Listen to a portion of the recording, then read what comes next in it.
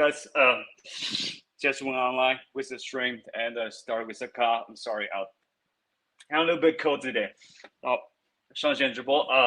So this stream is going to be bilingual, English and Mandarin. 这次说中文啊，兄弟们，说中文，随便聊聊。想每天晚上都，哎呦去感冒了，都做个直播，随便聊一会儿，然后就感觉缓解一下压力吧。然后，哎呦去，嗓子竟然有痰。今天可能有一点稍微不顺利，因为 WiFi 断了，没有宽带就连个手机流量，所以稍微有一点卡。然后，其实现在我感觉每一次我在 YouTube 上看到的都是一些纯粹是玩的视频嘛，然后玩的视频，我看大部分人都这么说在 YouTube 上面，你一个视频里边到底是什么根本就不重要，重要的是你的那个图片、thumbnail，还有那个标题、题目，就是你的标题如果是符合算法，然后就会系统给你推到那些陌生人更有概率嘛，就纯粹一个科学数据。所以说，我就纯粹在实验，看我的标题，完全都是一些我完全不看的一些内容，但这些关键词应该就是 YouTube 上的关键搜索词，所以说就这样一个实验。Oops， 断了。What am I doing? Speaking Mandarin right now. As I mentioned, so good to see you here. Good to see you.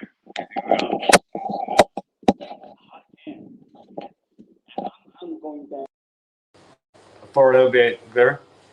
所以看标题里边，我的这个标题其实和我说的话还有这个频道完全没有任何关系然后希望能有说中文，唯一的目的就是希望有中文的 YouTube 使用者可以刷到这个因此标题引起的那个系统推送，仅此而已。然后太随意了。然后如果有任何一个人是因此刷到了这个以后，不管是1天之后、2天之后，还是1周之后、1年之后，刷到了因此推送的一个观看者，留个言点个赞，因为这真的是我仔细思考了，然后才弄了这么离谱的一个标题的。但是，哎呀，我去，刚刚那个因为感冒发出一个特别，我吐个痰，等一下，特别那个声音。但是虽然我是纯粹的 clickbait， 英文名叫 clickbait， 就是你标题党对，标题党叫 clickbait。但是其实我这种标题党在中文区、华人区里边，很多的我觉得很垃圾的粉红或者是粉红的反面派，他们都是真正的去聊这种垃圾内容的。然后我觉得这些人其实真的是完全没有灵魂，就像一个行尸走肉一样。然后那些我先不提名字吧，可能我去，可能你们应该都知道，如果你是中文区的人，你知道这些中文区流量大的那些内容创作者。哇，普通话有点暴露，不好意思啊。但是真的以一个比较客观的角度去看待他们，我真的觉得这些人就纯粹是没有灵魂的。然后从他们的外表上也可以看出来，就是有些人，你比如说你心里边很坏，然后你在外表上都可以看出来他就是很坏。然后 YouTube 上特别明显，就有一些形象特别，就让你感觉是一个很肮脏龌龊的人。然后他的那些内容也全部是这方面的。好，等一下，我去那个咳一下，嗓子有点不好意思啊。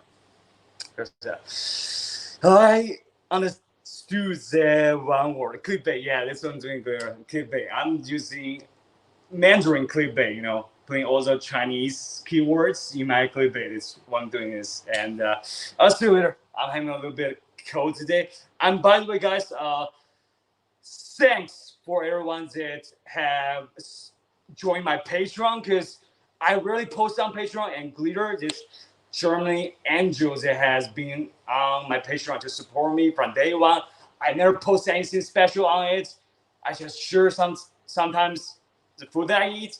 And after my mom got cancer, I barely share anything on Patreon. But it's like Glitter that stay on my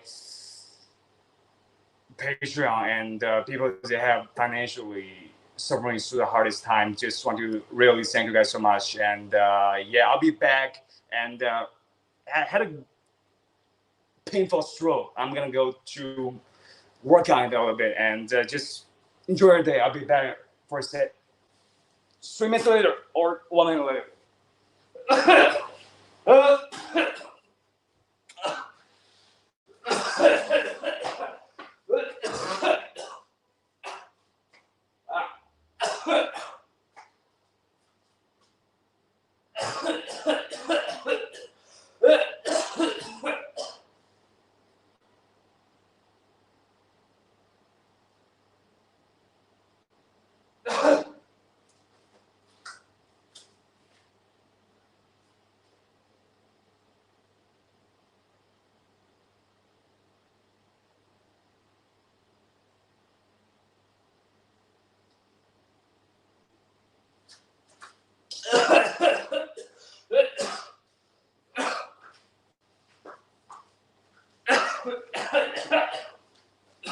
All right, I'm not feeling too well. I feel a bit sick.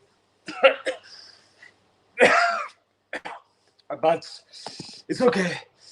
It's okay. It's just a little small ailments. A new English word. No, I think I'm physically fragile. I always get colds quite frequently, and I see people that in my same age, they don't get colds that often. So I feel like I'm physically fragile, probably because I was malnourished when I was a kid. And yeah, cold doesn't feel good. I had, especially COVID. Like I had COVID probably 2 times already, and some people in China, they have COVID for 3 times already. Like, yeah, frankly, right now I'm a little bit confused because I started off with Mandarin and now I'm switching back to English. But that's okay. I'm just trying out there, just trying to.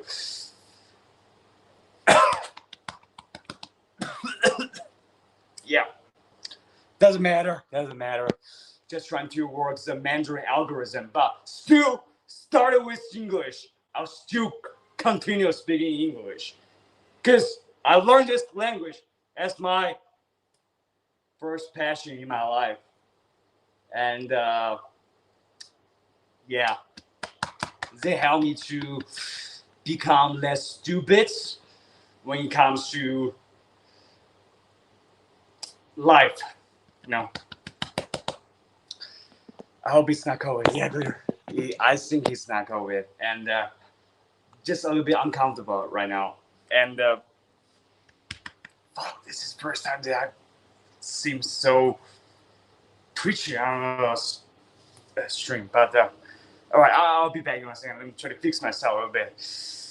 哎，大伙儿，如果有说中文的，然后看懂我说英文的时候，你扣一个或者点一个赞，然后我就会讲中文。因为现在我就是一个完全的 YouTube， 相当于默认的没有任何中文流量的号，所以我就是说英文吐露我的任何想说的话，然后英文区里面有很多都是在我和我妈非常困难时支持我、安慰我的一些很有爱心的朋友。然后其次，如果是一个在世间我的某一个人的话，不要世间我了。对，我知道你应该知道你是谁吧？对，不要视奸我，不要视奸，仅此而已。不要视奸别人，给人一点隐私可以吗？就是中文区大家看到我就是一个普通人，但是我相信大家都会有一个普通的对自己隐私的保证嘛。有些事情你不想和一些和自己不太熟的人分析，然后但是有些人就会去非常诡异的想去知道你的隐私，然后其中有一个人就是这样知道我的 YouTube 频道，然后我特别觉得很讨厌他看到我的 YouTube 频道，然后感觉被跟踪狂一样的骚扰到，所以这句话就是对他说的。但是除此以外，任何就是从关键词推送看到这个 YouTube Stream 的题目，觉得哎，这是什么花里胡哨的标题啊，然后点进去看，那个都是缘分，然后没有别的。没有别的，那个就是吐槽一个在世间我的人，很讨厌他。然后别的我身边的朋友都是挺好的。其实这个 YouTube 账号真的不算是一个 YouTuber， 真的不算。我真的不算一个 YouTuber， 我就是一个普通的在 YouTube 上发一个直播，然后随便说说自己心里事儿，然后看大家如果有时候有一些有趣的评论就聊一会儿这样的，然后仅此而已。然后就这样都还要视奸的人，我觉得真是太变态了！别视奸我了 ，OK？ Alright, guys, back to English. Actually, got something I want to share with you guys. I think prepare something. Prepare something. Fuck, I need to fix myself for a second.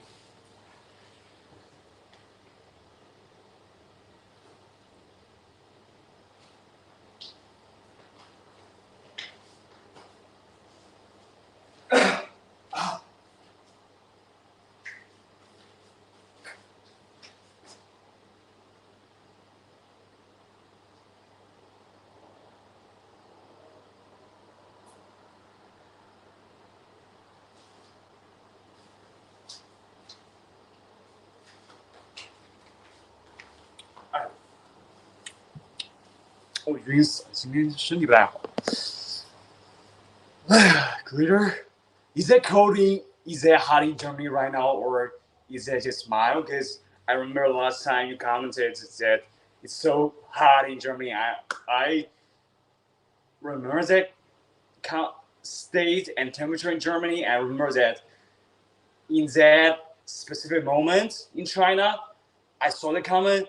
The temperature is just getting quite windy and mild and just chill, and I feel like it's never gonna get hot again. But right now, the recent couple of days, it's getting hot again in China, and I'm using air conditioning once again. After I falsely saw that it's gonna be totally autumn and not summer temperature again, so wonder what's the temperature right now in Germany. So yes, it's Saturday again, so it's global. Huh, Chinese temperature is actually quite in pace with Germany temperature. Probably this is why I have a sore throat right now. It's this kind of drastic temperature change that make me very easily to get a cold or flu. Like, why I'm so fragile? And I think it's probably genetic. I'm 28 Celsius. I think today, let me try to search. I think it's way harder in China today. We're always has this stereotype that Germany's temperature and all most European developed countries' temperature are just mild all seasons. I remember that's what I learned in primary school and high school in geography class. So now it's like Europe is just mild all seasons, and I don't know if it's a stereotype. Let me try to search the temperature today. It's so hot. I really just use air conditioning in daytime, and air conditioning is actually quite expensive. You guys know, I think it's universal, no matter it's in China, United States. There's only two countries that I know. Air conditioning fee, electricity is quite expensive compared to other electric items. So if you use it in daytime, it's going to cost quite a lot of money compared to nighttime and compared to other electric items. 开空调很费钱, so don't know if it's as expensive as in Europe. Curious about that. Yo, clear. Is air conditioning something that you have to consider about the pricing before you switch it on? Because United States air conditioning fee is a little bit higher than others, and in China it's the same thing. And in China it's really expensive air conditioning. It's really expensive. Like you can easily just spend over 100 RMB in air conditioning electricity bills if you just turn on your air conditioning in the daytime in summer. And that's why my mom always tell me that we just use air conditioning before we fall asleep at night. And we fall asleep and we turn off the air conditioning and we are unconscious because we sleep and wake up and it's all sweat over the pillows and it's a Chinese sweat. Man, I'm sorry, a little bit physically unfit. It's expensive, so this is cool, right?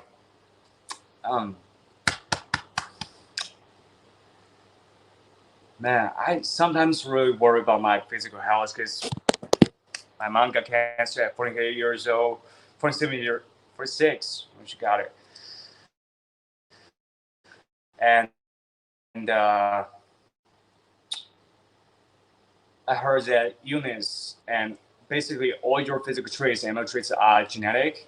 If your parents have something, let's say a cancer, you probably will have the cancer at the same age. This more likely chance. And if your parents, let's say, have an abusive relationship or some other problematic situation, you are likely to have it. So in my mom's case, she got an abusive partner and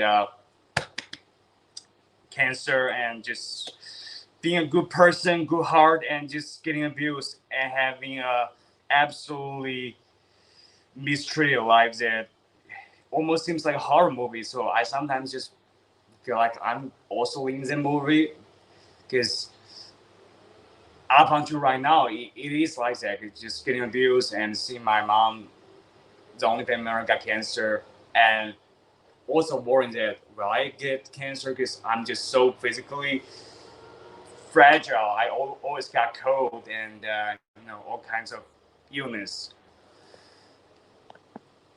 By the way, brother, Ferrari guy, homie, wait, are you not asleep? I'm curious about that because it's like 5 a.m. in the States right now, and I saw you, bro. Like your sleep is good, bro. If you are not sleeping well, please prioritize your sleep, bro. It's really important, and I care about you. I love you. Good to see you, by the way. Let's see.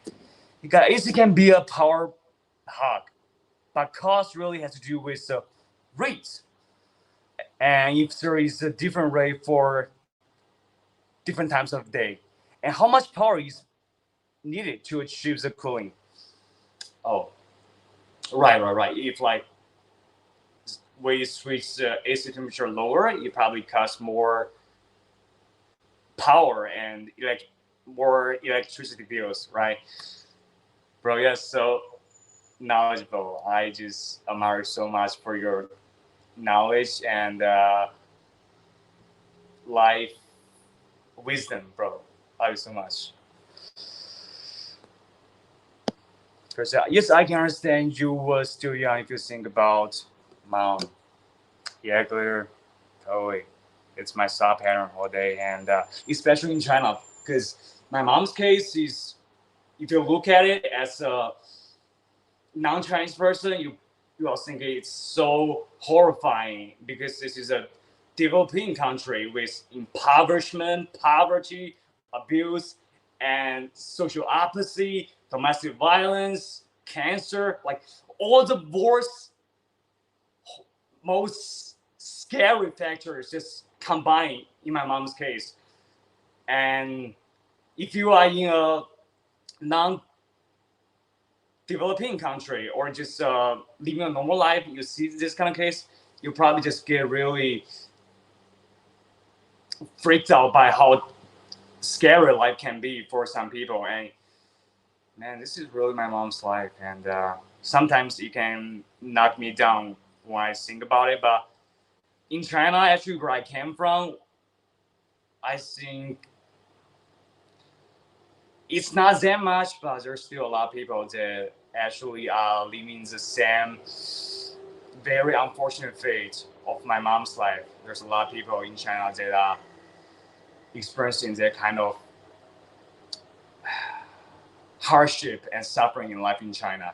It's especially from where I came from, because recently I met a person that came from the countryside that my mom and I grew up in, and I was born in. I was born in the countryside in the mountains of China.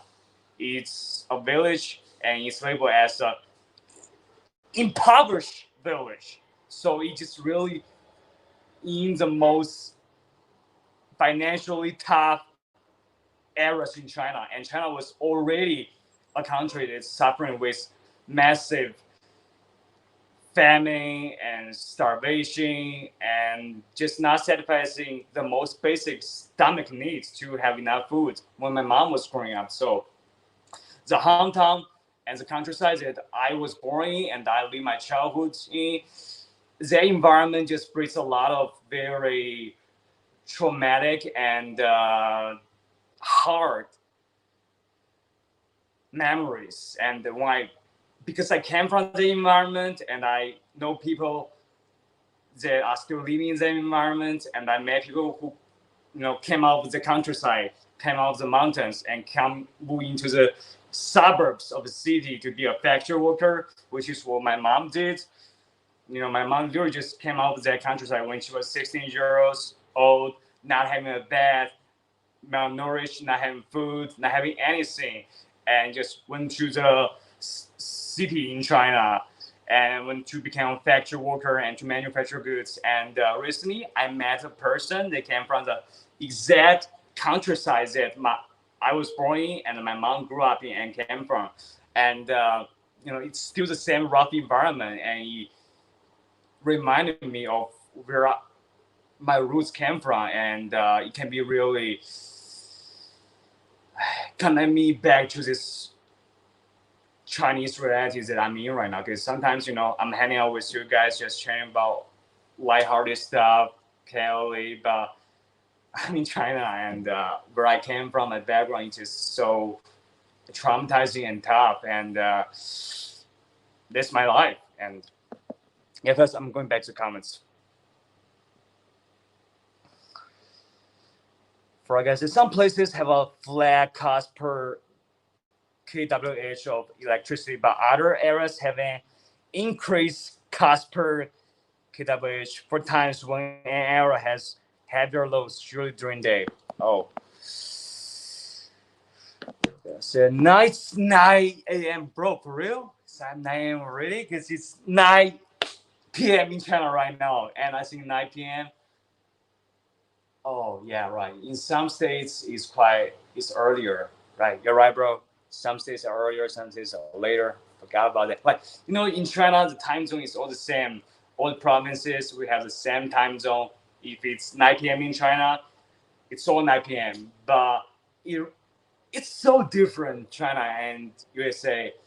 Different states, different time zones, and even same state, different time zone. I remember California had different time zone.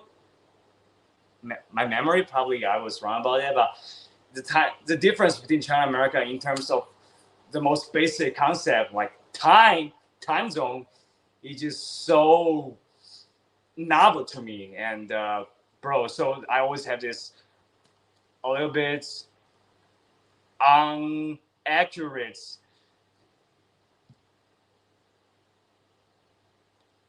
assessment of timing, and I always think that when I'm just awake, probably Americans are asleep. This is how I think. I think you're asleep, bro. So yeah, 9 a.m. Good, bro. Good to see you. Hope you're doing well. Get a good cup of coffee. I'm back in a hot minute. For guys, the hotter your room is, the more BTUs the AC unit has to expel to achieve the temp reduction. Consider too that the surroundings absorb the heat. Oh, And sometimes it is cheaper to maintain them cooler than to suck the heat out repeatedly. Got it, bro. Also, speaking of the C word, get the water filter. Bro, you're right about it. Probably water is really just making me lessen my lifespan. I should do it, bro. Like recently, I'm just so tight on spending money. Everything is because I just feel so financially stressed because of the reason of me being alone. No support system, no family, no social safety net. Like one, because 20 years of my life, I have a family. No matter what, I have a family. And now this state of losing my family member and just existing by myself, it's really scary to imagine that if I spend money on a water filter, like you mentioned, and I won't have a family to back me up.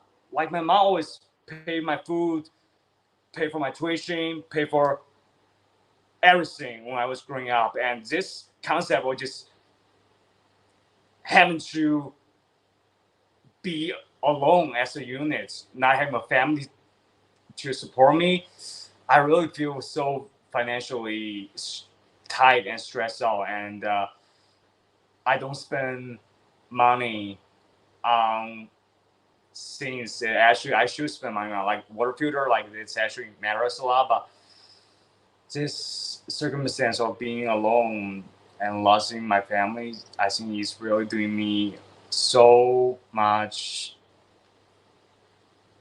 physical and psychological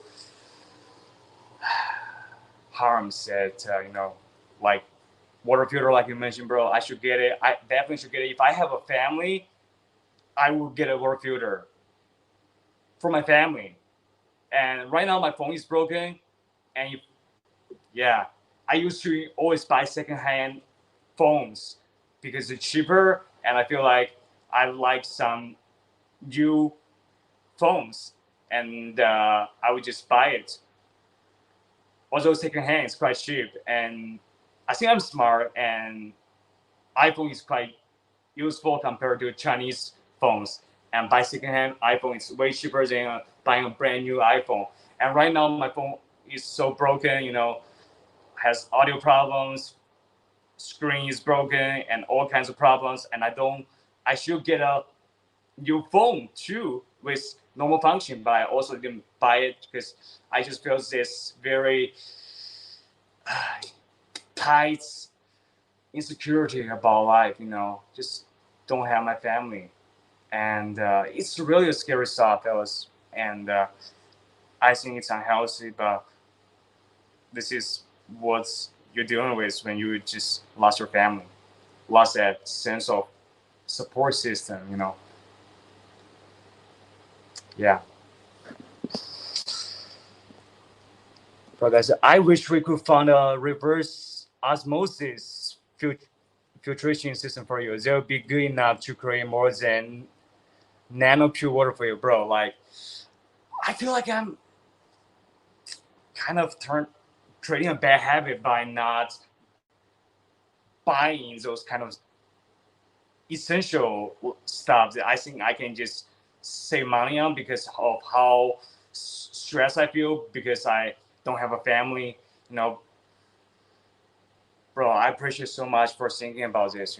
I've been drinking this very dirt-filled water all day, and I drink a lot of water, and I should get it. I'm.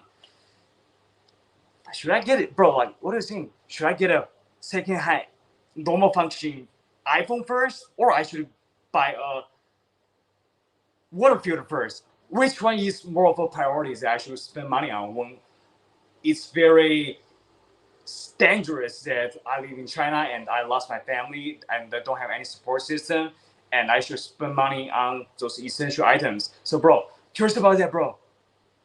And normal functioning phone, which will make life way easier with the normal smartphones and the water filter. Which one should? Yeah, brother, I'm so silly. Yeah, like it's when I'm past, man, like I have tell her my fear that I'm just so scared about the remainder of my life because mom, you raised me up and you are my family my whole life, and I'm scared that I'm gonna be alone because you're my only family, and family quite literally means the sole purpose of most people to keep living, and financial situation doesn't seem that stressful when you have your family with you. It's still a purpose to living. Just be with your family. It's a purpose, but you, unfortunately lose that. I think that really just ingest you with so much desperation and fear, and how I'm feeling right now. That's the same, brother. I just really wish that I have a family. Just really, this is real life. This is my life, and this is just too real to think about it clearly, brother. I'm sorry, like I'm getting a little bit emotionally down because I recall my mom, you know. So I'm gonna check back the comments that you said.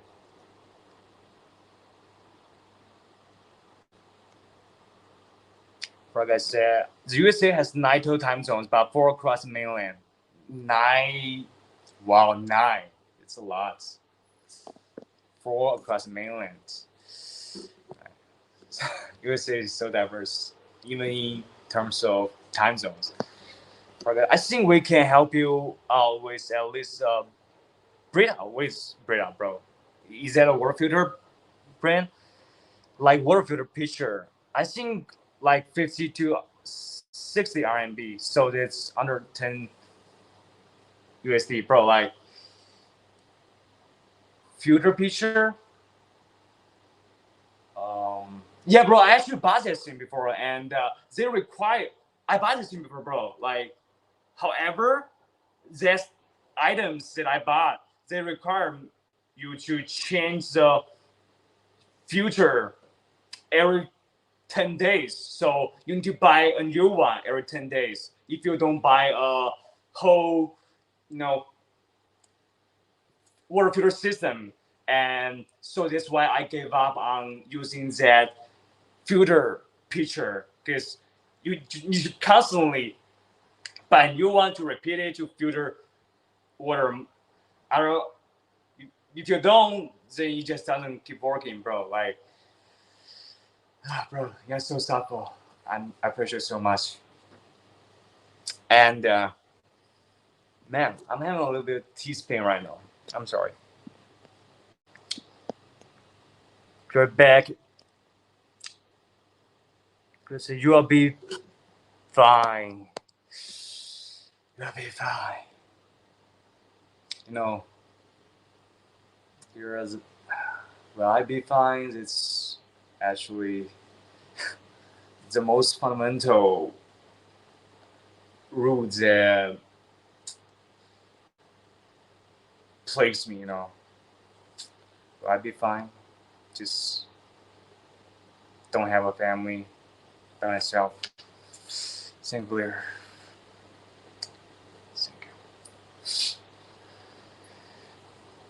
Like I said, non-pure water filtration system is a few thousand RMB. Yeah, it's a few thousand, so it's quite legit spending. Super clean, but would be like 300 to 400 US dollars range. Still cheaper on China than here. These things can be on your eventual to-do list, but a pitcher filter is pretty cheap to start. Yes, cartridge do have to be,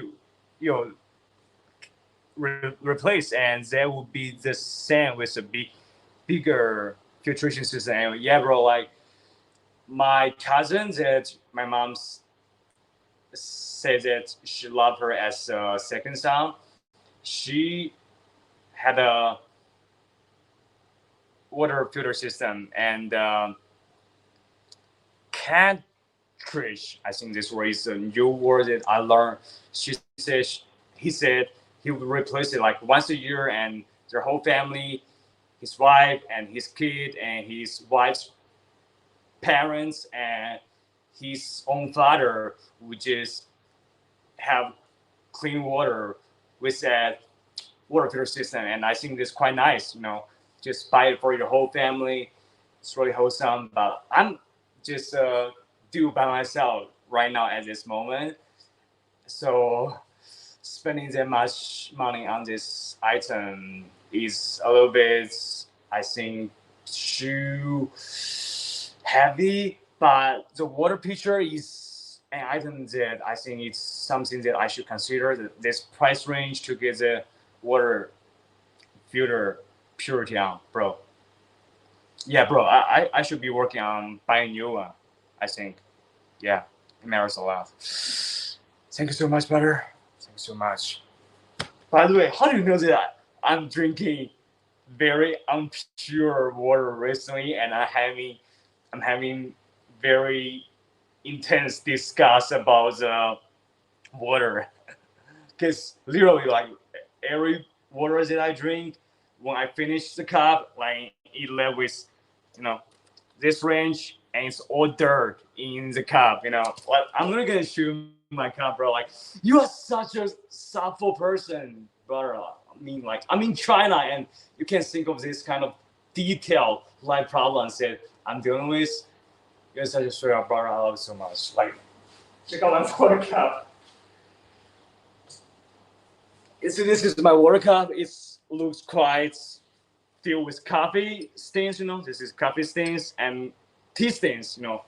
I've been drinking tea and coffees, and recently mostly coffees, and it just left the cup with this kind of stains. And whenever I drink pure water, and it just comes to this level, and there's just so much impurities that I can visibly see in the cup, and I just like, I just used to pour it down the gutter, and it's a problem. It's a problem. You shouldn't drink that kind of water, bro.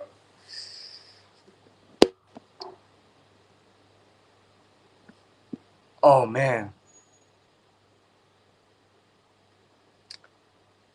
Like I said, depending on how dirty the water is, change how often the filter needs to be replaced.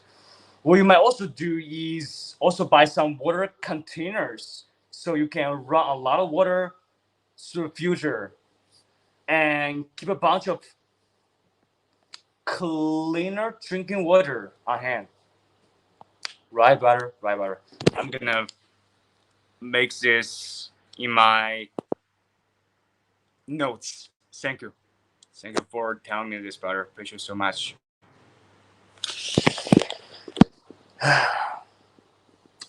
Like government states, people just drink water out of water faucets with ice. Like, don't know if it's still that clean, but I was actually quite flabbergasted when I see people just drink water out of water faucets. Because in China, you have to boil the water when you just get the water from water faucets, because there's just so much impure bacteria in it and impurities in it. You have to boil it, and after you boil it, there will have a lot of impurities when you drink to the level on this kind of level. Dude, yeah. My English is still not good enough. I'm using my body language to convey the points that I'm saying.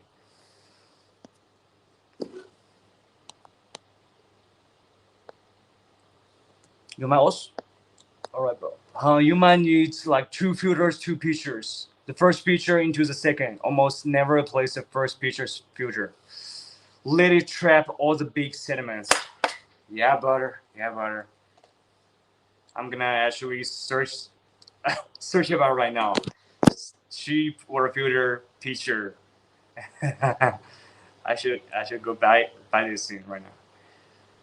In Mandarin, bro, it's called 净水器过滤器. And bro, I'm gonna speak some Mandarin if you don't mind, because I'm trying to use all the Mandarin keywords in this title to hopefully deal with YouTube Mandarin algorithm to see if it can work. So I'm gonna speak some Mandarin right now, bro.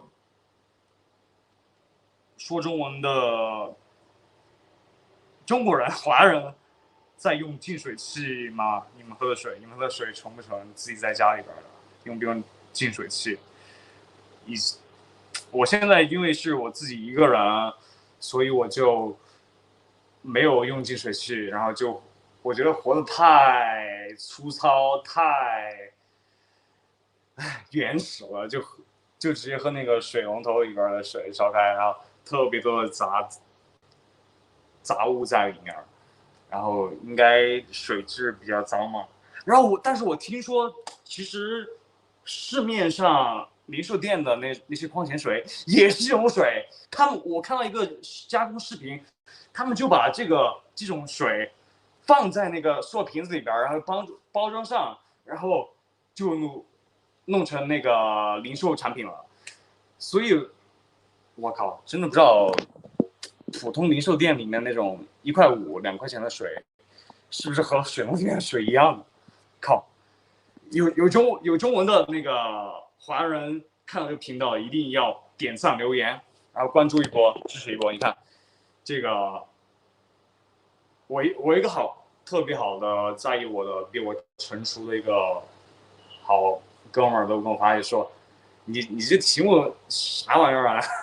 就说那 YouTube 的标题中文区明明和我毫不相关的东西，我加上去，我说我就是因为中文区就系统上面这算法就是会靠关键词推流，所以就这样实验一下。然后他说这样不好，但我还是这样做。所以如果你因此看到了我的 YouTube 视频，点赞支持一波 ，Thank you.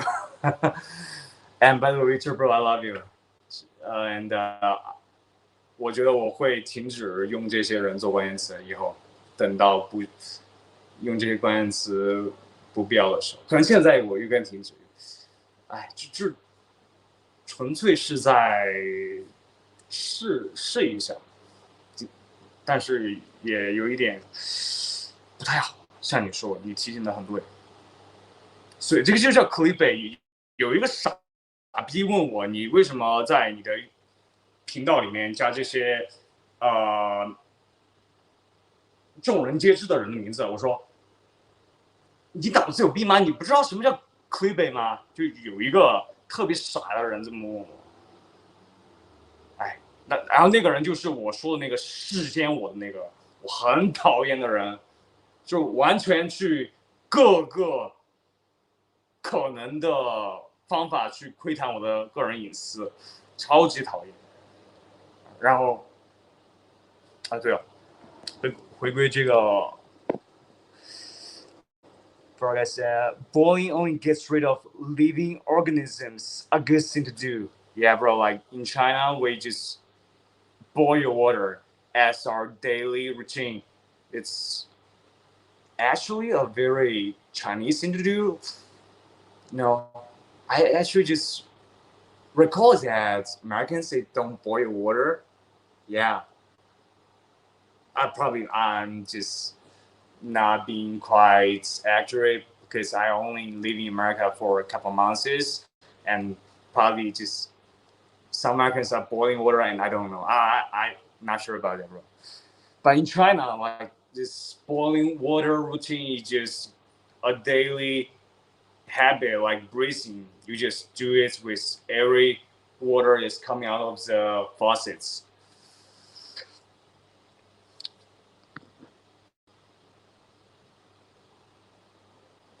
And there might be boiling only gets rid of living organisms, a good thing to do, and that might be the first step before filtration. Yeah, bro. Yeah, bro. Like in the hospital, the hospital would have this machine of boiling hot water that's coming out of the water faucets, and when I was in hospital, my mom was in hospital, hospitalized. Man, that time, like, whenever I come to the hospital war room, one of the most major things that I would do is just to go to the boiling hot water machine to get hot water to give it to my mom to help her clean up or drink, because she only eats like at least mildly hot water. She doesn't drink cold water, and it's a specific Chinese habit. And this habit is something that I actually felt a little bit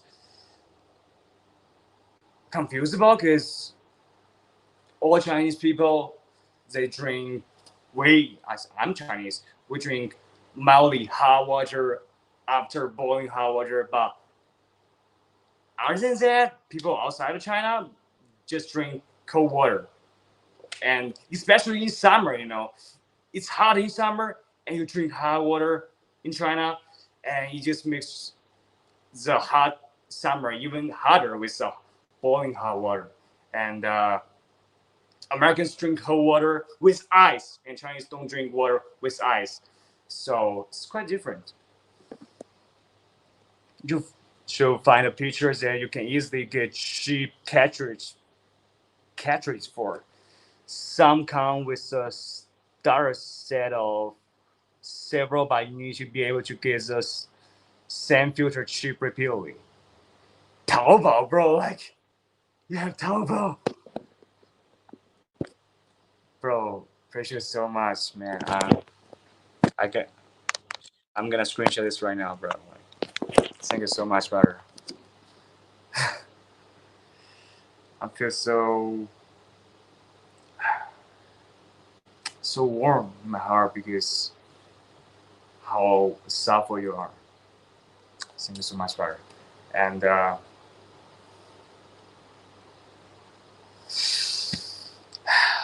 so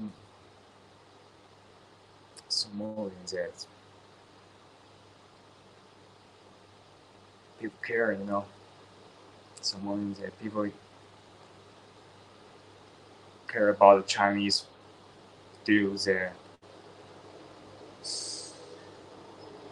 lost his family, and people just care, think about this kind of details in his life. Bro, thank you so much.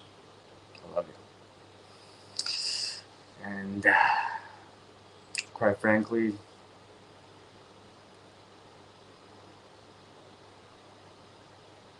bro, come on, Butter Eye. Thank you so much. I just checked the notifications, and thank you so much, homie. Thank you so much. I saw your donation for the water pitcher, for 2 pitcher and multi-filter sets and some water containers. But I just saw this notice, and thank you so much, bro. Thank you so much. Really, really, such a good soul.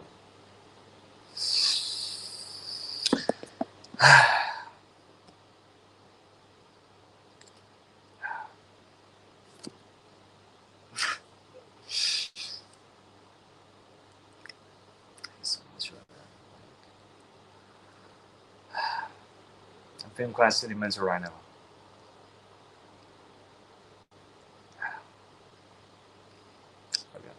Yeah, I think there is a concept of body temperature with food temperature in China. Yeah, bro, that's right.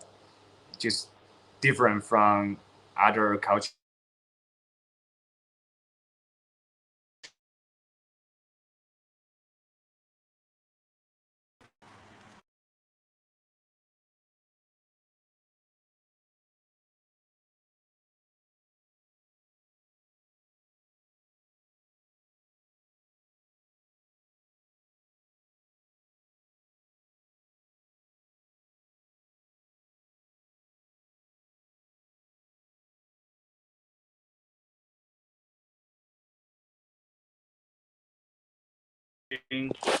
connection because I'm using my data instead of Wi-Fi.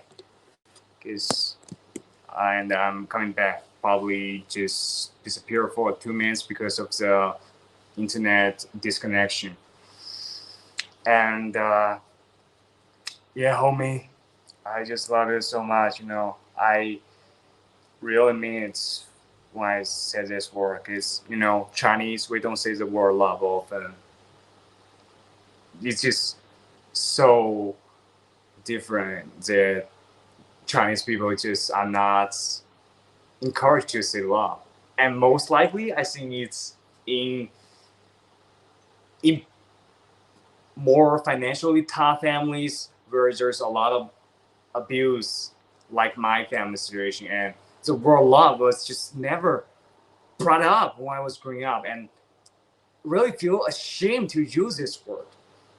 And it's just a lot of abuses that cause people to lose touch with the real humanity in this kind of environments in China. It's just extreme, and thank you so much, bro. Love you. Oh man.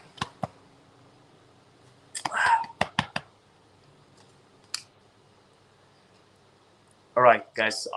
Homie, I'm gonna switch back to Mandarin a bit, just practicing switching back into between English and Mandarin.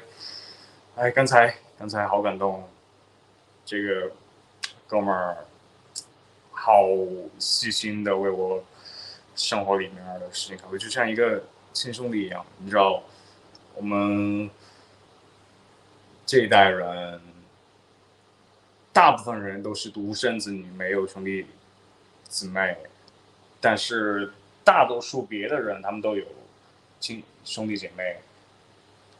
然后在这个大环境里边，因为是独生子女，然后大多数朋友也都是独生子女的原因，然后再加上失去了自己的家人，没有家庭，自己独立存在这个原因，总是觉得特别的恐惧。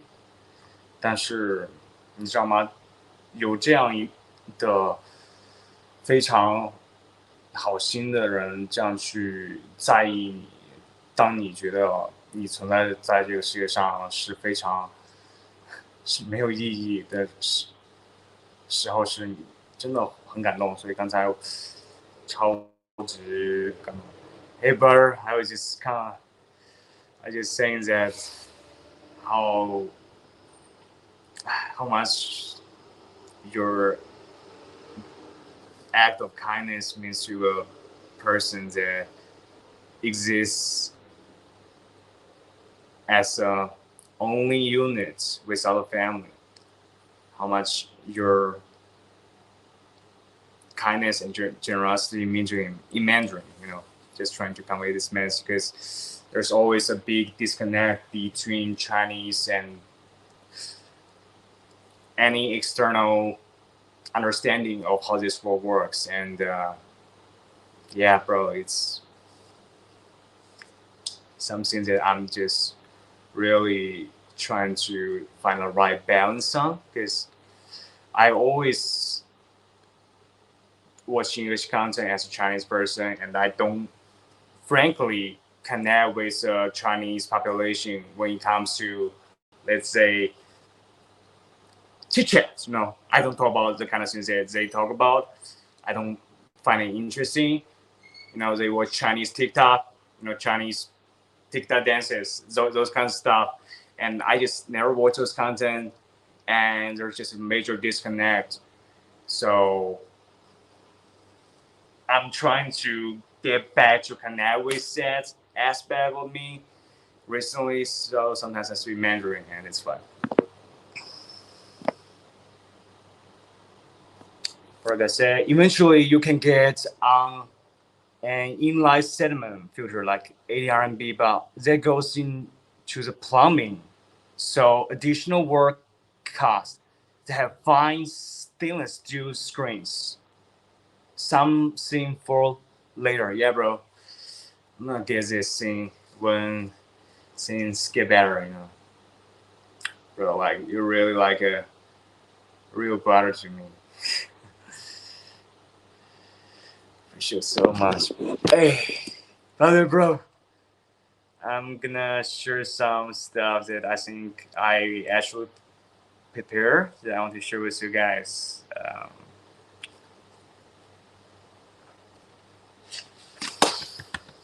But today I just really feel physically a little bit unfit because of the cold that I got.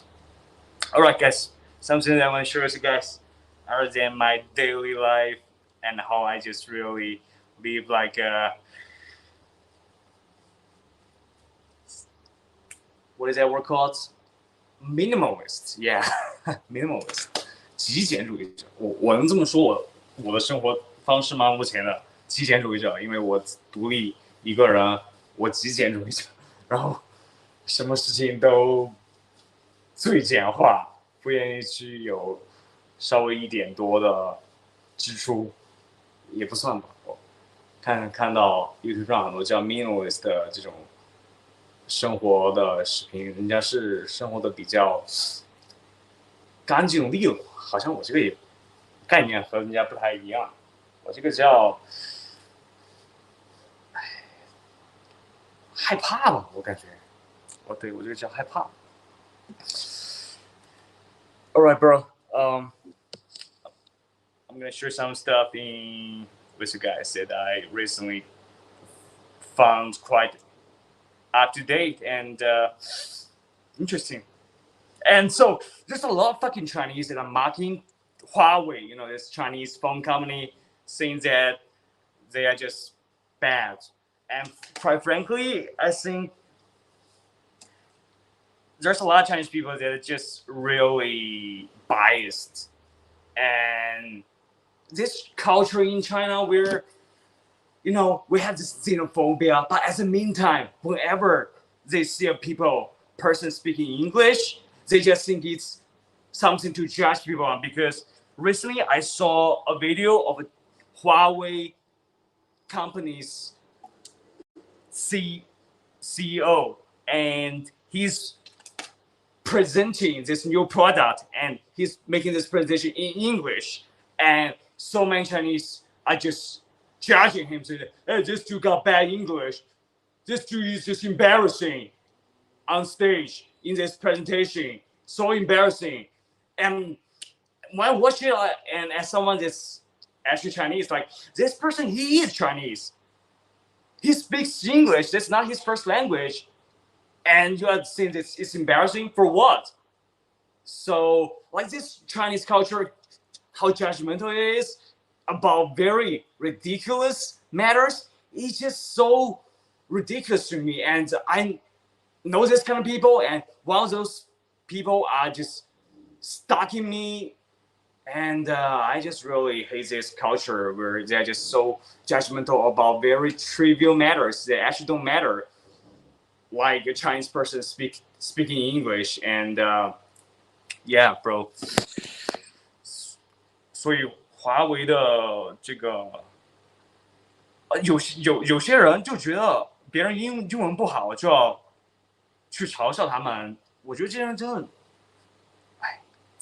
就和我最讨厌的人一样。我觉得这种行为，本来咱们母语就不是英语，然后你看到别人说什么中国最大的科技公司 CEO 的水平，我看这个人8万粉丝在推特上面，什么玩意儿嘛？你知道是？算了，先不说这个，有点扫兴。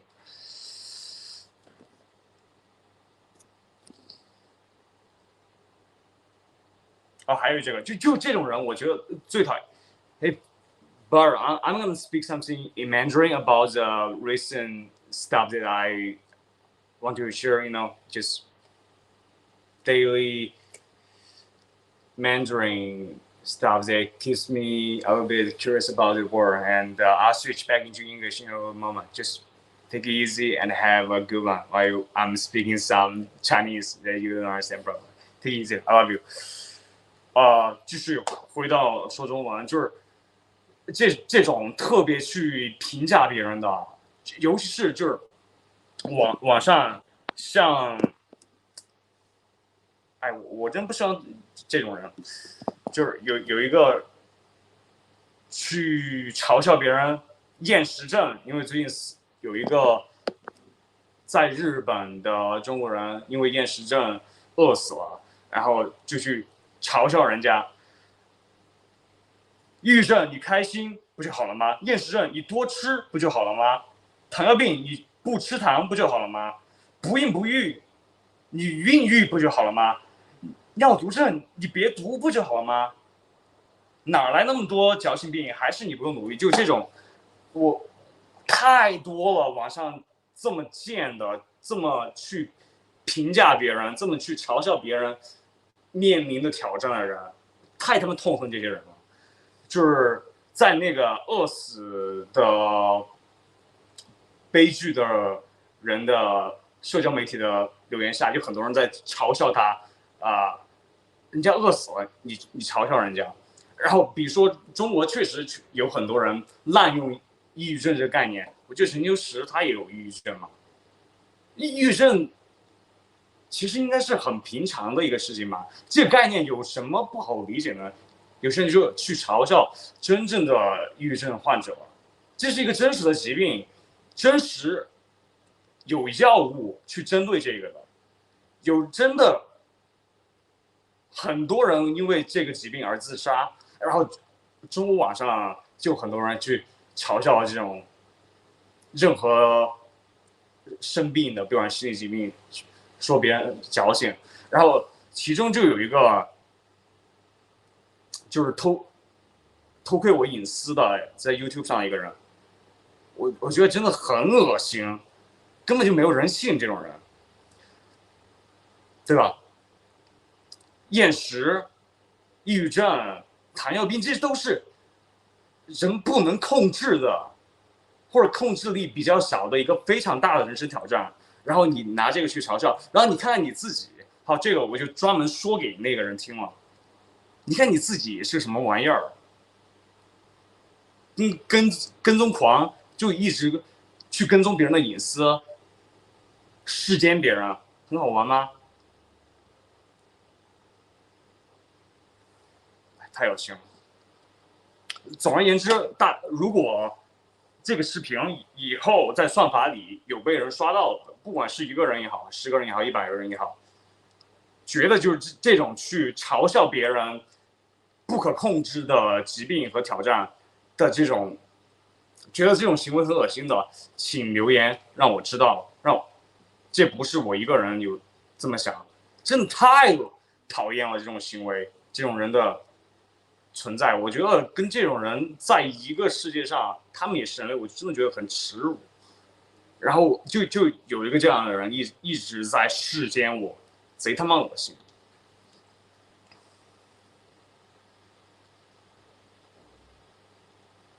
哎，还有今天 ，If I bro, like today I woke up crying. Oh, I almost forgot. Oh, I woke up crying because last night I had a very eventful dream. I had a dream about my mom, and it really happens, bro. It really happens, and it's quite vague. I don't even remember the specific plot in the dream, but I remember my mom was in that dream, and it's a depressing one. Man, I just always have this kind of extremely depressed plots in my dreams. It's probably triggered by reality, and all my dreams are just really depressed, very depressed plots, and make me just sad. And whenever I have a depressed dream, especially now involving my mom, I woke up, I think that just carries after this day, just carries through after I'm awake. And I woke up just still feeling that depression because I dream of my mom.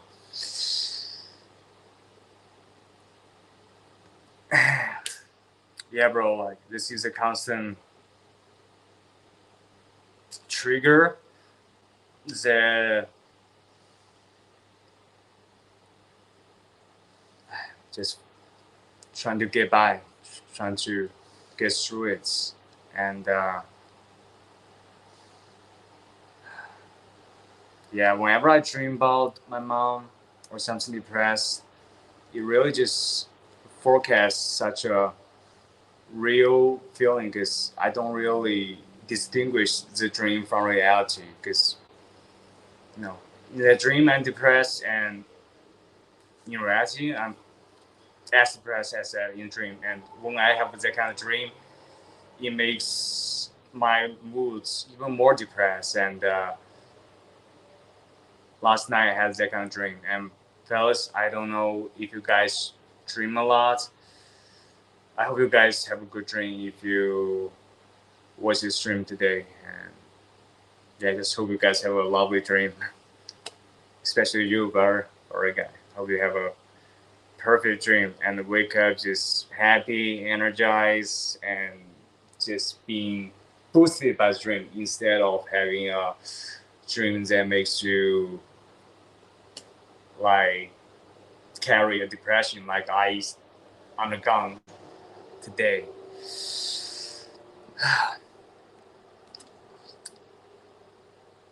And today I woke up after this dream.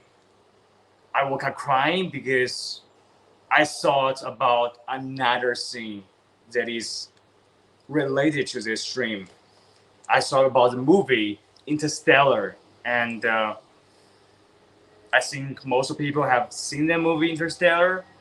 And in the last segment of the movie, it's just so tear producing. Is that the word? Tear producing? It's just so emotional. It's Matthew McConaughey returning back with time machine to see his daughter that is now aging in her deathbed. All right. So I watched this after I woke up, had a dream about my mom, and this scene, this is what I just related to. Oh, I'm sorry, the light is a little bit too light. So the movies Interstellar is a phenomenal movie, probably a masterpiece, acknowledged by all of us all around the world. And that last segment, bro, have you watched the movie? You definitely have. I think you definitely have watched the movie. When this old lady is on her deathbed, looking at Matthew McConaughey, which is her family member, and her family grandkids all around her. That moment with that background soundtrack. Can I play it? I don't know. Can I play that music? I just recall back to that moment where I was just seeing my mom lying in bed looking at me like that, Look at this eye contact. Like, my mom just lying in bed, look at me like that. Bad reason, painful, knowing that her life is gonna end, knowing that her son is gonna be in this world alone, just sad. And this thing, like, they just made this movie so phenomenal that after I woke up from the dream, I just instantly saw about this scene, and I just search this thing up and check it and just play it. Matthew McConaughey, bedridden lady. Very, very high quality emotional soundtrack. I just start bawling, just crying, just remembering my mom. That moment, it's just so reminiscent of that moment, that last couple of days that I had with my mom, where I was just sitting by her side, just in that fearful state, emotional, cheering up all moments. And after that scene is finished, it comes with another scene, which is another younger lady, who is on another planet by herself alone, and with the soundtrack keep going. I don't know if I can play it, bro. Like, and let me try to use ChatGPT to see if I can play this scene, because I really want to share this scene with you guys. It's so powerful, it's so emotional. It connected me to that last couple of days with my mom, and how I'm feeling just being all alone after my mom passed away. And that movie plot is such a phenomenal masterpiece that I just really felt so emotional this morning. And I want to share it because let me try to pull ChatGPT to see, can I play interstellar clips on YouTube without getting banned with copyright strike by YouTube? Well, let me try to search it. 1 second. ChatGPT. Using ChatGPT now, guys. I'm getting a little bit smarter, less dumb than before. Can I play Interstellar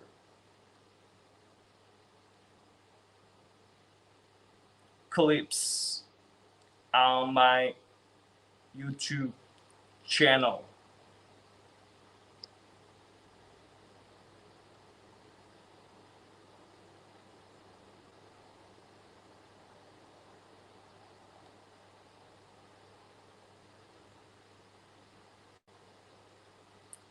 Without getting my channel copyrighted striked and banned.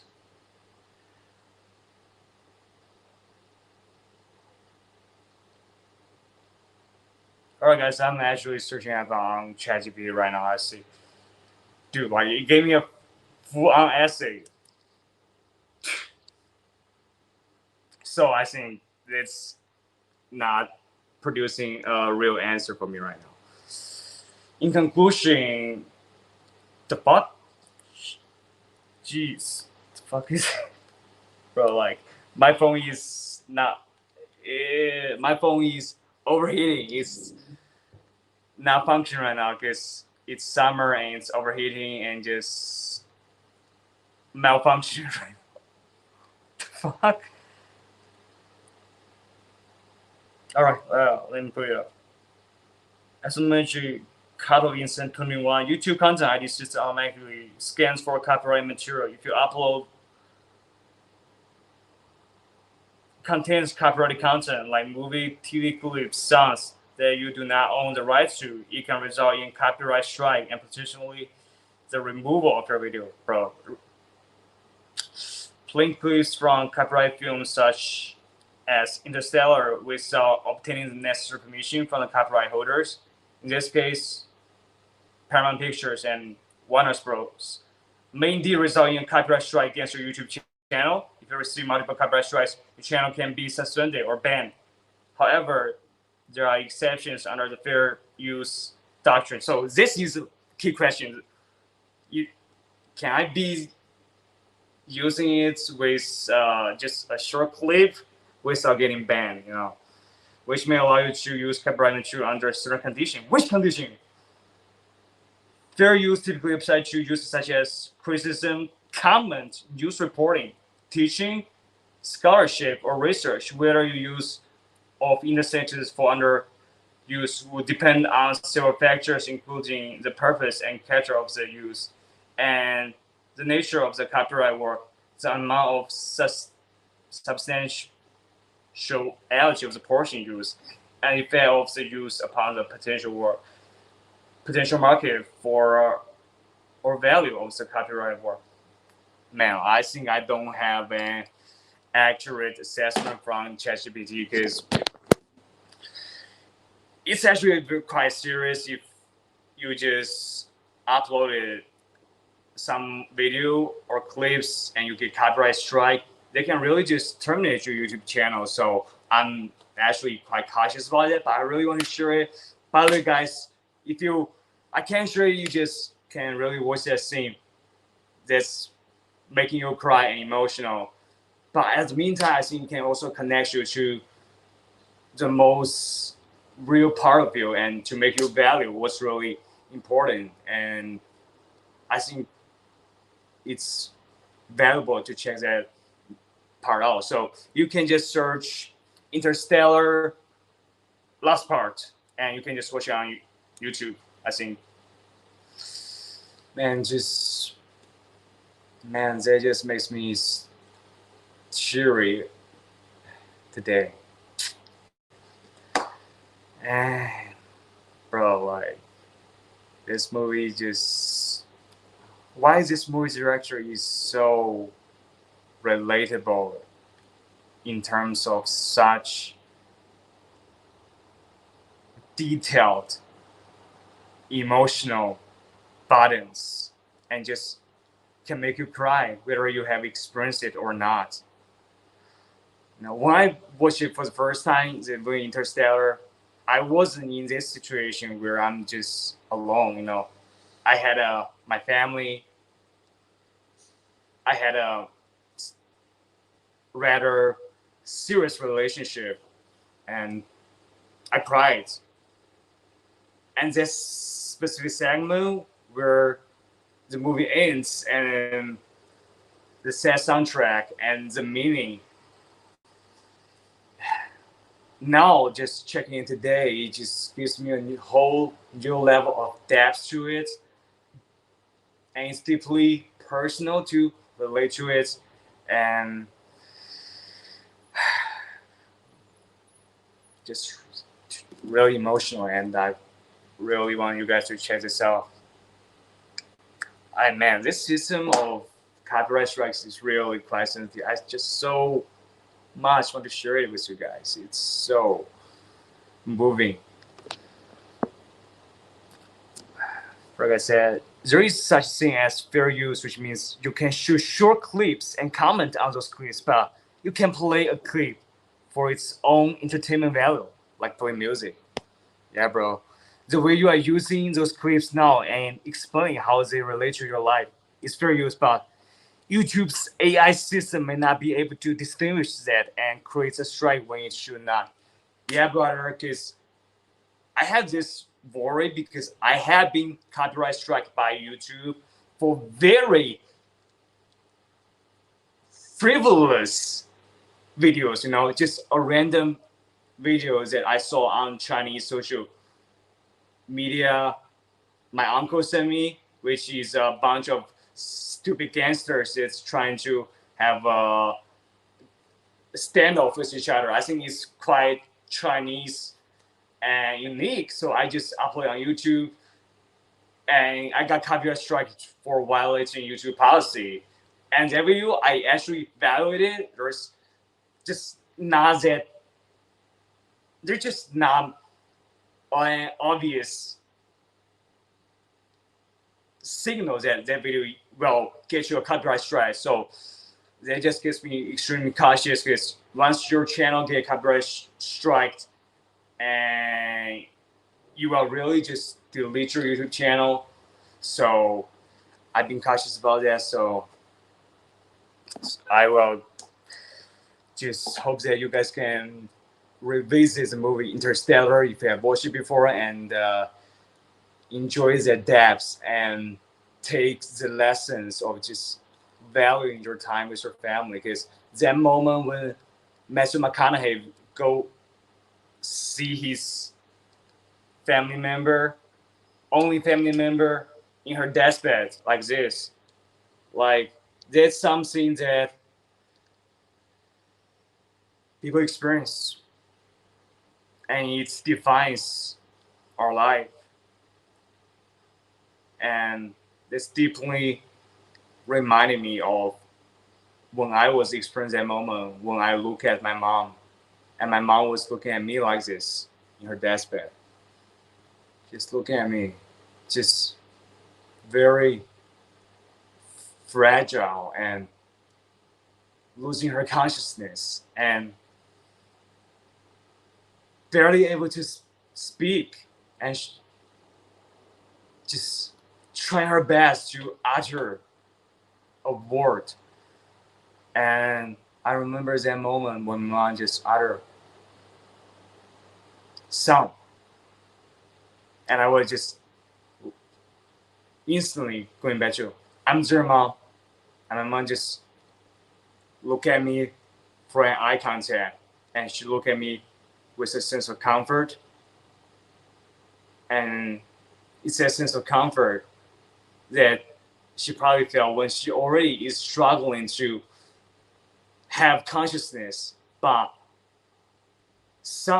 this word is the only word that she was able to say. And my reply made her feel comfortable, and she just resting in comfort after I respond to her after she called me. And a day later, my mom passed at night. And that moment as a bad, when families are all around her, in my mom's case, me, the only blood family member, my mom's parents are gone, and other family members that are relatives, my cousin. Because my mom said when she moved to the city from the countryside, she thinks things are just so beautiful here, so nice. Because in the countryside that we came from, there is no running water, there's no electricity, there's no jobs. The only thing that they can do in the countryside in the mountains is try to cut grasses and feed animals, and don't even have a sleeping bag. So that is not even a normal living human condition environment. So when mom just arrived in a suburb part of China, my mom just thinks this is heaven, although it's not. But compared to where she originally came from, it's heaven. And she said she told all this to me a couple of days before she passed, when she was just really struggling and bedridden, And she just said that when she arrived at this suburb in the city, she just thinks it's so nice here. There's no the impoverishment and inconvenience in our hometown. The mountain in the countryside is just so tough. And I just want all my family and relatives to come here to have a life here instead of in the mountain. And my mom has her siblings, My mom has 3 brothers and 2 sisters. And my mom is actually the smallest sibling amongst all of them. And all those siblings, they have their kids. And those kids, my mom see all those kids, which are my cousins. My mom sees them as their kids, Her siblings' kids, my mom sees those kids as her family too. And even, remote family relatives, my mom also just sees as kids. She just loves all those people so much. So my mom just tried to call all those relatives to come back into the city, this suburb, and to try to introduce them to a new husband, to a new wife, and establish a family in this part. And my mom just really brought them here, and they just had a life here. And we became close family relatives. And they will come to help my mom when sometimes I wasn't absent during my mom's cancer time. And in the last couple of days before my mom passed, they all gathered in her bedside. And mom just lying in bed, and all the vibe just seems so similar to this scene where, this scene in Interstellar where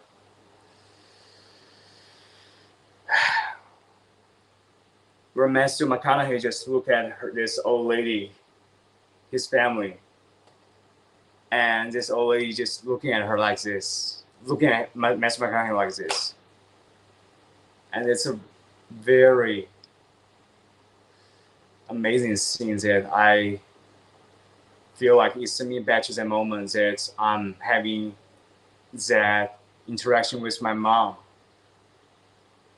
while she was bedridden, and the performance by Matthew McConaughey and that lady is so fine. So it just sent me back to that time. You know, sometimes having a dream that my mom is in it just sends me to those kind of moments that I just try to find it and just try to recall it, and it's just memory, but it's so clear, it's so vivid, and it means my life's meaning. It means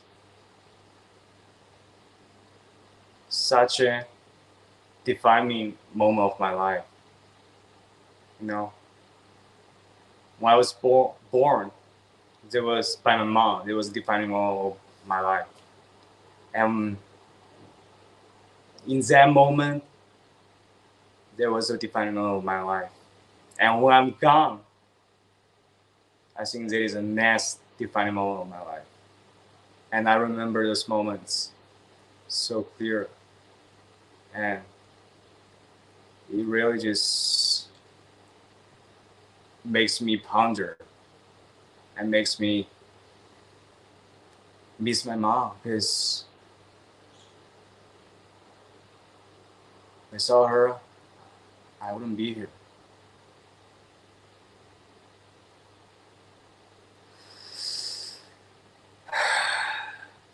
And I'm having a dream about her. Does that mean that my mom's spirit still exists? I don't know. I want to believe so. I want to believe in her spirit. Yes.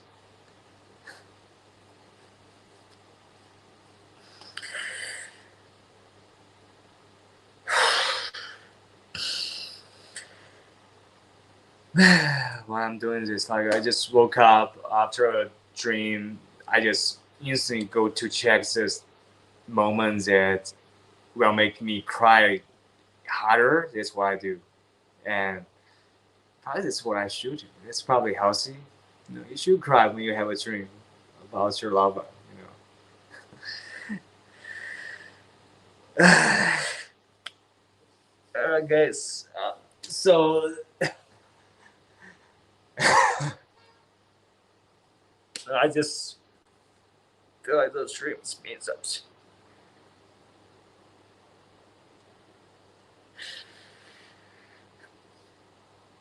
I just feel like those dreams mean something. You know?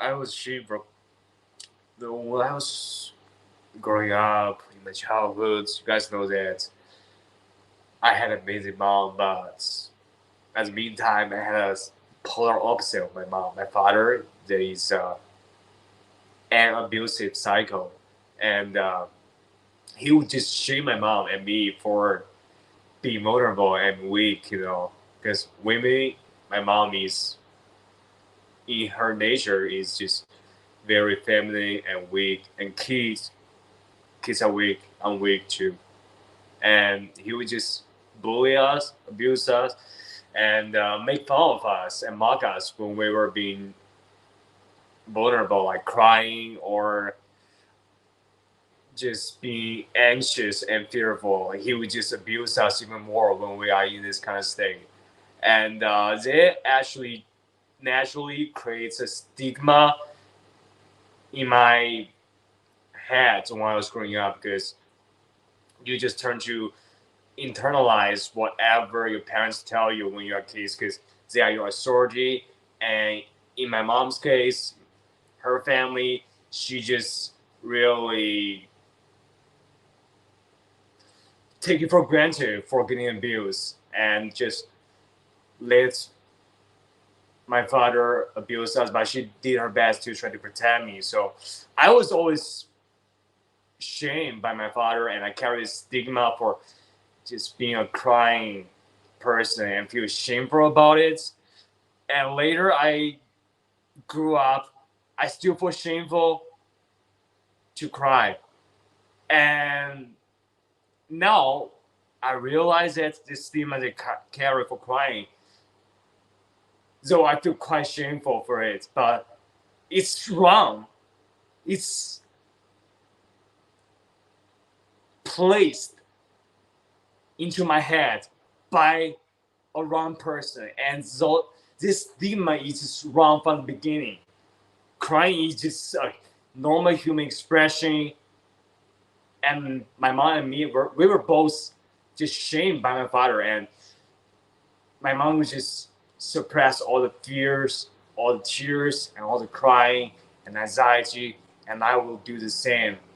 As in this environment, you just became what your parents taught you, and just realizing that this lives it, my mom and me, we have lived, we just live in suppression, just suppress our emotions and suppress the most real version of ourselves. And that creates a very deep part of mental problems that I'm dealing with. Thank you, leader. I try to feel this suffering. Thank you. Basically, it's so warm. Shall I say good vibes, virtual hugs? You got this. Send you good vibes. Thank you. Shall we press your best? Guys, let me try to. How do you say that word in English? You know, the liquid is coming out of your nose when you cry. What's that called? Booger? No. It's a little bit different. I'm sorry. I'm trying to record that word. You know, let me try to clean these liquids that I cry that's coming out of my nose with a napkin right now. So, guys, I love it. I'll be back after I finish my nose crying aftermath. Right?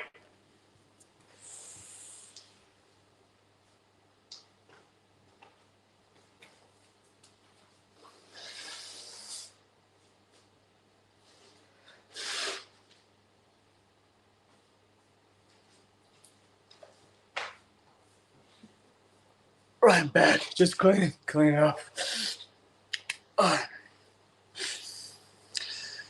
Man, the fact that my mom just so ashamed of being vulnerable versus with her real problems is just a really traumatic mental disorder that I carry that triggers a lot of traumas in me, because you know this can be exemplified in a lot of very unhealthy expressions in life. And quite literally, it's when my mom got diagnosed with cancer, and I got the news from a relative, and I received that news on a phone call, and I returned back to see my mom. You know what she did? She saw me, she laughed, she tried to smile, she tried to not let me feel sad.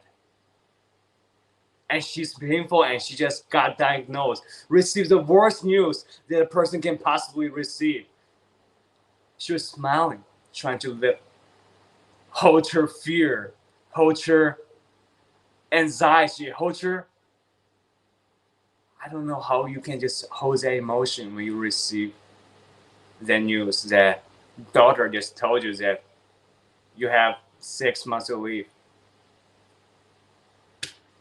This longest estimation, like this is always the most standard reply Chinese doctors will give to late stage cancer patients.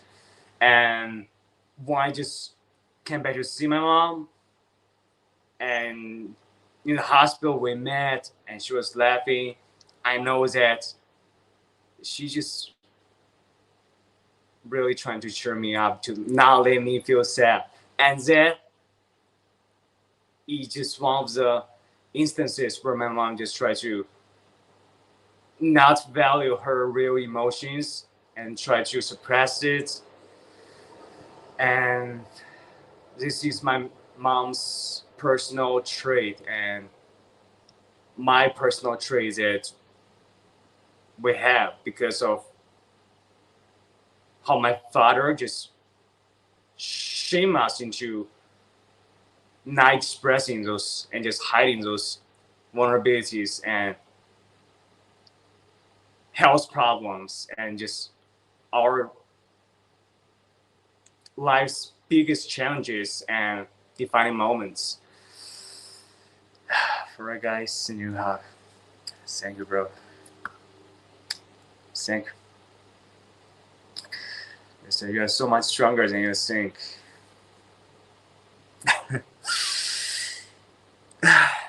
No, man. Thank you guys so much,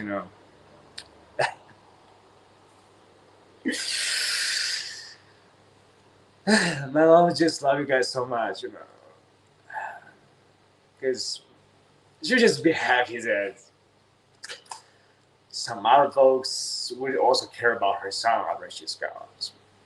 She just really a lovely person, and she just love people, and she would just really pray for you if she's in heaven right now. She would just send you all her blessings. Because a couple days before she passed, this is what she said to all our family members, family relatives. She tell my aunt, she tell her big sister that she should wear my mom's clothes after my mom is gone, after she's gone, because my mom said when she's gone, she'll be blessing you, and just wear my clothes. And quite frankly, my mom's big sister is like my mom's situation. They don't have a real husband in their life. They just have a son, and my mom sees her as the only senior people that she can have a sense of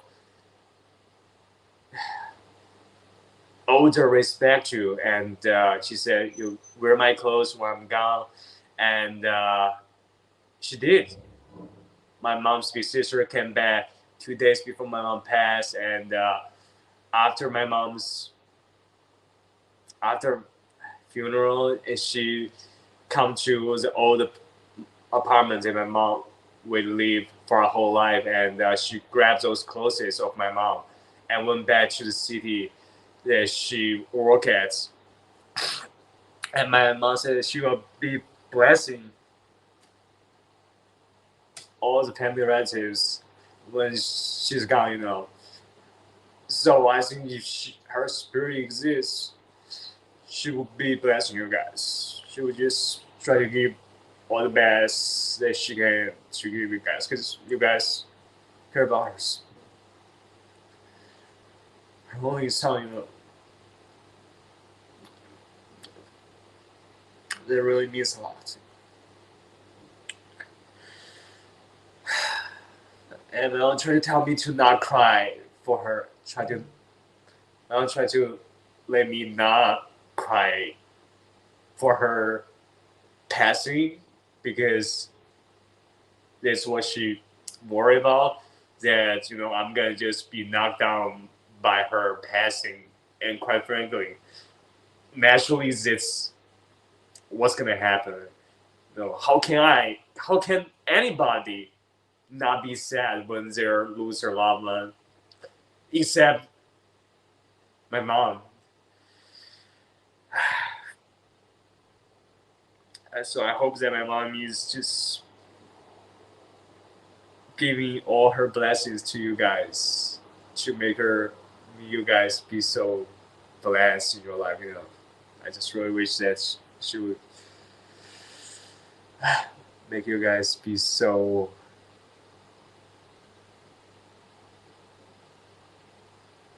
loved. Thank you guys so much. I'm being so sentimental, and it's a little bit embarrassing for me. Like I'm due. I'm a grown up dude, but this life that I got is just this real, and I just can't help. And like I said, facing your own mortality can in some ways be easier to face than a loved one, bro. Exactly. It's exactly how I feel. Because if I just had to pick my own mortality or my mom's mortality, I think it's just such a plain choice. Like, we will easily pick our loved one over us. It's just our instinct. It's what we do. And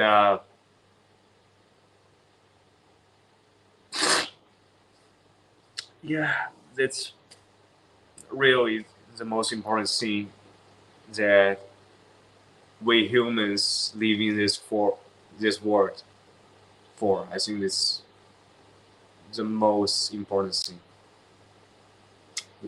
The love that we share with our family, with our friends.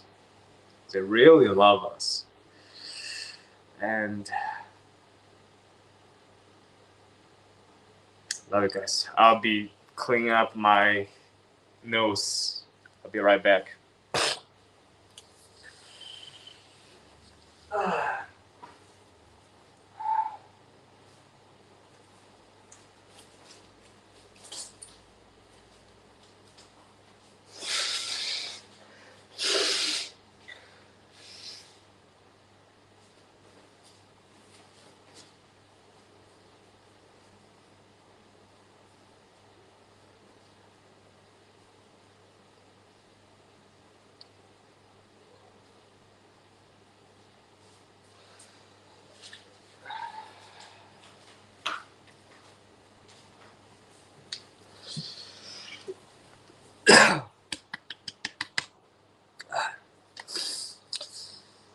Facing your own mortality.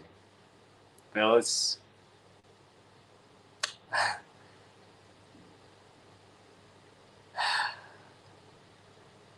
am I the most mortal, sentimental person that you guys have ever met? Because I highly think so. I'm just so sensitive about, and I just thinking about those very deep issues like mortality all the time because of my life's circumstance.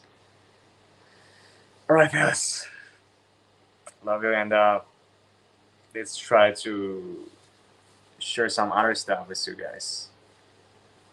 Man, this movie Interstellar, I gotta watch it again. I gotta watch this movie again. With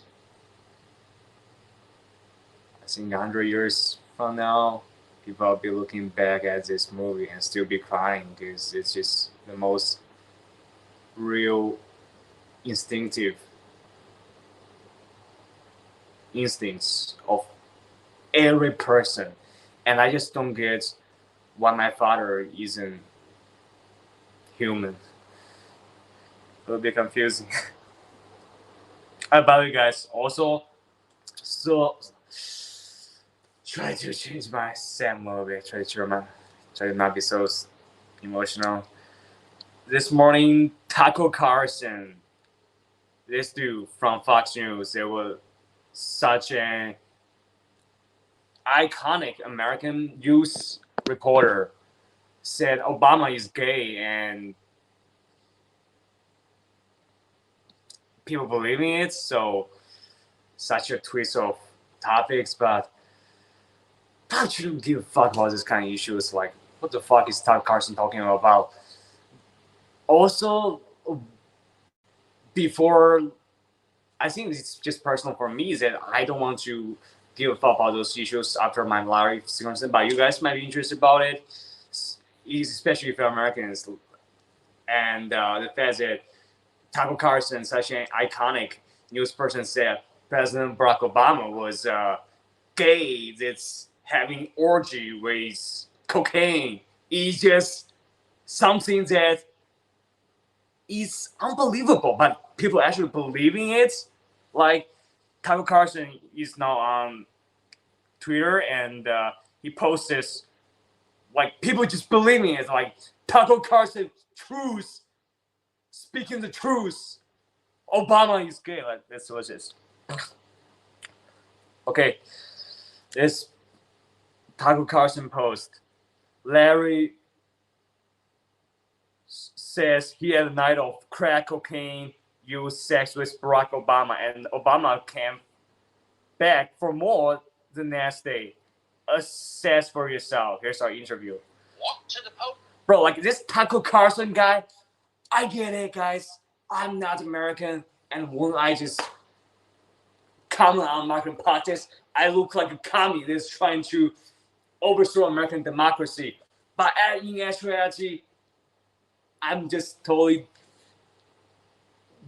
not related to this issue at all. But when someone that is such an important person, the most powerful person in the world, is really believed by his countrymen, Americans, to be this, well, crack cocaine filled sex person, it's actually very, very surprising for a foreigner to see this. You know, it's hard to believe that American believing Obama is what Tucker Carlson described, and Tucker Carlson is actually the most influential American conservative media person, spokesperson. So just trying to really through something mainstream with you guys, though I don't care about it, but it's just really mainstream discussions that probably you guys are a little bit interested in when you look at it from a Chinese perspective. And by the way, guys, you know what's the most ridiculous part about this story? Chinese people, the Chinese nationalists, that actually hate America, they are also believing this story, and they are actually just reposting Tucker Carlson's story of Obama being this drug, sex person. You know, just saying that Obama is gay and he's doing cocaine and he's having sex with dudes at night and coming back for more. And this is a real America democracy stands for. And look, this is Tucker Carlson, the most believable American conservative spokesperson. So this is American democracy, and all you American worshippers, look at how ridiculous you are. This is the leader of USA. Like, Chinese nationalists, they actually believe in this. Like, they just say that. Like, when I talk to them, like, they just tell me this kind of story. Like, you know Obama is gay, right? I'm like, what?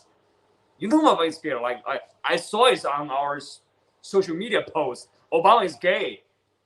I'm like, how do I explain this, guys? Like, how do I explain this? Because Americans, when Tucker Carlson tells the story, Americans believe it too. And I think it's bullshit. But Chinese, believing it 100%. So this is actually a quite interesting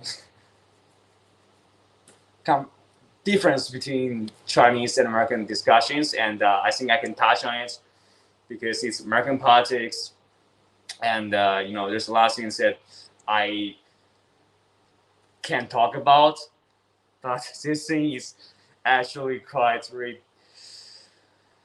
ridiculous from a Chinese perspective. But I'm not a mainstream Chinese perspective. The mainstream Chinese perspective believe in what Tucker Carlson said, which is that Obama is having a night of crack cocaine fueled sex with this Larry Sinclair guy. And Chinese think Obama is gay. And the Chinese believe in Tucker Carlson and all the Tucker Carlson tabloid gossips about Obama's or Hillary Clinton or Joe Biden. Chinese just believe in all those stories. And quite frankly, I don't believe in it. Do you guys believe in it? Let me know. Do you guys believe in those kind of stories? And I think probably Russians, they also believe in this story too, right?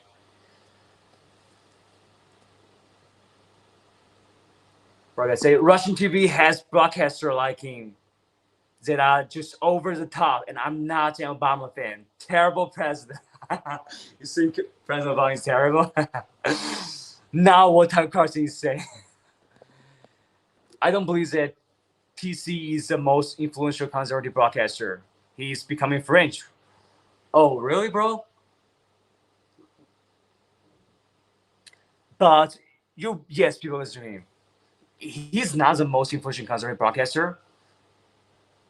Oh, probably you are right, bro. I think you're more accurate about American assessment when it comes to news consumption, because I think he's the most influential conservative broadcaster as a Chinese perspective, because I used to watch American news quite seriously to learn English. I think it's funny to watch political comedy, and later I think this kind of Fox News CNN videos are also quite good materials to learn English, and I just tune into those videos to learn. Then I just start to form this concept that the most influential American news persons are Tucker Carlson, because he's the face of Fox News. So yeah, that's how I feel about it, bro. Like if he's not the most believable conservative news person, then who is it? Like it can be Sean Hannity. Like Tucker Carlson has way more influence than him. He's younger. He's more off the cover of Fox News. So yeah, bro. Like don't know about American landscape that well as you. So yeah, I just personally think Obama gave me a very helpful English learning experience because of his very powerful speaking skills. Like when I was in middle school, there was some videos of Obama's winning speech when he wins the presidency. It's just so fun to watch, as a Chinese person. And he just really taught me about a new different culture and language, and became a very iconic person for me to start my English learning journey. So when Tucker Carlson says that he's this gay, drug using orgy person, it just feels bizarre, a little bit. Fox fired him. Yeah, right, bro. But later, I think Elon Musk hired him to be on X, right? Elon is a Tucker fan, I saw. Yeah. TC is flamboyant, and the fact that he repeats Russian talking points means he gets airtime in his set. Yeah, bro. this is one thing that I actually dealt with when I used to be a very passionate person. This watching American news, I used to just care so much because my family was just safe and healthy, so I just pay attention to news that are mainstream, and mainstream news is just Tucker Carlson and CNN's Don Lemon, and they just fucking blabbering all day. And yeah, I used to actually alienate quite a lot of American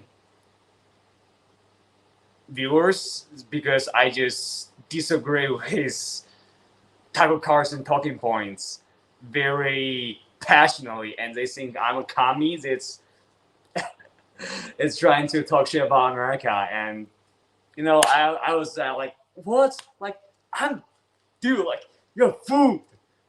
You're wrong, bro. I lied to you. Like, right? It's just a little bit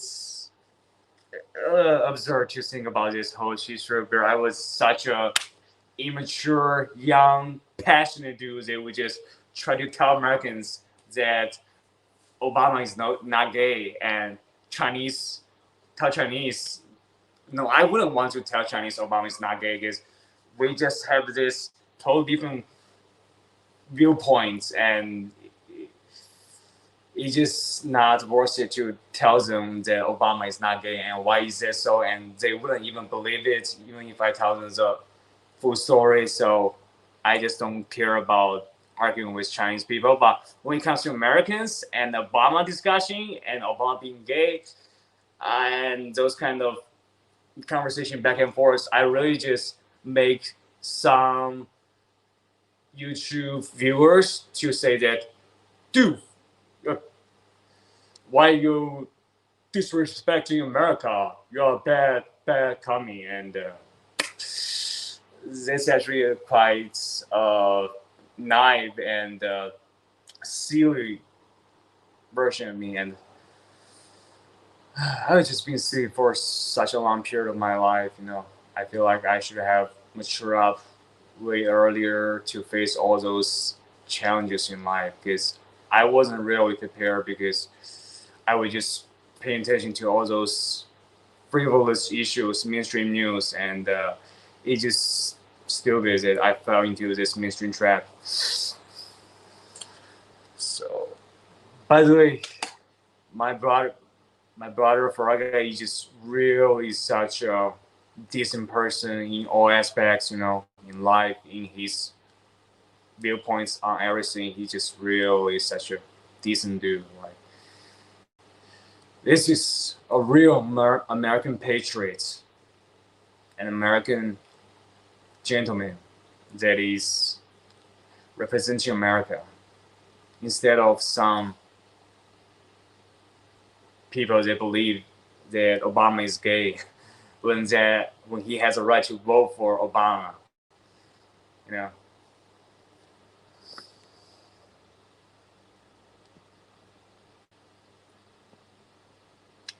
And bro, you know what? Like, I would see the Chinese nationalists that they would mock American mainstream news, like, oh, look at how ridiculous America is. Like, look at this news. Tucker Carlson got fired by false news. Like, they will report those kind of things, and Chinese nationalists will watch this kind of news and say, ha ha ha, it's so silly. America is so dumb. It's a dumb country, dumb state. And those Chinese nationalists that are reporting those kind of news to Chinese, they will just get put on a pedestal, thinking that, oh, you are so smart. You understand America so well. Unlike those people that think America is a good country. You really get America. You really get that Obama is gay, and you really get how stupid it is. And like, those people really become like celebrities in China. And I see those people, and those are the people that sometimes they will actually try to hunt me and just think that I'm not patriotic unlike them, when they are just doing such a gullible person is just repeating some lies and it's just so silly, this Chinese system, and how people believe about those kind of gossip lies about the most exposable childlike lies, and they are just those people, Chinese person, who just get put on pedestal for being like the Chinese version of real journalism, real good, smart, intelligent people that understand how corrupt and broken America really is. Like, that's how these people pander to the Chinese nationalists, dumbass. And I don't fucking interact with them. In fact, I think these people are just fucking got trash. But at the meantime, I'm in China, we're all in China, so I try not to actually argue with them about how silly, how dumb they really are for just repeating those basic mainstream information. And those Chinese people just believe that those kind of information are real news, you know?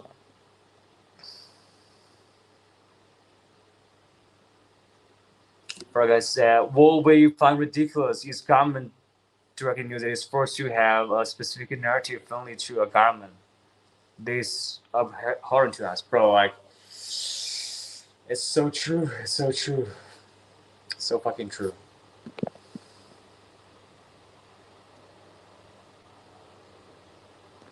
American media is a hard thing to understand from the outside. I can tell you on the issues of domestic politics, it's horrible. But it's pretty reasonable and responsible outside of that. Yeah, bro, I feel the same way. I totally feel the same way. You are just really on point about this issue, and I feel like, bro, like if Americans are all like you, America would just be even 10 times more prosperous, you know? Because like people that believe Obama is gay that are in America, like their impact is actually quite laughable, you know.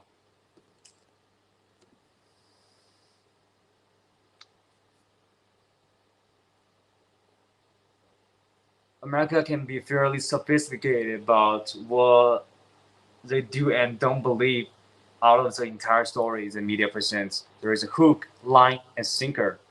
Usually, Americans are able to spot at least one of those that are not buying.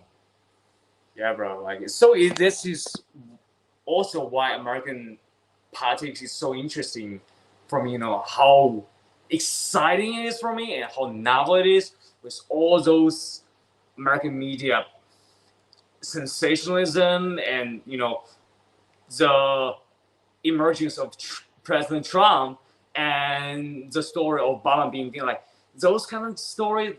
I think really create a sense of novelty for me when I started learning English, and those materials are just so out of this world. As a Chinese person, it's just getting abused by his father and thinking that like this impoverishment and father not paying for the most basic child support is a norm, whereas in our country, like people just really financially developed state, and I just coming up with all those kind of bizarre fantasies about their presidents, and I just really took on another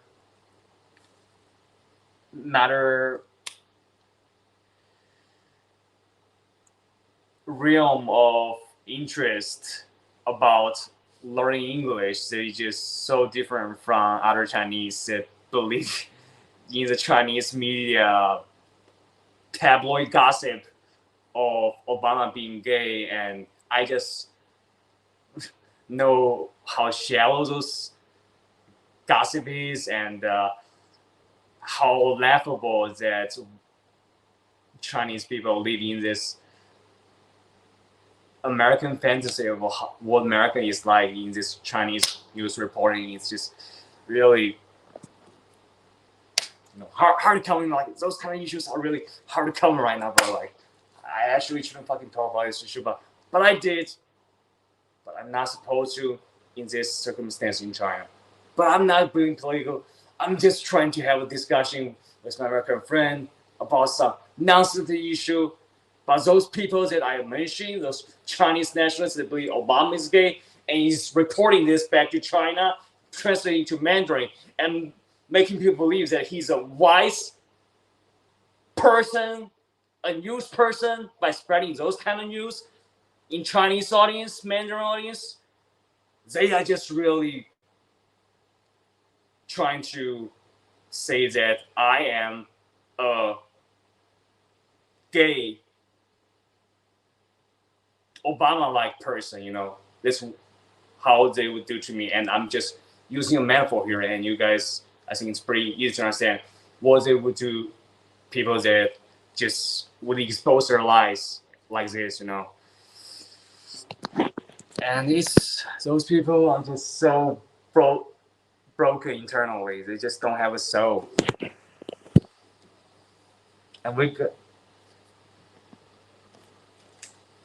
And quite frankly, bro, like I feel like I should switch back to Mandarin a little bit. All right, let me see it.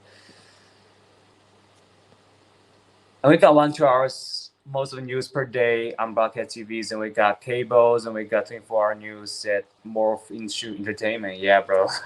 Like I actually fell into the mainstream American news trap to learn English, and quite frankly, looking back at it now, I think it's stupid that I should use better American English learning content, like let's say watching educative documentaries or just American movies, good movies, iconic TV episodes, instead of American politics. But I just really was in a circumstance that I just took all those Chinese person that's just translating American politics and just sending back to Chinese platforms.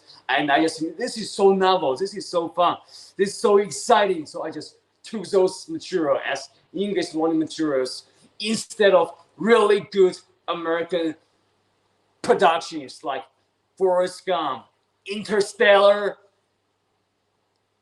Euphoria, and all those good American movies. So I think that's a very bad path that I was led to by those Chinese nationalist social media person that's just telling how dumb America is by repeating those American mainstream news, just really led on to a dumb mainstream path by those people.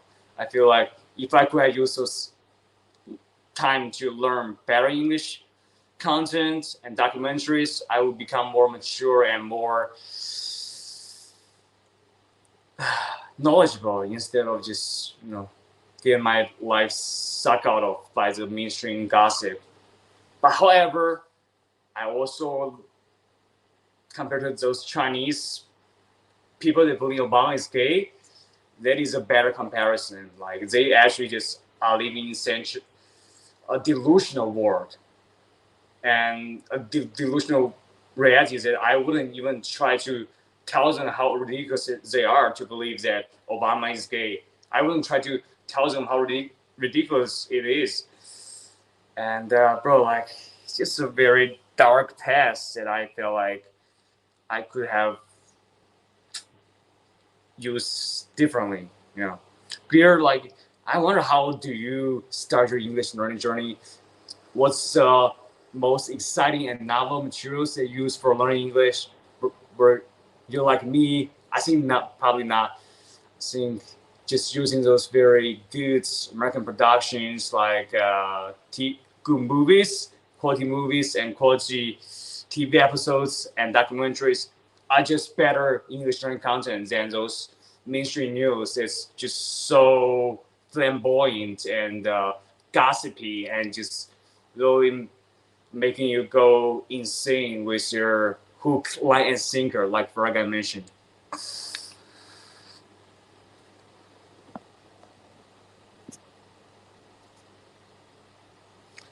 Farag, the government run use copy to keep people entertained and thinking correctly per what they want. Bro, like if Americans are all just intelligent and wise and just like you, bro, like I really feel like probably we would have relocated into another planet because America is the most technologically advanced nation in the world and is always leading technological advances. Just send people to moon in the 60s. Wow. You know what's happening in the 60s? When Americans send people to moon in China? Famine. Like people start to die and Americans is on the moon. And there's a broad discussion. And now, like I really do have this sense of very deep admiration for this civilizational and technological advancements in America did. It's just so unbelievable to look at it because I'm Chinese. That when I was born, I was in the countryside with no electricity, no nothing, no convenience store. We need to go climb the mountains to buy some grocery once per week. And other than that, we were in the mountains, in the construction that we're living, made of dirt, and just growing plants manually. And 3 decades before I was born in that environment, in the mountains of China, where it's so impoverished, America sent people on another planet. And bro, like this is like a broad picture to look at, and it's just so impressive to really think about it. We just ordinary folks nowadays, but it's just really incredible, especially coming from like the exact opposites of Americans. It's just so mind-blowing that what happened in history. Broader scale in terms of civilizations and technology. This iPhone though it's broken, but American invented this stuff. American invented this thing, and you know how transformative it is. Like when I got my first iPhone, it's just mind blowing for me. When I was in China, I was just using this, because my father didn't pay for any child support and all the expenses that I was in school, my mom paid for it. So we're just so frugal, and I just bought the most cheap items I could. So I bought cheap Chinese brand low quality phones, and it was just constantly malfunction. It just would malfunction every 10 seconds. And when I got the first iPhone that is produced by American company Apple, it's just so smooth. I was so blown, and quite frankly, we were just living in such a different reality that it's just a two different world, but we were in the same world. It's just two different realities that we were just didn't know. Like I said, no, we're idiots like Russians, but we have a good system. Overall, that's literally why when I read the news Obama is gay, and I relate back to when Americans sent people to moon in the 60s. I was like, is this real? Is this real? Come on. Dude, it's kind of too big of a contrast to believe in.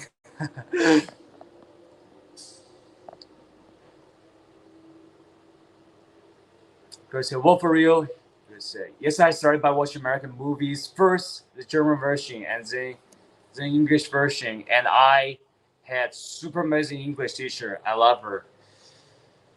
Nice. Yeah. So we had the same journey. We had the same journey. You being Germany, me being Chinese, and nice. All right, fellas. 11:30 right now. I think I'm gonna go eat my melatonin pills at this moment. So yeah, fellas, take it easy. I'm gonna go boil some water and be back in a minute after I just set the boiling pitcher on electricity. Is that the right word? I don't know. I'll be back. Take it easy.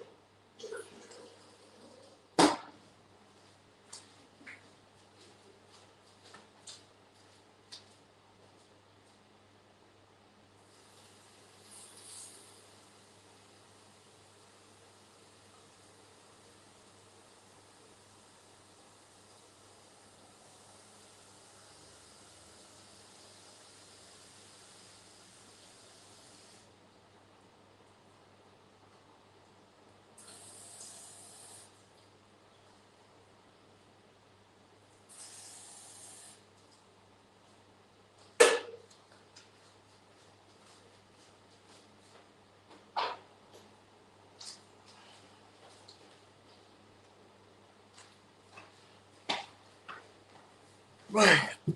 All right, just set it up. Boil in the water. And the noise is gonna be very obvious in this. It's quite noisy. Boiling water.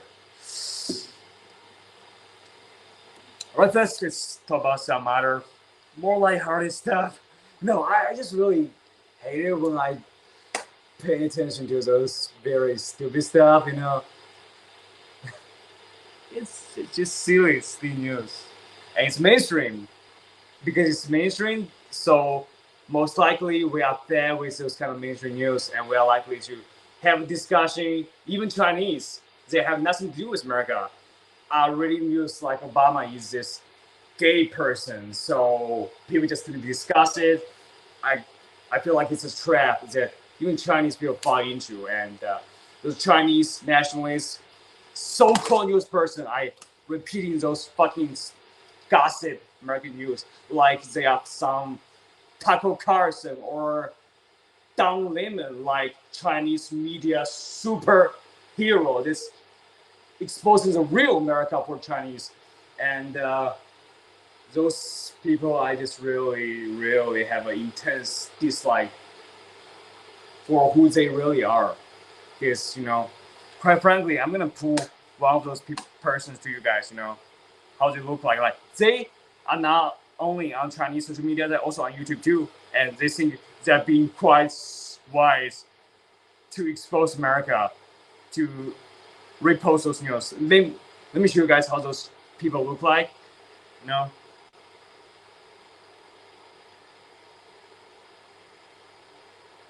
And maybe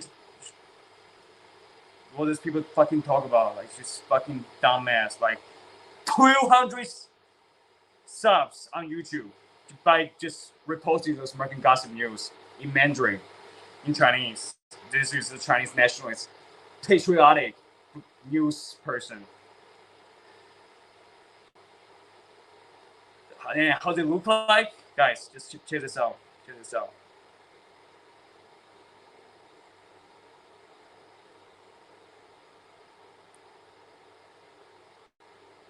All right, guys, look. This is the person that's translating American Obama being gay. This is a Chinese 200 subs on YouTube and a Chinese internet news self-claim, and people worship him for telling the real America by repeating news like Obama is gay and Tucker Carlson and all those conspiracy theories. Like, he just repeating those news and he thinks he's so fucking smart to realize the truth. And this is a Chinese person. How does it look like, you know? This is him. You know, talking shit about USA, Japan, and I just really hate that I have to tolerate those people, you know. Like I cannot exposing in Chinese discussions, But it's just forgetting, It's frankly something that I just realized that although they are garnering so much attention by repeating those mainstream gossip tabloid lies and being worshipped by Chinese audience to falsely believe that there are some real heroes is spreading truth. And I feel like it's wrong and it's really not supposed to be like that, but most 99% of people would just fall into this kind of lie, and the real face of this kind of lie spreader, so people look like this, This is the person, this is the dude, And quite frankly, all of his people look the same way, like just externally they look quite alike, just very, very bad internally, and they are just physically looking like that, and still the Chinese audience just believes these people to be fucking heroes, is exposing America how the real dark, broken, corrupt American system and truth. So yeah, fellas, I need to stop this discussion. This is just my personal perspective. It doesn't matter. It doesn't matter that much.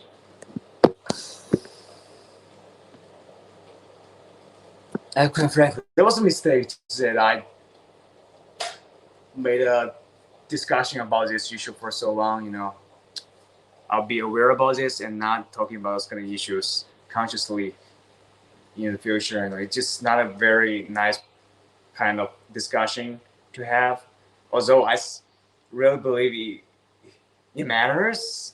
Like, people should believe in this kind of mainstream lies, but yeah, just we could have used it to do some other more relatable day-to-day discussions, like how to find a better water filter and how to make a choice between buying water filters and some other daily electric items for your household, or some other real stuff instead of those conspiracy theories. And yeah, fellas, like I say, it's media's own fault with regard to irresponsibility in domestic politics, and the fact that most people who go into the most media have common political views, meaning they have inherent bias domestically. It's so true, bro. It's so true. Rumors were around Bill Clinton before he was elected that he was using state troopers to ferry mistress to the governor mentioning AK. For real, bro? People believe in that? Like, do Americans that's really believing Bill Clinton use state troopers to ferry mistress? No. Why? The country that sent people on moon and also believes that the president used troopers to send mistress to Arkansas. It can't be true at the same time. It can't be true, bro. Because it was pretty plausible. Plausible? For real, bro? Oh man, this is interesting. Because it was pretty plausible despite the media ignoring it as time grew. Really? Hence, conspiracy theories became easier and easier to believe over the years. Oh, man. It was possible that Bill Clinton was doing that. But this is a part about conspiracy theories that I really have no idea about.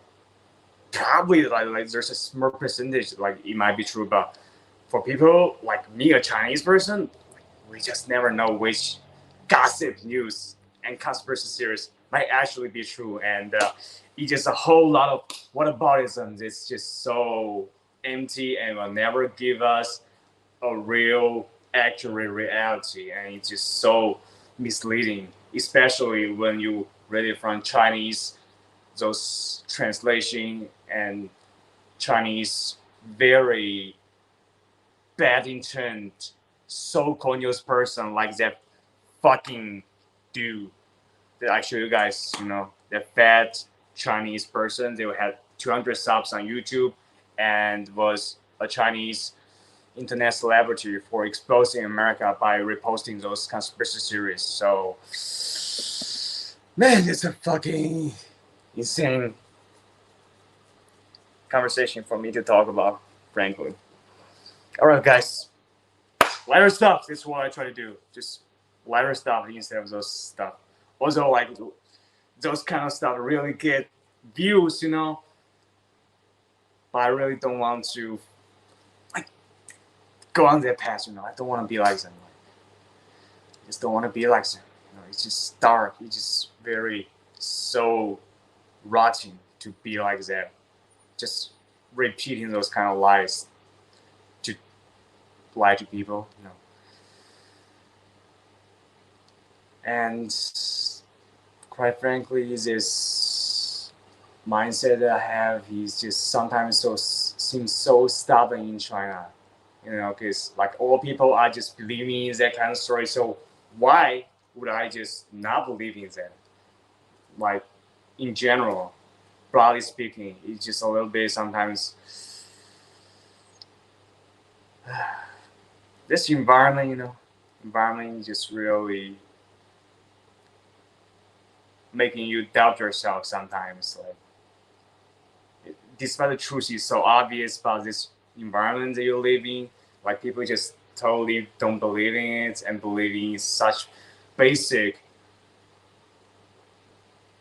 gullible, and shallow lies. You really just start to doubt a lot of things, and it's how I felt, and that's why I turned to diminish my attention on those discussions, bro. It's the fundamental reason. It's because it's really just a bunch of information that are mainstream and people are talking about, but essentially it doesn't matter and it's lie. It's meaningless in this environment, and I'm working on just totally getting rid of those kind of information out of my attention span, bro. Just I would rather cry watching some good American TV productions and movies than watching and Chinese movies than watching that kind of mainstream news that Chinese people think they really get it by believing that those gossips are true and just repeating it, and it's just so stupid when you really have a little bit of common sense. And for that's 100 Biden laptop videos sadly totally true and begrudgingly covered by the side of the media who politically prefer the current administration.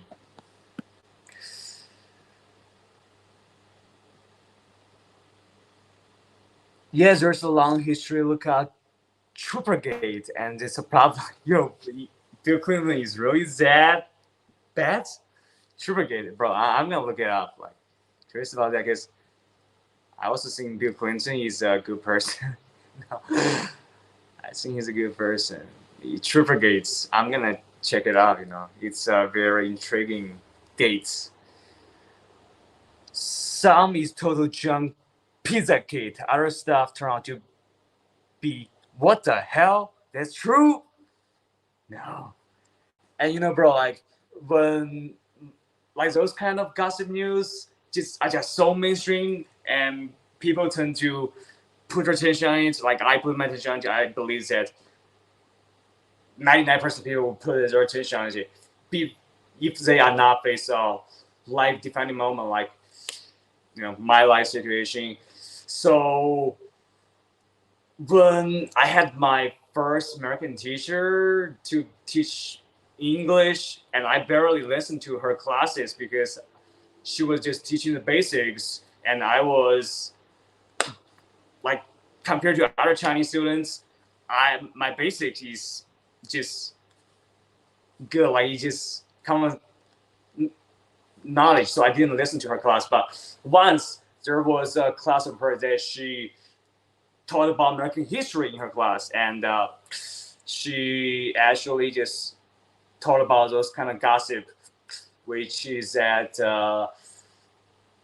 President Kennedy, JFK, had a secret room in the White House that he had an affair with all those women, and she actually tell that rumor to the class one day, which was really interesting and really unique. And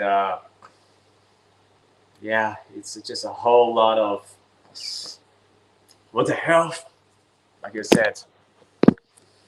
I'm sure you are aware of Bill Clinton and Monica Lewinsky and what happened in the White House that gave credence to other BC affairs with other women. So yeah, I knew about her affair with what's her name? Lewinsky. Yeah, that story was quite. I think every person around the world knows that story, but it's the only stories that I think foreigners know about Bill Clinton.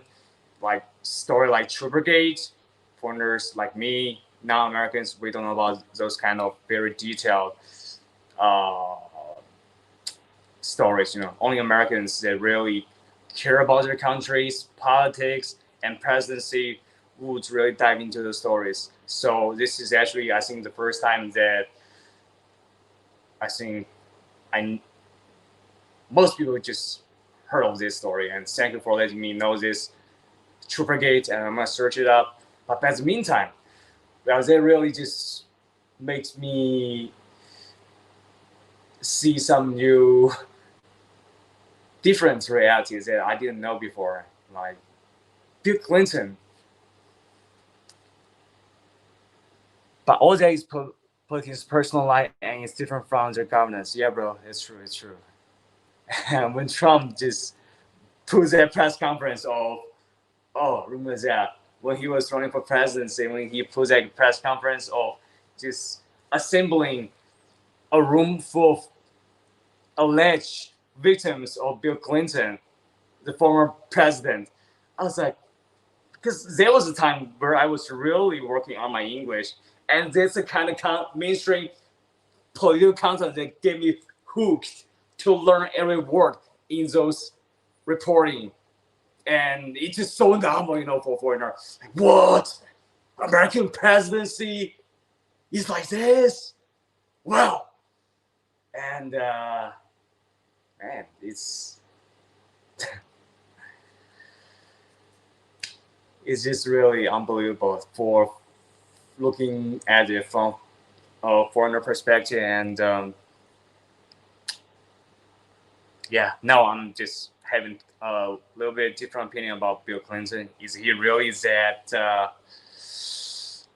like that personally? No. Is Hillary Clinton really that tolerant?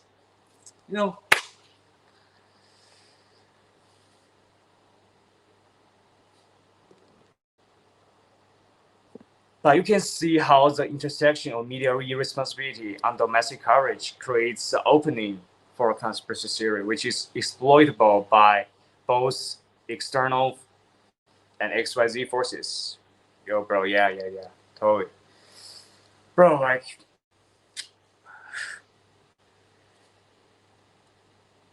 Bill Clinton.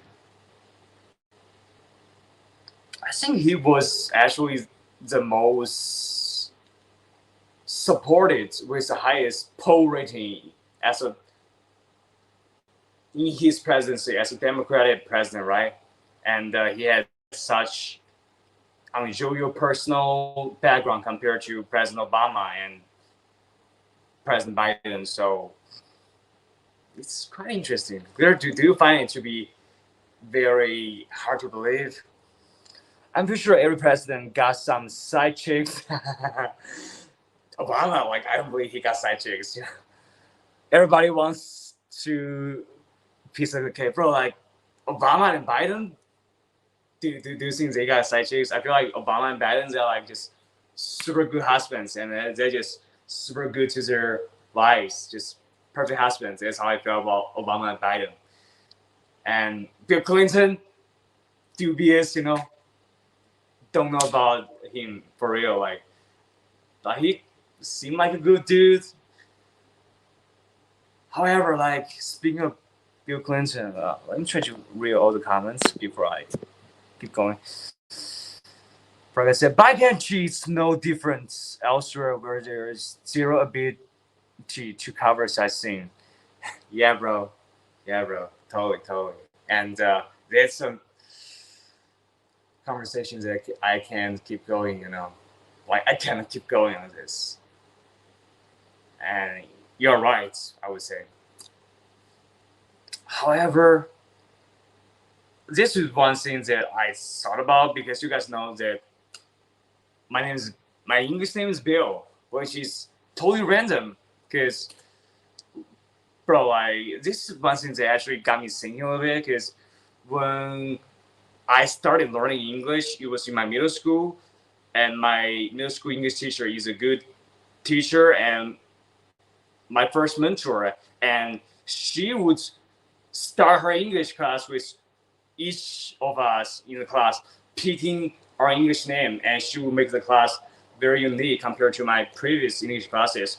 So I just picked the name Bill when I was in my first class in middle school English class, which was like 11 years old, and I picked the name Bill and used it in English class. But other than that, in my daily life, my name is my Chinese name, and we only use it when we're doing English class activity conversations. Like, she would make this kind of class activity where we would just stand up and have conversation with each other, addressing each other in English names. I don't know if your English class is like this, but I assume it's probably not. Chinese class is just different. And that's the only time that I use my English name, Bill. And later, I just didn't use my English name until I get to interact with non-Chinese English-speaking people. I just tell them that my name is Bill because I picked this name when I was in middle school. When my middle school teacher presents us with a bunch of English names, and she needs us to pick one to address ourselves in class. And this is how I got my name, Bill. So it's quite random and got me thinking a little bit. Like, is this a good name for me in English, fellas? Yeah, it's so random, because when we got our own first name, we got it from our parents, and it's deep. When we got our name in a foreign language, let's say I got a name in English, Bill, and you guys got a, let's say, American or German person or European person, a Canadian person got a Chinese name like Jackie Chan. You got it when you grew up, and it's a little bit random, so it's really random, So I was wondering if Bill was a good name for me, because I just pick it randomly,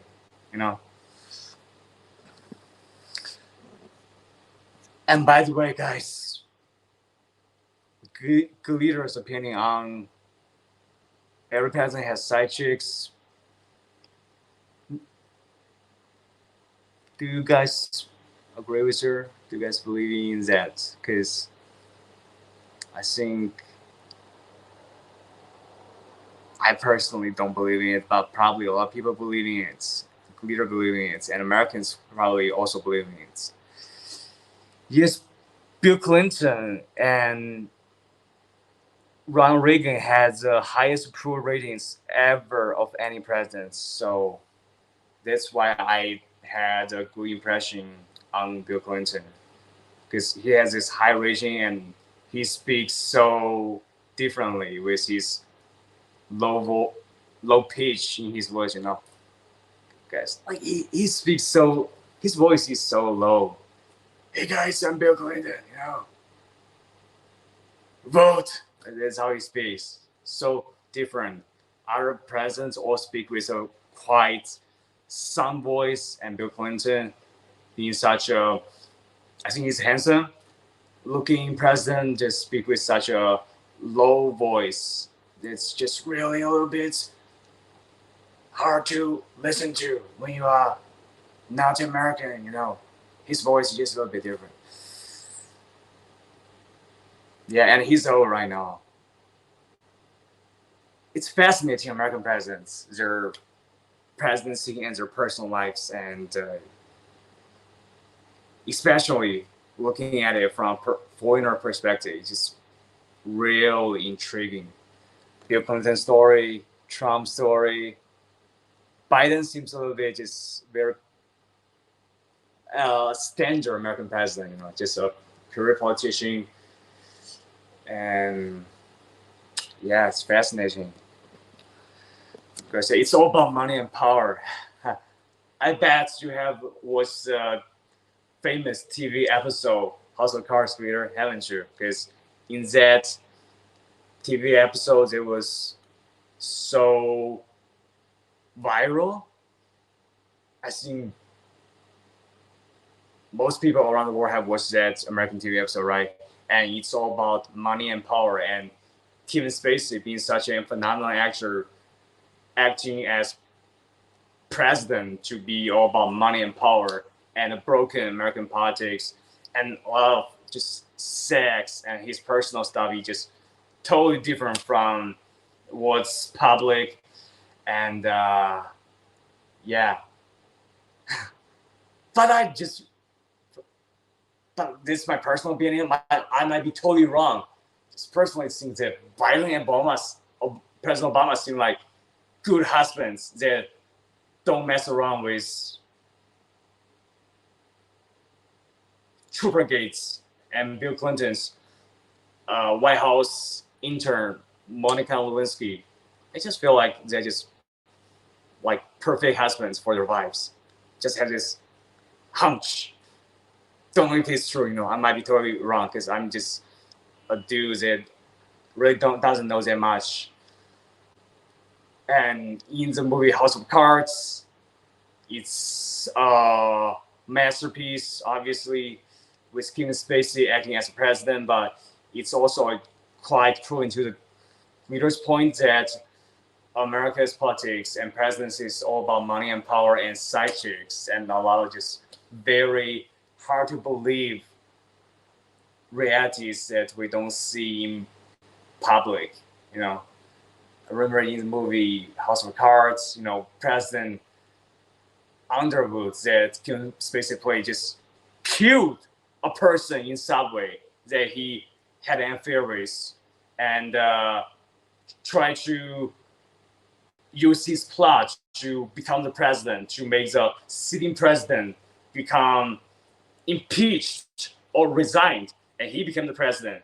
So, and all those plots, and the TV series is just so masterful and so elegant that it all seems so realistic with all its details and phenomenal acting from Kevin Spacey and our actors. So, well, amazing art productions, amazing, and so believable when you watch it. And also, Biden and Obama just seem like such a contrast to that role that Kevin Spacey played as President Underwood, which is just a character that the leader tend to believe how American presidents really are.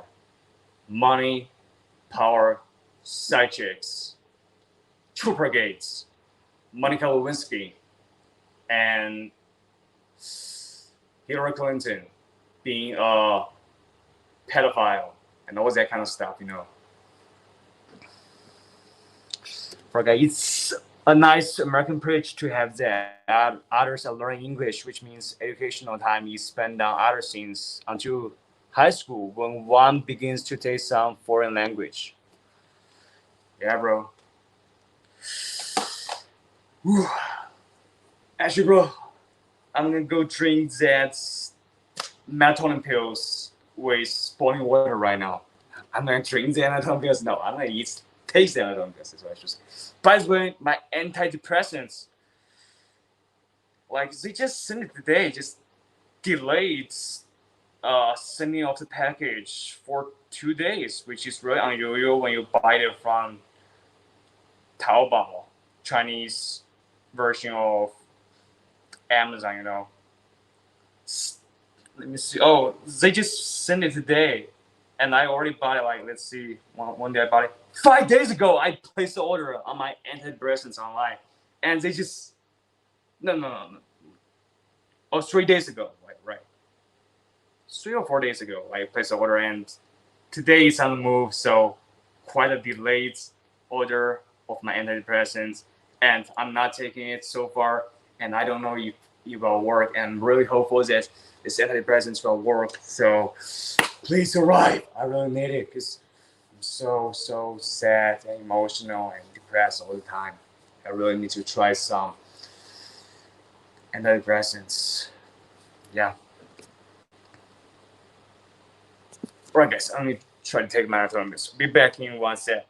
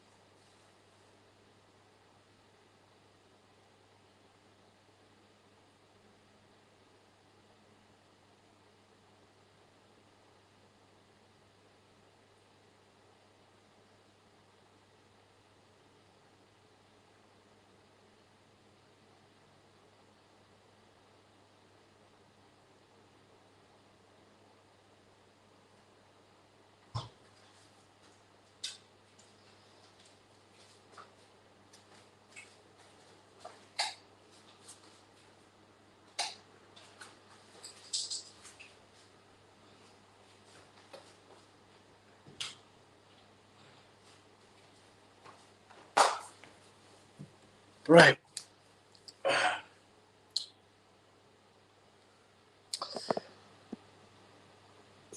Like I said, the gap in approval rating for each president has grown since the 50s. How close is the approval gap between members of the same and opposite party? Even widening gap, bro. Like, you know what? Like, on this issue, when I was attending my college classes, they actually talk about those kind of words, like the college English class that I took is just so basic. Like they would just talk about words like, do you know, like American political party? Do you know which political parties that American have? And like this literally is their class question, like college class content. It's the material that teacher prepare. Which political parties America have, and which like approval rating, like those kind of words and concept of it, you know, like just really basic and so useless, you know. I think, and this is how I think. But for other Chinese students that are learning those classes, is it helpful for them? I don't know, bro. Like, because Chinese English level and Chinese English teaching is just so basic on all levels. Like all those English teachers that, you know, my cousin's wife is actually an English teacher, and the girl that I'm seeing right now is actually also a kindergarten English teacher. And I was taught by those teachers when I was in primary school, and their English level is just so basic. They probably even have one conversation with us, you know. They wouldn't understand one word that I'm speaking and one word that each comment that you guys made, you know.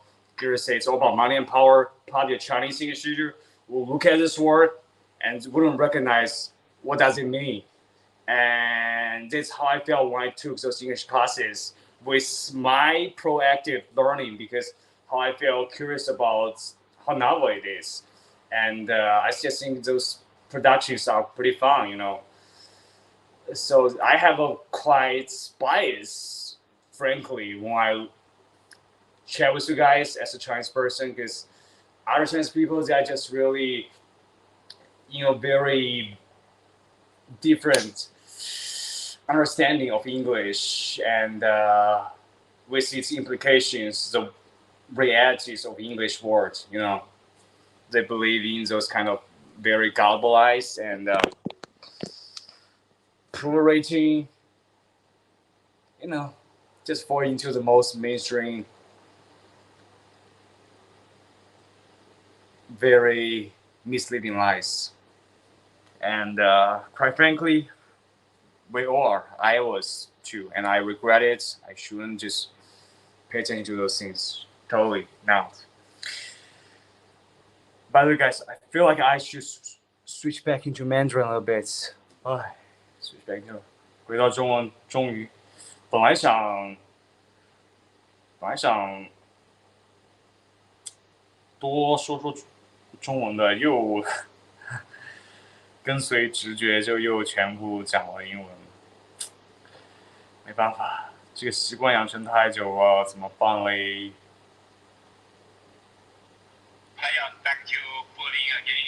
？like 就是这个，我不是说到那个很烦这些装逼的这些所谓的华人 KOL 去用英文去嘲笑别人英文水平不好的吗 ？Hey guys, you know, this is a Chinese tech CEO's English speaking, making a presentation in English, and a lot of Chinese KOLs, let's say, just have a lot of followers online.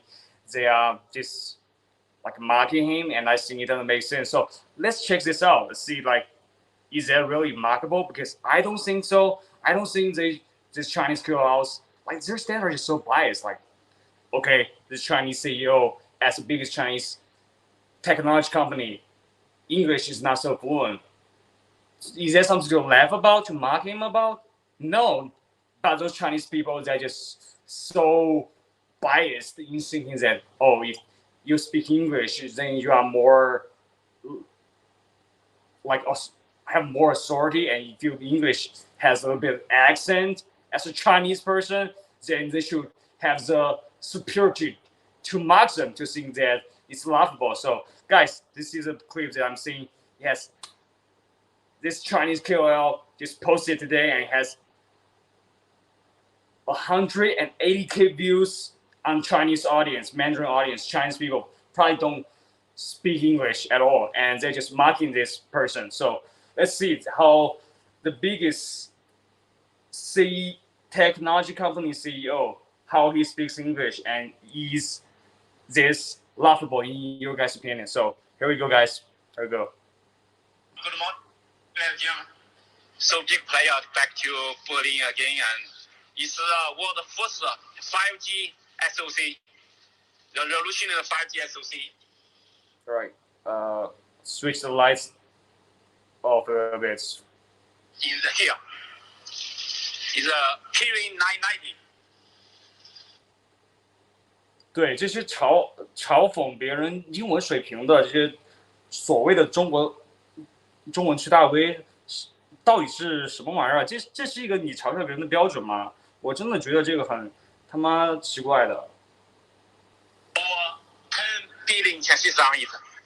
It's inside this octa-core CPU, 16-core powerful GPU inside. It's using the world's most advanced 7 nanometer.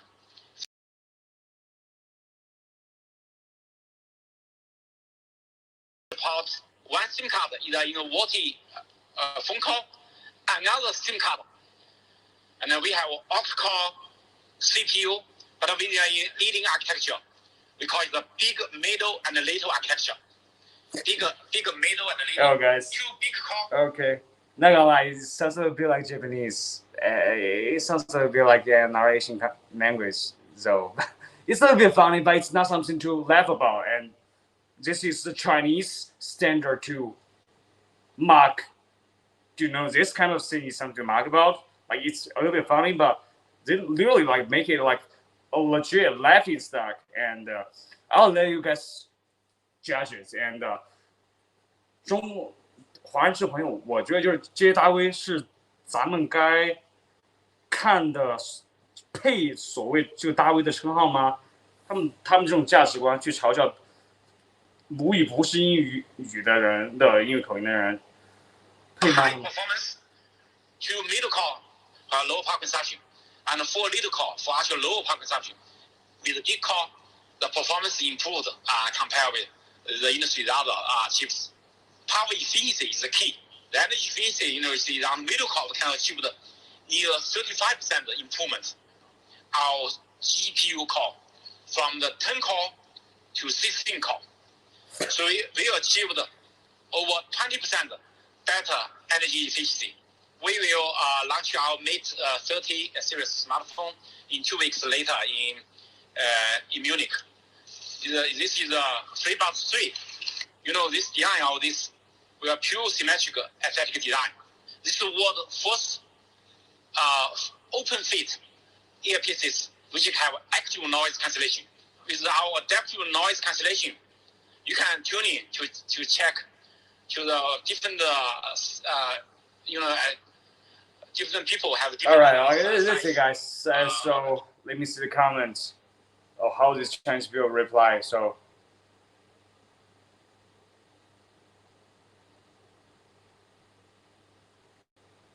Yeah, like this Chinese community and their value system and how they judge people, it's just so bizarre, Like, especially when it comes to this topic, English, Like, I used to see girls, like, it's just so common that when people see a person that's speaking English fluently in China, they will instantly think, oh, this person is so knowledgeable. This person is such a, let's say,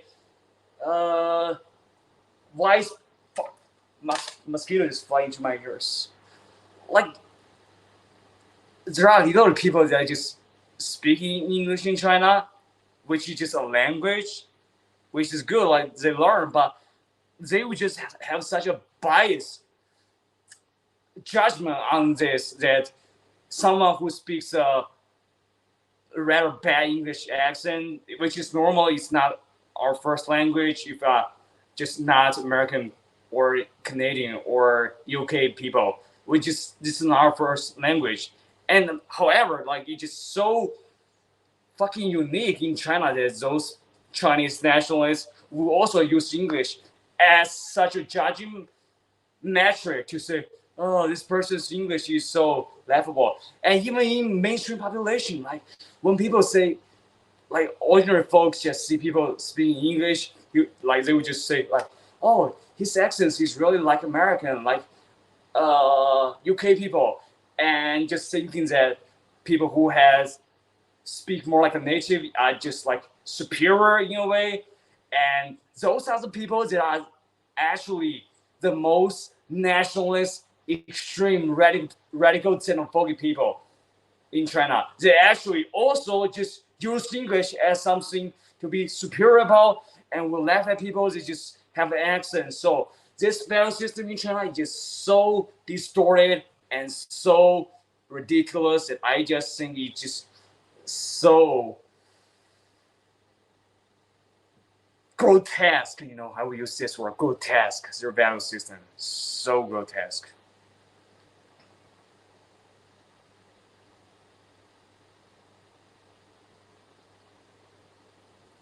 And I still remember that the person that, accused me of not being patriotic enough, like he would just try to learn his English accent in UK accent and say, oh, like, look, I speak English in UK accent, and thinking there's something to be very superior about. And quite frankly, like, in the Chinese perception, like, he's actually really making his thoughts realistic. Like people really just believe in this set of very distorted English judging values that I just tell you guys about. Like people really just have this stereotype. Like I just don't get it. I just don't think it makes sense. And it's a uniquely bizarre Chinese conundrum that only Chinese people have, and just a lot of bizarre situations. Just shows you guys. Oh man.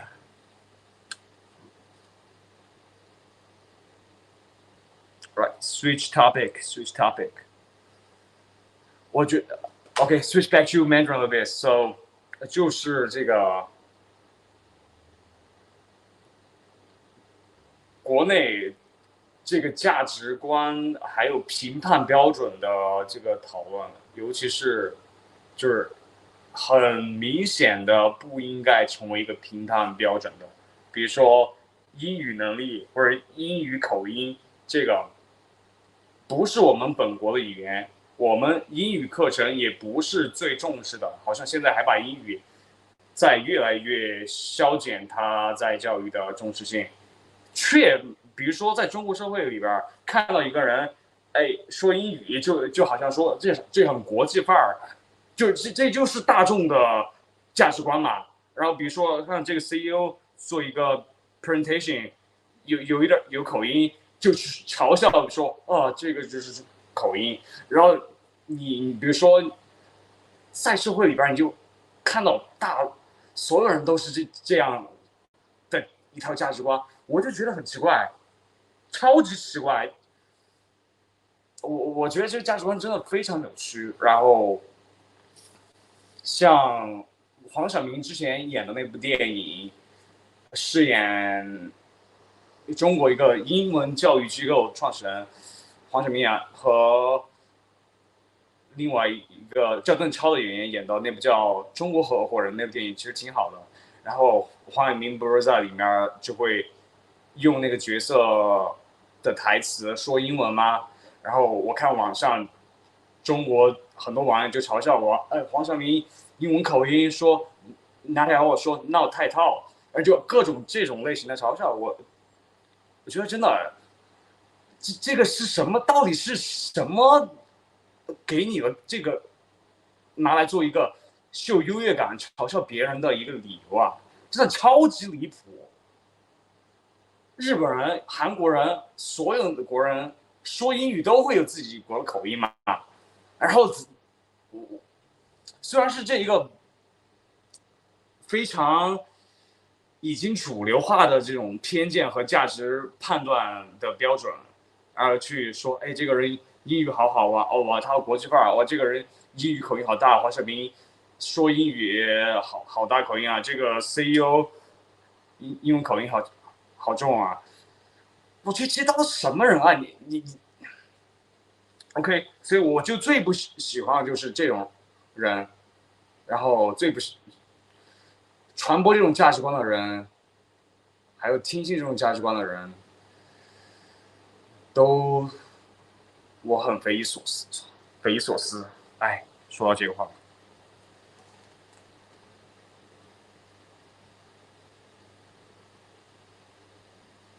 OK， 这次直播不放任何的那个外在的音乐或者是影片，因为怕被那个 YouTube 的系统会被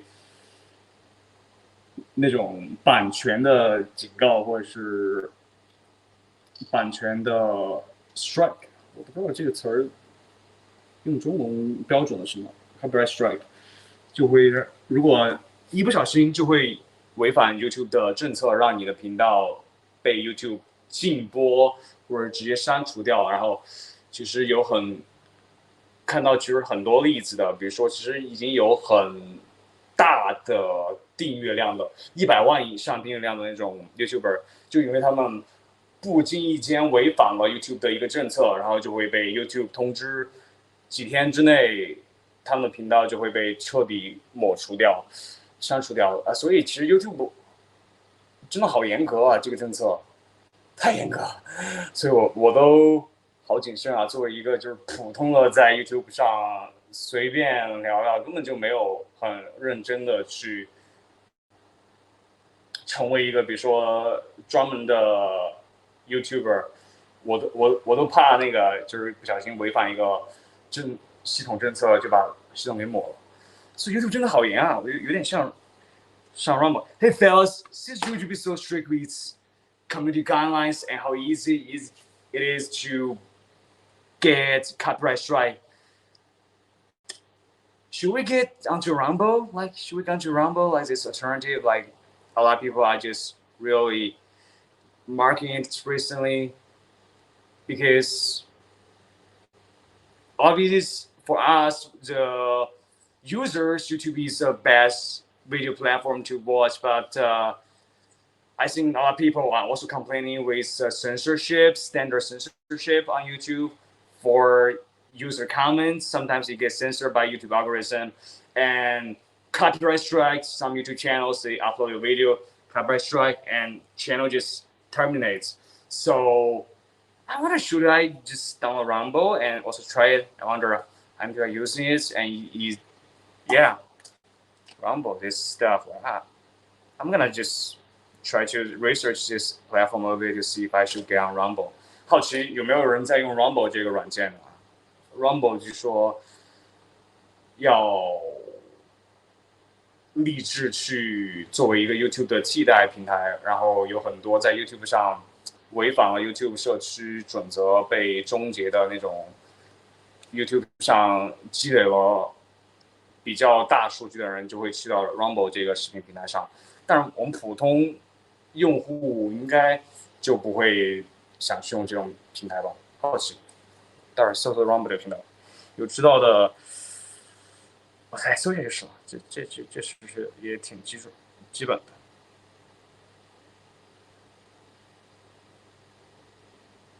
？All right, guys. I'm not sure with you guys anything about Chinese. So this Chinese entrepreneur said that Shanghai has developed this Chinese entrepreneur named Shen Tong.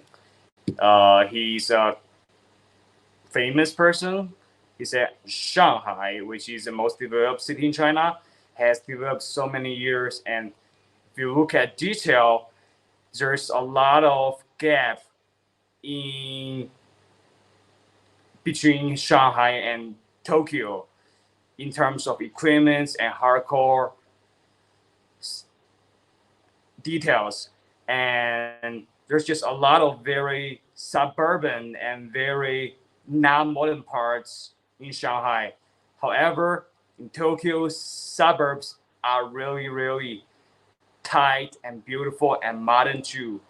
Though the subway is a little bit outdated in Tokyo, and it's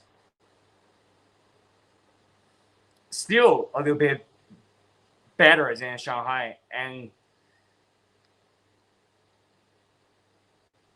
unfortunately, the most leading realm is internet for Shanghai. However, now this has been labeled as negative and bad in China somehow.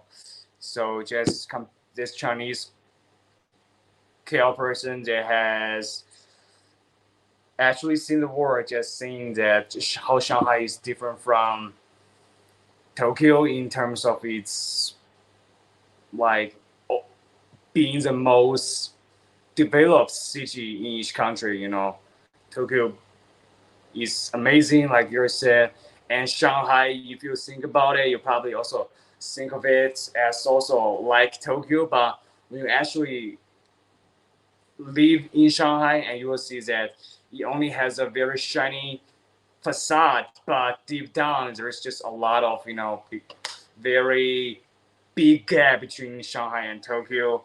And I believe that Tokyo is amazing. I have never been to any countries overseas, and I just know it from the internet. But like you said, Tokyo is amazing. It's just obvious, and yeah, it would be nice to have a passport to travel freely without visa restrictions.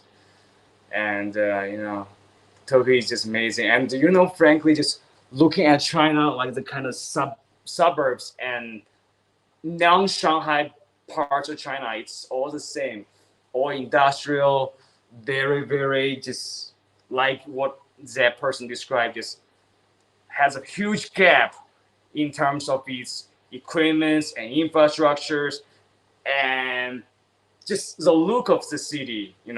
In China, there are just a lot of stuff that make you see the very real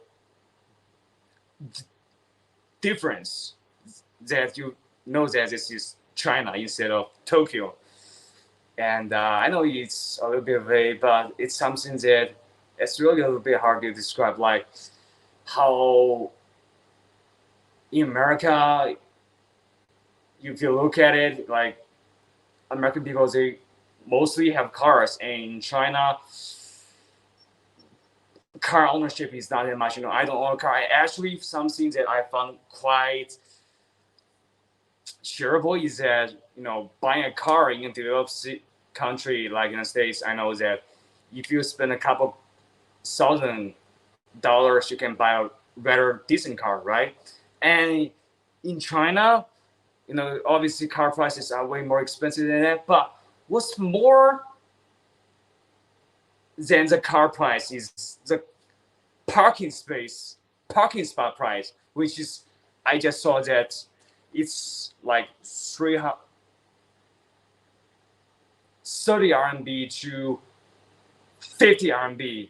I think it's like this price range, which if you convert it into dollars, it's like $5,000 to $8,000, which you can buy a car. Like if you spend the price of a parking spot in China, if you buy it, like that money, you can just buy a decent car in America. And in terms of how much price differentiates, I think this really important. I wonder, like, I think it's quite expensive to park cars and buy a car parking spots permanently in China. And yeah, let me actually search the price, because I don't have a car. I haven't bought a car. I don't know anything about car, and I just know the price range in America of cars are just really way cheaper than China. And just knowing that the car parking space is just that much money. Let me actually search how much is average car parking space price in China, and wonder how much it is different in our countries. I guess I would assume it's way much cheaper, and Tokyo, Shanghai, and in term.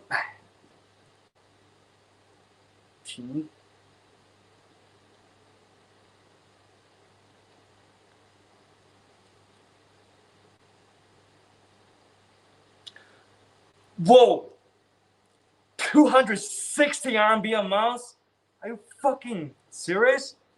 Yo, I just searched it up on the most like Chinese Reddit, and it said that permanent parking spot price 150k RMB, which if you convert into dollars, it's 20k, 22k dollars, 22 grand dollars for a parking spot in China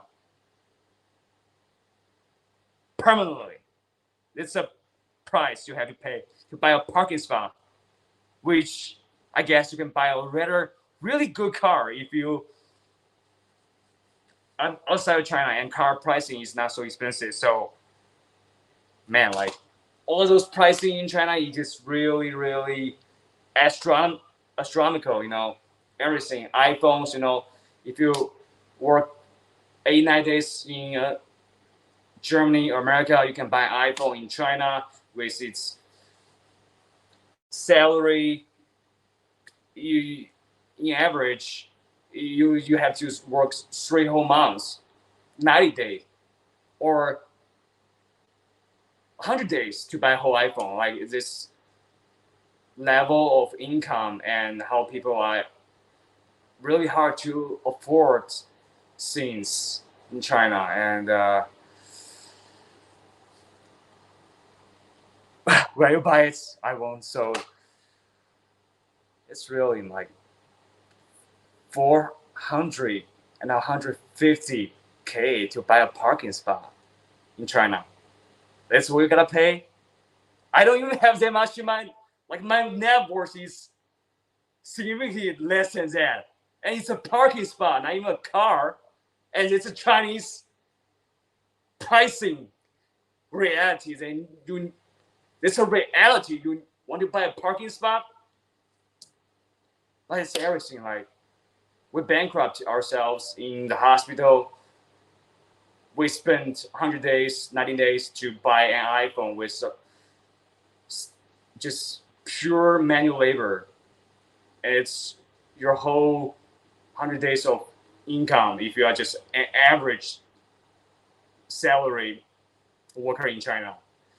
Like it's just this reality, and there's no choice. Like we just adapt to this reality. Like there's not a choice. All right, guys, I'll be back in 1 sec.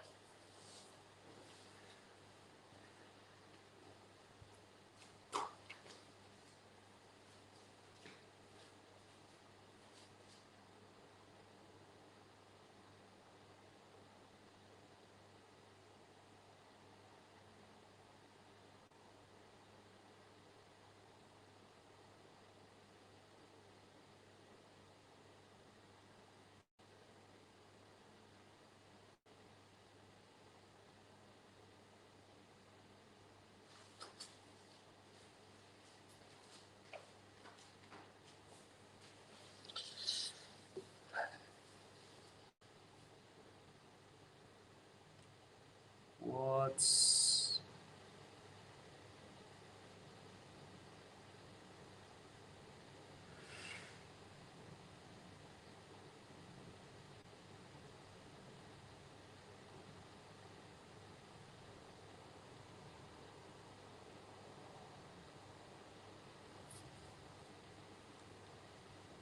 By the way, guys, today I really want to buy a pack of cigarette, but I resist this urge because when I have a tough day with this kind of situation, might just recall my mom with some triggers.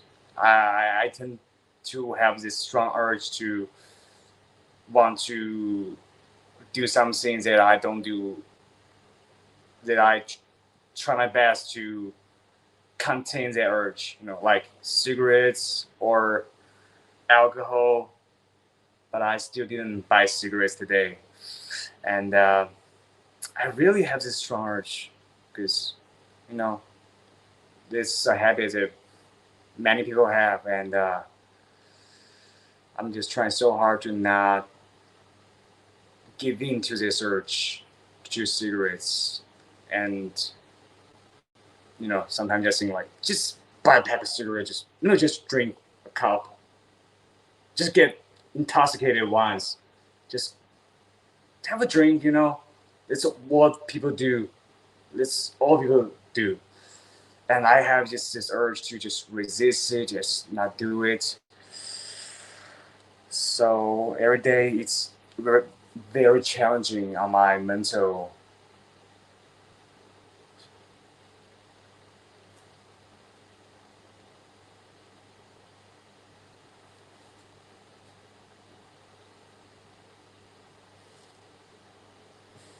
I think this video is so funny.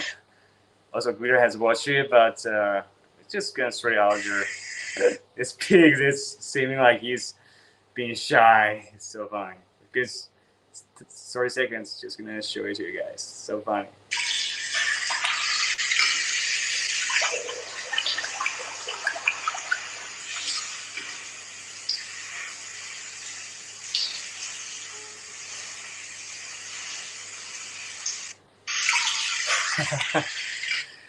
Yo, it's really funny stuff. And the Glitter has seen every short videos that I posted, Glitter is really, really such a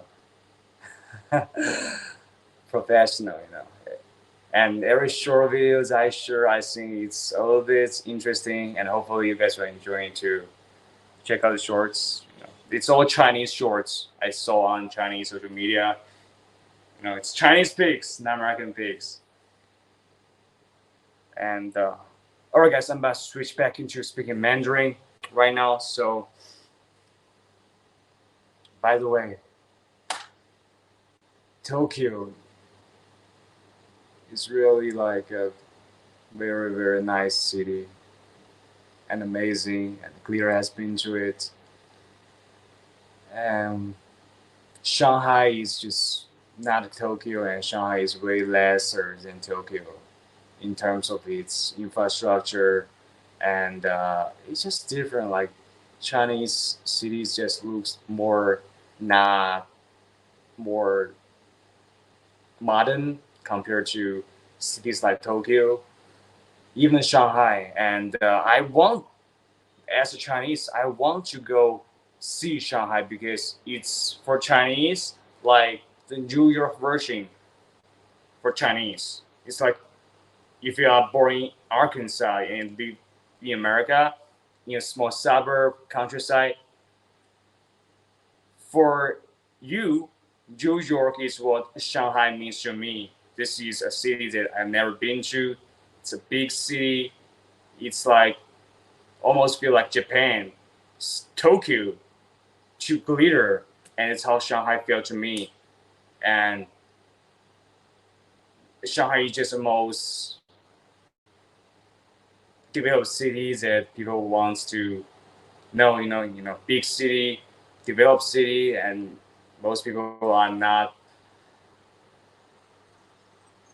living in that kind of environment with the most developed infrastructure and resources in China, where you just have the best living experience in China because of all the advantages, like best hospitals in China, in Shanghai, medical resources, schools, and easier education system. Get college more easily, better infrastructure, and better internationality. Like a lot of very good companies that are in Shanghai. Tesla, Elon Musk invested a factory in Shanghai, and Tesla factory is actually a very, very good factory compared to other Chinese factories. They are paying really good salaries, and even other Chinese factory competitors are complaining about how Tesla's China's factory is paying higher than its competitors, and they're just making it seem like a bad thing. And this is what Shanghai has. There's no another Tesla factory in other cities, and it's just a good company. And this is how unique Shanghai is. So yeah, but like obviously Tokyo is gonna be way more elegant and way more modern and way more amazing than Shanghai. So I just live in this reality in China where like the reality is just so small, but the world I know is so big. I never been to Shanghai, never been to Tokyo like Lear did, and never live in a developed city or global international city like Shanghai or Hong Kong or Hamburg or New York. Never in my life. And except that I stay in the very bad parts of Los Angeles for a little bit. Haven't just seen Los Angeles downtown for a couple hours in my life, and it's such a refreshing experience. It's just so stimulating. Hollywood. But other than that, my whole life, existing hours, I never seen any parts as my daily life. So even Shanghai, a Chinese city that is way less modern and developed as than Tokyo seems like such an attractive place because Shanghai has not only Tesla as a factory that is a way superior working place and factories than compared to other hard labor Chinese factories. You guys know the stories that Chinese workers, like who manufacture iPhones and Foxconns, they will usually commit suicide in their working environments. They would just commit suicide in their factories. And why? Because people who work in those Chinese factories are just so desperate. The pay is so low and the work is so tough and demanding. And people who come to work in those places are just really, like my mom, like me, we just came from this very average background in China, and we would just turn into those environments. And some people who cannot tolerate it would just terminate themselves in those factories in China. And when you compare it to another factory, Tesla, in Shanghai, which only has one, only in Shanghai, it's just so different. And bro, like this point that I'm trying to get across is that how small the world and reality is that an average Chinese person is living in. And most people, they don't know it. They think that this small reality that we're living without Tesla as a achievable factory, without Shanghai's infrastructure and resources, and the Disney, there's a Disney in Shanghai, only one, and it's all just very, very industrial and ugly places that's just looking very bad compared to other modern cities like Tokyo in China. And Chinese people just living this very subpar reality. And it just really gave me a reality check somehow, reality check. This is the reality that I'm living in. And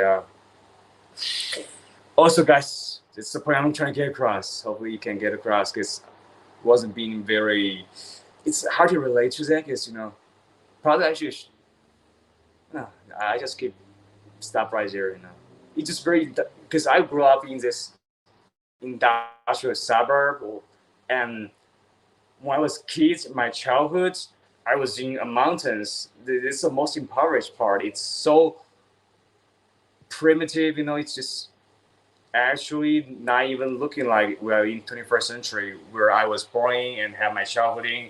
And the suburb parts that I also know they have such a huge gap compared to other cities. They have good infrastructure like Tokyo and New York and Los Angeles. So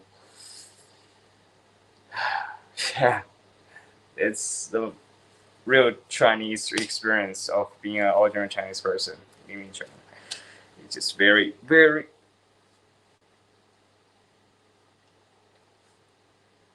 raw, raw. Not like Tokyo, which is very modern and amazing, and just making you feel very comfortable when you look at the kind of modern city compared to a very rowdy and just way less developed Chinese suburb that most people are living in, and just think this is a real world. And right, I'm gonna switch back to Mandarin, guys, for a second. 我刚看了一个，就是作为一个中国家长的这种压力，我觉得真的是好难以理解啊！看到这一个粉红发的图，说就是一个，你知道国内的老师都会有一个群吗？然后会在群里面通知家长干所有事情，比如说看到这个聊天信息，就是一个老师一个家长，你看，我把这个 For guys, for guys, homie, I'm gonna speak Mandarin for a minute, and I'll be right back, bro. Excuse me for a second. 这个老师 at 这个妈妈说，王以泽就是这个学生没带红领巾和校卡，导致班级被扣1分，全体学生的努力付诸东流。该生明天不准踏入教室上课，请家长知悉。如有若意，请家长明日到校说明原因。出现这种低级错误，家长第一负责任，请自我反省。然后这个家长，其实这个是很常见了，但是你说咱们看到这个事情，即使是常见的，每个家长都在负的责任。如果他们在中国有个孩子正在上学的话，都要应对这种家长，班主任。然后这个家长回说，出现这种情况，我作为家长确实难辞其咎，为此我十分自责。导致了班级被扣分，不过还请李老师放心，我明天会去教育局申请撤销这1分的处罚。令陈述老师做事严肃认真的态度，争取得到嘉奖，一番好意，于老师可莫要推辞啊！你看，就是这种中国老师还有中国家长的相处动态，真的是超级，我觉得我永远不可能想在中国有一个孩子，然后要面对这种压力的。Alright, guys, back to speaking English. I was I'm just happy listening to Mandarin. Hey, Albert, can you really comprehend this though? Because what I was speaking in Mandarin was some really bizarre China stuff, just, very communist stuff. It's just, and if you get it, you're really a badass. It's such a pretty language.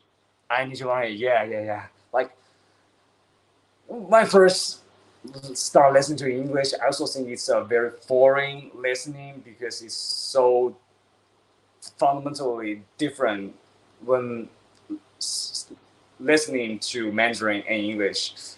However,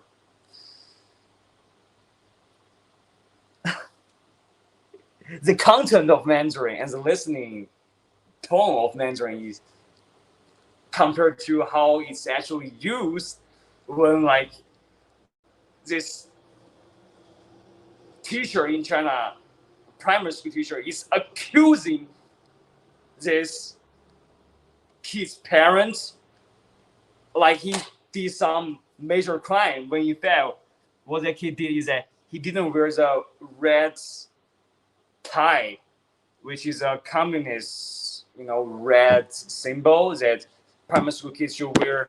I wear, and if you don't wear it, it's like you are not being standard. And that teacher just added this parent and just accusing her in such a tone in Mandarin, like she just did some felony. And this parent responded with, "Yes, I'm so sorry, teacher. Thank you so much for calling me out on this, my mistake.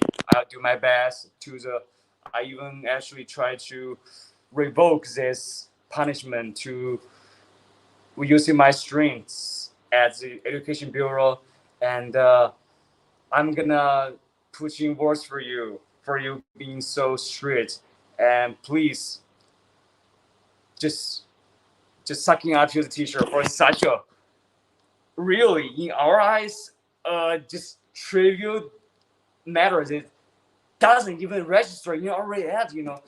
We are retired as a primary school student, a kid, and like this is the kind of thing that if you are a Chinese parent or Chinese student, that you gotta deal with every day. Like the teacher would just make all kinds of trivial tests like this that just don't matter at all. And this is the kind of shit that you have to deal with your kids schooling. And this is the reason that I don't even think about the fact that, like, I want to have kids, but I don't want my kids to go through this system in China because it's just so sucking. Like when this conversation was happening in Mandarin, it's not like an exception. Like this is every parent's responsibility. Like they need to deal with it. Otherwise, their kids will be just absolutely isolated, or their teacher will try to expel the kids if their parents don't comply. And I see my father's sister, who is being a mother, and her kid is in primary school. She's doing exactly what this parent is doing, which is sucking up to the teacher. And in fact, like she doesn't even know how to do it, and she's trying her best. She doesn't know how to use a smartphone, and she's just trying to ask me all the time about how to, use this functioning in her smartphone to comply with the teacher's trivial task, which is like to vote for this student's dance for this school in this social app, but because she, like my father's sister, she didn't even go to middle school, and she was quite really just illiterate, like my mom, just literally doesn't know how to use cell phone. 48 years old, 47 years old, and just trying to comply to all those kind of like kids not wearing ties and kids, all kinds of absolutely nonsense matters in school in China, like red ties and just imagine you are a parent and you have to deal with it. And you guys know that Chinese students are the most stressed students in the world, like 12 or more hardworking and more stressful than most workers in other world. And the toughest college entrance examination, which requires that students just basically be like in prison when we were in school. And parents also have to deal with daily life with their jobs. At the meantime, also deal with this kind of school matters. The school just take it so seriously, and teacher take it so seriously. And if you don't, there's no choice for you. Like you need to go through a system, otherwise you will just not pass this system, and you will not get a college opportunity in China, which is so rigid, unlike in other countries. And if you don't have a wealthy parent, your life is gonna be just manufacturing iPhones in a factory in China. A lot of people will try to commit suicide because that's how desperate it is. And before that, that's your school career, which is just trying to comply with those kind of rules, like ties, red ties, symbol. Like this thing just doesn't matter at all. It's just a school code that some teachers enforce and some teachers don't enforce. And the teacher who enforce it, because most parents are just seeing teacher as an absolute authority in China, and they would just do whatever they can. Like when my father's little sister would just call me in the morning to try to call me to her place physically and ask me, teacher just posted on the social media chat group that parents should do this small thing on her phone. How should I do it? I don't know how to use my cell phone. Please let me do it. And I tell her, and I would just realize this is just like breathing. It doesn't matter at all. You don't need to care about it at all. Like you just don't know it, and you have to take. In her reality, she has to take everything the teacher said word for word, verbatim, so seriously. But in reality, if you have some common sense, those texts don't matter at all. Like just wearing a red tie, those kind of things. It's arbitrary, and they're tied to reality. They think that they must adapt or die. So I would say I think dress code in schools are horrible. American schools have rules about what you can wear, but most public schools don't require a specific uniform. Like in this case, when this teacher is accusing this kid's parent of his kid not complying to the dress code. It's a red tie for a small kid, small kid, really primary school kid. It's this red tie. Let me actually search up the video for you to let you guys visually see how trivial this matter really is and how this code really ridiculous it is. Because I see my words is a little bit too empty if you don't see it. If you see it, Okay, let me show you guys. So when I was a primary school student, I need to wear this red tie to get into school. Otherwise, like the student guards at school will stop you from entering the school gate because that's just the rule and how people will just follow it, just follow orders. And let me show you guys this red tie that was causing such a big felony charge that this teacher sued the parent. All right, guys. It's not really a code. Like it's just such a inexplicable things. You only can see it to know it. All right, check this out, fellas. Check this out. See the red tie this kid wear? See it? It's although my screen is broken, but you see the red coat that tie she's wearing. Like she's a small kid, primary school, probably 7 years old, 8 years old, and imagine that she didn't wear this red tie. And check this out. There are a lot of others. Check this out. Like check all these kids. They're all wearing this red ties. They're Chinese students, Chinese kids. I was one of them. I was just being this small little kid wearing this red tie to go into school. And if you don't do it, you violate the school code, and you just get a punishment or just a family charge accused from the teacher. Nowadays, they will just tell your parents, and this is what parents have to deal with when their kids attend school. And check this out, like this red tie, like just wear it in your neck when you're like I wear it, when I was in school. And my parenting, I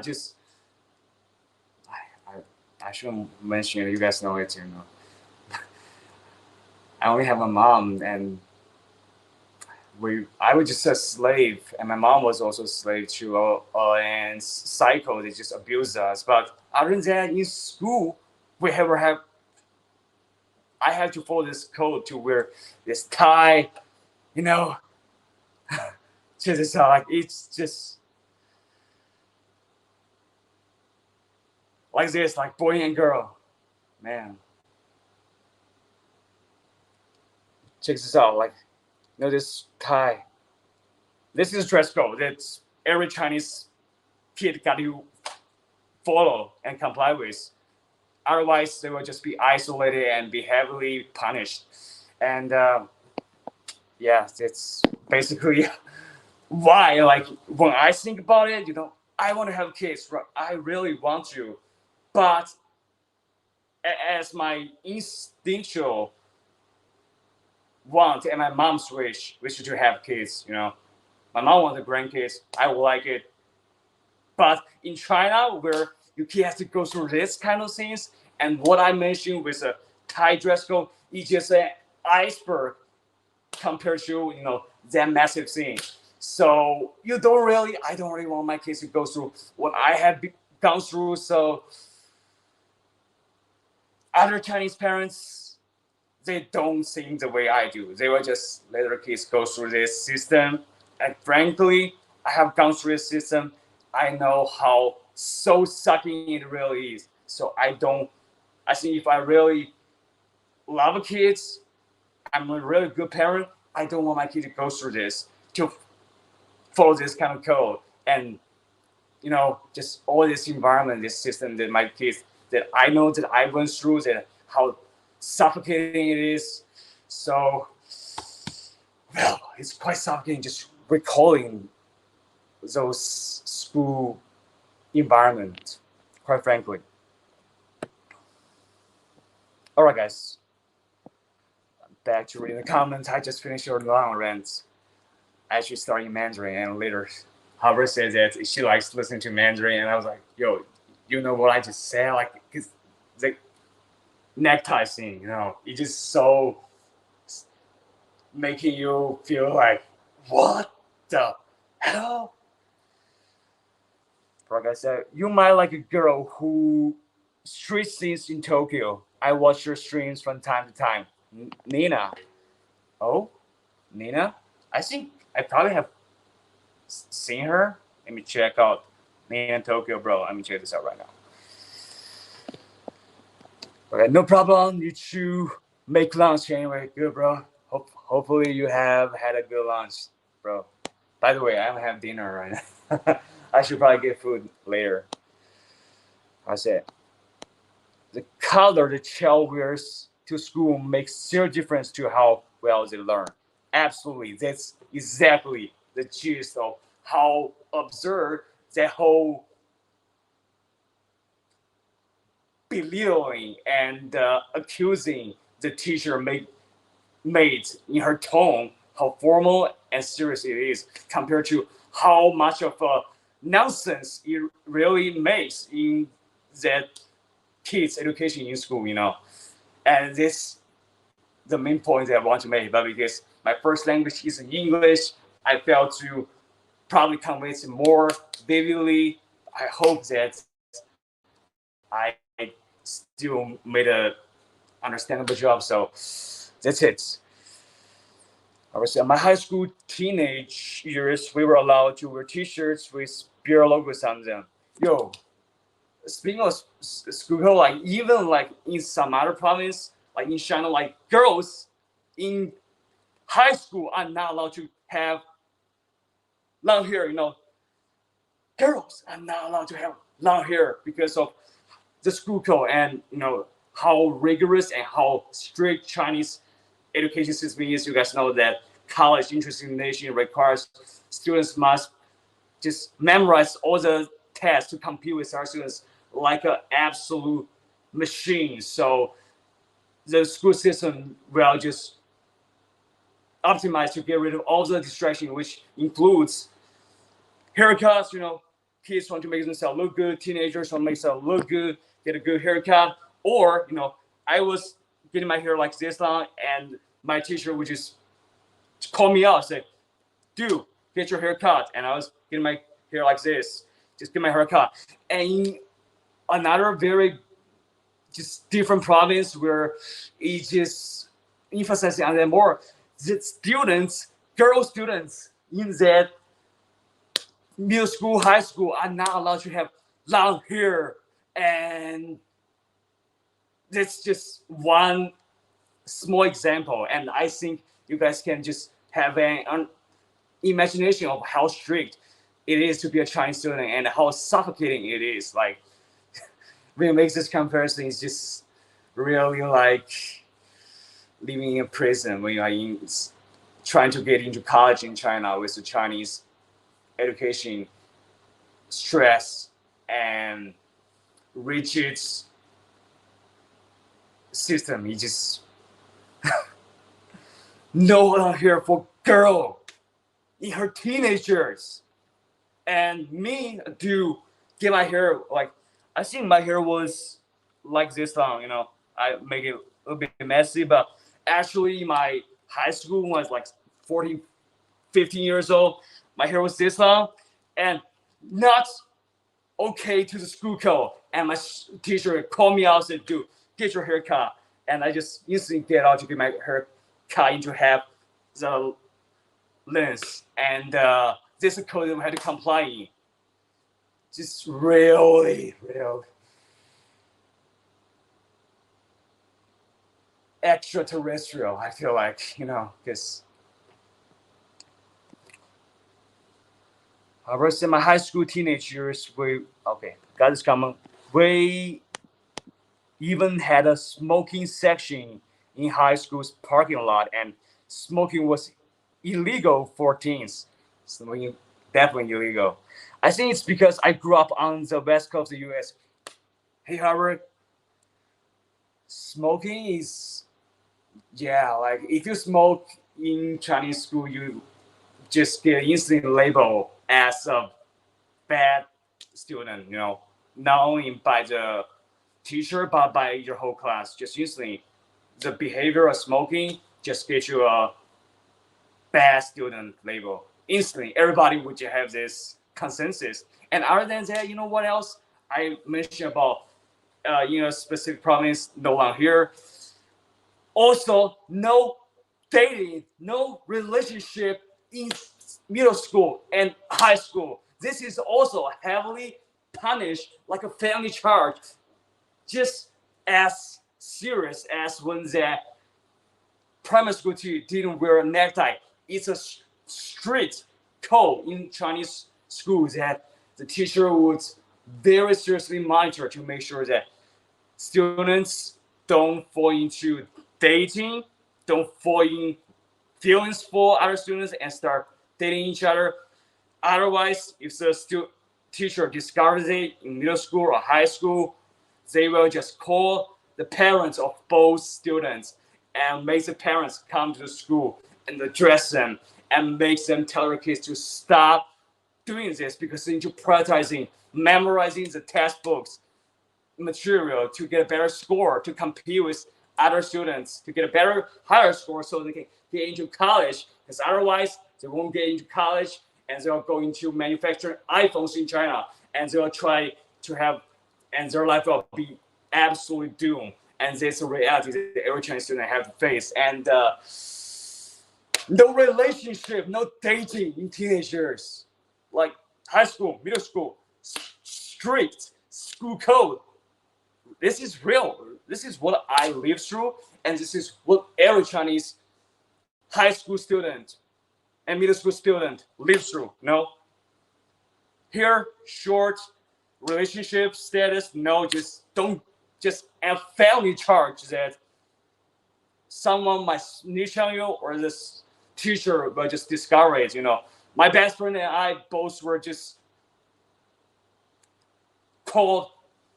The teacher just called the parents directly, and both parents would just come into the teacher's office, and the teacher would just say, "Hey, you kids are getting into a relationship, and you should tell them to stop this. This is really serious stuff. They should prioritize learning first. They should prioritizing trying to get through the college entrance examination first, and all other things are distractions. Haircuts, relationships, and gaming, and all other things, sports, basketball, it's all distraction. Just really, it's just absolutely serious stuff. But those things, relationship and haircut, it's just your normal needs if you're a human. And this is what you have to comply with. Just like the primary school, a little kid have to comply with when his parent get called by the teacher for not wearing tie and just being a bad example and being scolded. If you start having a relationship in your school year or any other normal human needs, you'll get the same punishment and treatment from the teacher, and you'll be just so punished. So this is what the reality of a Chinese person who has gone through this system has lived through. I lived through it. Each and every of my friends lived through it. And now I see other kids, and China has the lowest birth rate. People don't want to have kids, and we have the largest population, lowest birth rates, and this whole education system, in my eyes, is just absolutely abysmal and stifling the most basic human needs. But however, if you want your kid, if you are a normal human, you want to have kids, this is what you have to adapt to. Otherwise, you will just be isolated in the system, and it's all over for you.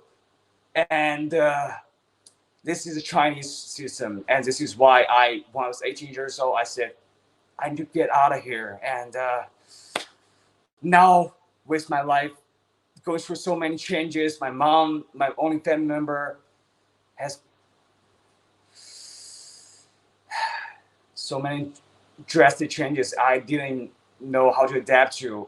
But still, if I look at my own personal human journey, that I'm supposed to have kids, and if I have kids in China, this is the reality that you need to let your kids face, and everybody's doing it, and there's no other way. So I wonder how you guys will do it if you were in China in my shoes. Just curious about that. And also, however, like I want to buy cigarettes today actually, and I didn't, and just really resist this urge because I feel quite depressed today because I dream about my mom, and I just want to lessen and diminish that pain by smoking. Actually, I want to buy a cigarette right now. I want to smoke right now. I haven't smoked for quite some time, last time. It's been quite some time. I would say it's a nice career, but to rob a kid of their future because they don't wear it, that's sad. Sometimes when you look straight at the camera, I move back at you. Way back at you. Oh yeah, I was. Yeah, right. Because I'm streaming this on iPhone, so just a very amateur streamer. So I try to zoom in because my eye vision is not very good. So I try to zoom in to see the comments and see my phone's functioning. So I just look back at the camera quite closely like this, way back at me.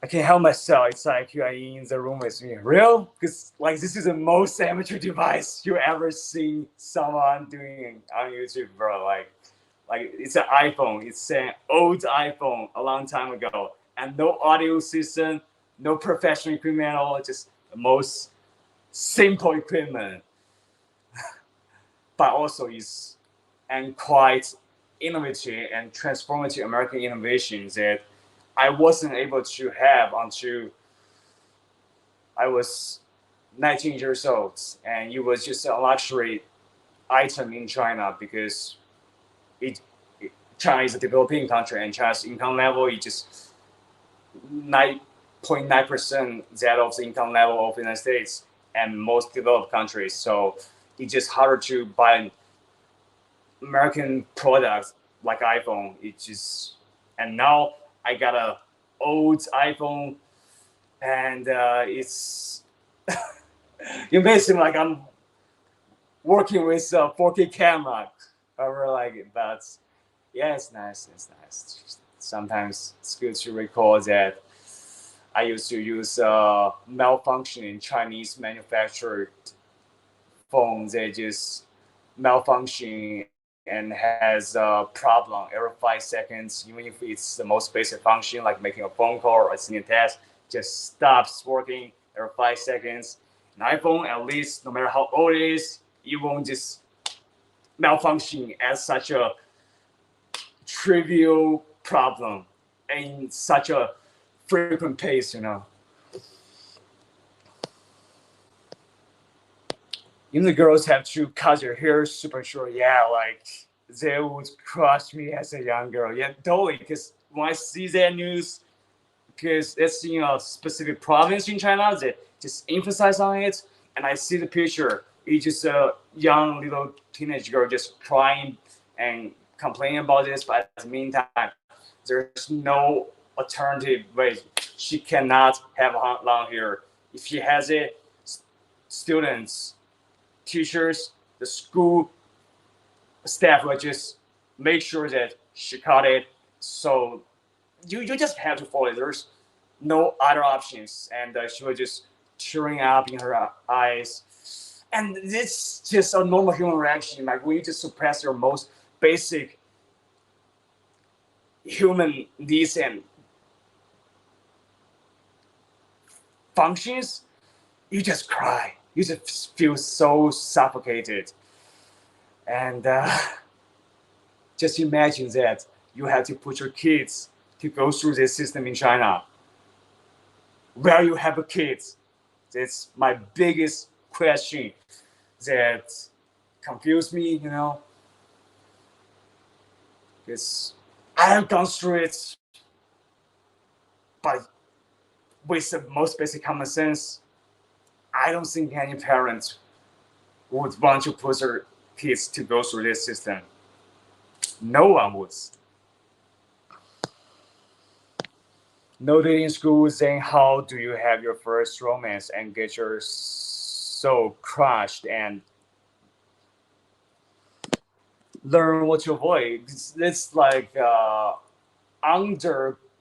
it's like very secretive, you know, because it's a school code to not date. So if you do it, there's a big chance that you will get discovered, and instantly you get both parents get called to school and get a tirade from the teacher, and this will happen to most students who start doing it. And quite frankly, that could work. Most students didn't date in their high school at all, either because of stress from school and the whole environment and whole culture just taught people that, and we're just suffocating our basic human needs. And so it doesn't happen often, and when it happens, it's people that are doing it quite secretly, you know, do it secretly, just talking to you guys secretly as a Chinese. Other people don't know that I speak English, that I can talk to foreigners about this kind of teenager frustration. It's secretly, you know, you get the point, secretly. But actually, there's nothing to hide at all. It's just very basic conversation, and I have to comply, just like when I was a teenage student, and just like every Chinese teenage year human being.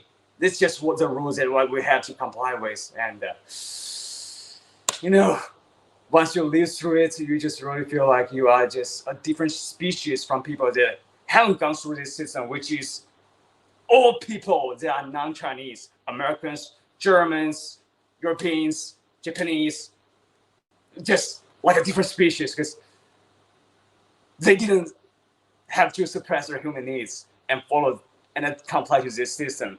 But we have to, and different breed, you know, but not in a good way.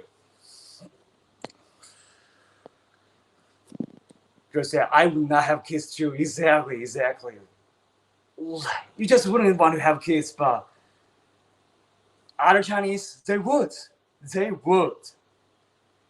And they don't think there's anything wrong with this at all, with their kids going through this kind of complying and following orders at all. They don't think they're doing their kids any bad parenting by sending their kids to go through this system, because every other parent is going through this, and they gone through this. Everybody has gone through this in China, so what's there to feel dissatisfied about? So, and this is an environment that's just so different, and I try my best to explain this. Also, I feel like I could still have done a better job because English is not my first language. I hope that you guys probably get this teenager frustrations that I had when I was in my teenage years, because it's just anti-human. And that frustration is just so deep inside. Like, you guys can probably feel it by just listening to it, let alone just living through that environment and that experience in your teenagers. And like, we wouldn't have kids. We don't want to put our kids to go through that. It's how we feel. But for Chinese, it's just totally the opposite of how we feel. You know, I'm Chinese too, real Chinese. Mandarin is my first language, and I speak Mandarin really well compared to most other Chinese. And I speak English too, which is a little bit unordinary compared to other Chinese because of my unique experience, but I'm really Chinese. However, the difference between me and how other Chinese live their life and see the world and want to have their kids and want to make their kids go through the kind of experience and comply to the kind of rules that I just feel like I just wouldn't want to even have kids if that's the reality that my kids have to face. So this is the reality that I live my whole life in, and I live it. I face it every day, fellas, and I'm sharing with you guys. And this frustration has been building in me since I'm in my teenagers, Teenagers, like when I get on my first day in middle school, I got a fucking snitch. They fucking snitch on me, say, yo, this two dudes and these two girls, they went on a secret day and fucking snitched me to the teacher, and the teacher know and fucking just alerted us. And like, the teacher know, we gotta try our best to fucking hide, Middle school, just 12 years old, and this is the kind of reality that Chinese teenager and small kids have to go through. So what's good? I just feel so lost and so confused about this. Like, when you have kids, it's just normal, especially for someone like me who my mom, my only family member, want me to see me have kids, and I didn't fulfill it while my mom was still here with me. And especially now, I lost my family. I don't have siblings. I especially want to have kids. That's my instinctive need. But this environment, I don't want to comply to this system and this kind of bizarre, weird rule that I have lived through. I don't want to put my kids through it. And this is just so real for me. And for you guys, it's just a very, I guess, bizarre story, but it's real in this reality in China. So guys, it's quite a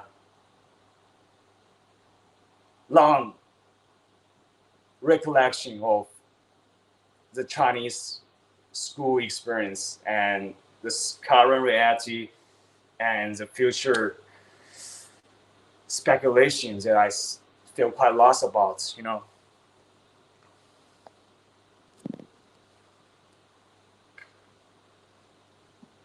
I would say I got your image tossed up on a big TV screen, so that's kind of like overall like US TV.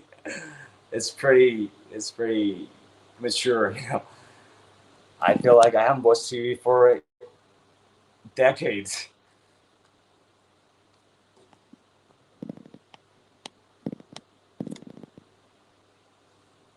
I want to hand you cigarettes and beers to the screen. You got cigarettes and beer with you right now?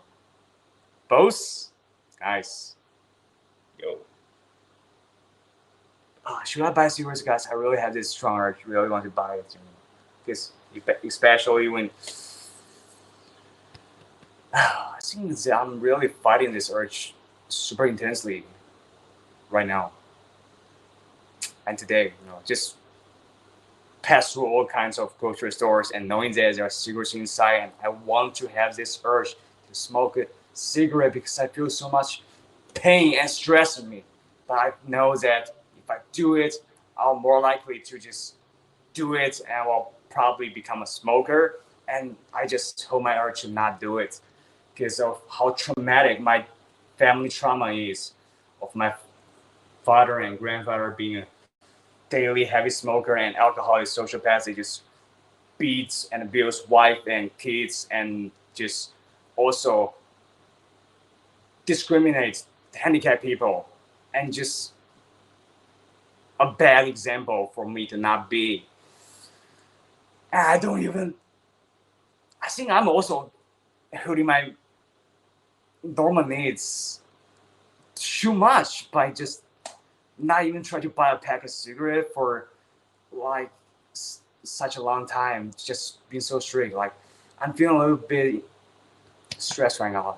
I feel like I probably will buy cigarettes. I can't, this is my inner dialogue.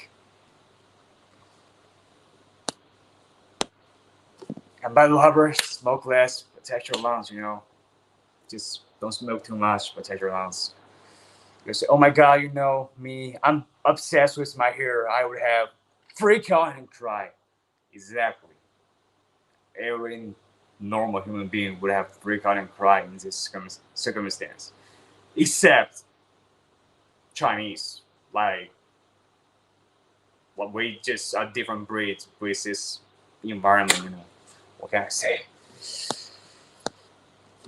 Or like I said, I wouldn't be surprised if China does an 180 on the school dating policy as a way of trying to create more babies.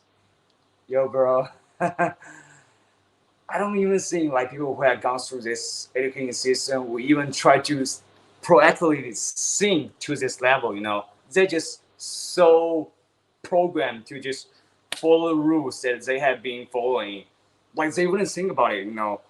I think this is just an overestimation of their proactivity and their willingness to take on responsibility. You know, it's just not encouraged. And like when you are trained to go through the system so strictly, you get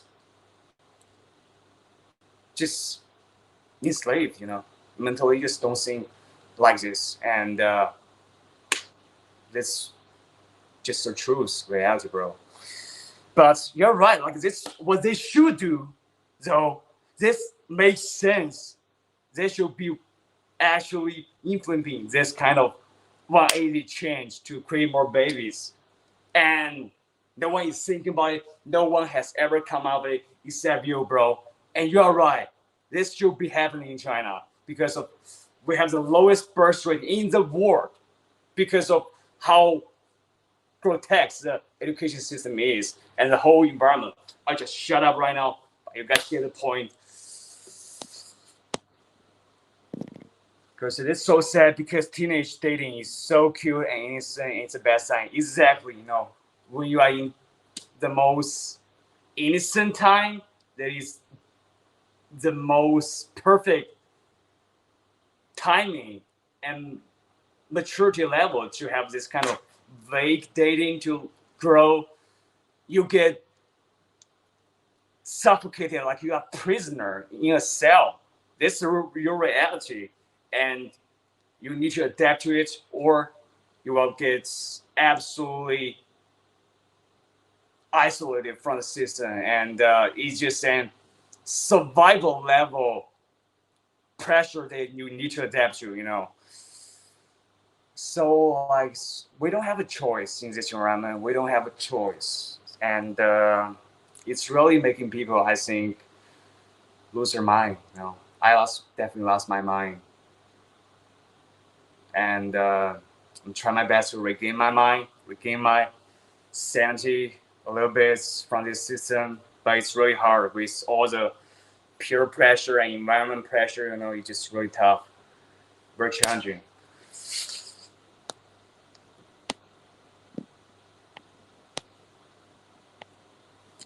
I think Japanese high schools also forbid dating, which seems like a problem for a country whose population numbers are dropping very fast.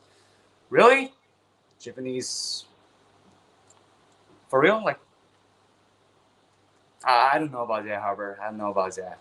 Because, you know, I feel like Japanese is a very open Asian country with their unique culture. So, not sure about that. I'll search it later. But it's definitely a problem for it's definitely a very intense problem. You're saying, yes, don't start smoking. You know, later, it's just two voices in my head. One is that, yes, just don't start smoking. One is that, just one cig, just one cigarette, just one. It's not gonna do any harm. Just one cigarette, bro. You'll be holding on so long. Just one cigarette, it's not gonna do any harm. It's my inner voice saying it's just why I'm so exhausted internally, bro. So exhausted. I would say it's a good idea to never smoke tobacco, but it's not what I smoke. Oh, nice. That's what I really would dream to do, which is while smoking not tobacco, weed, but illegal in China. So I'll never have any realistic interaction with it, probably in my life in China. So congratulations, however, you're really blessed to be able to smoke that weed in your hands. Like I said, you're fighting an addictive personality, bro. Yeah, so true. I think once you start have trouble not thinking about it, bro, for real, like I think it's really addictive, this personality to want to smoke, to want to. Now I don't want to drink at all, but smoking really seems something that really want to get just one, But it's just an addictive personality, and I'm finding it hard, bro. But I wish I can be as tough as Kobe, like, yeah. Once you start, you have trouble not thinking about it. Exactly right, bro. Like now, I see my friends, my best friends in China that we grew up in, and who also has the same issues that I face. Like literally, like talking about the dating felonies that we face when we were teenagers, like. Because he's in a different class than me. We're in both in the same high school, and when he got discovered by his teacher, I just literally see him outside the window because he's in our class. Like, I just see him just standing outside when everybody is just in class, and his parents just come into the teacher's office, and him as a first girlfriend that he had in his class, and both their parents just fucking went straight into the school meeting with the teacher to have this family chart to tell them that this should not be happening. You should be really serious about it. And I just saw it happening. And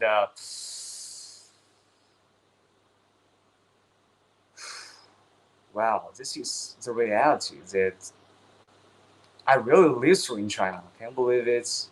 Can't believe how ridiculous it is and how we really just live through their life with those rules. It's just so not normal at all.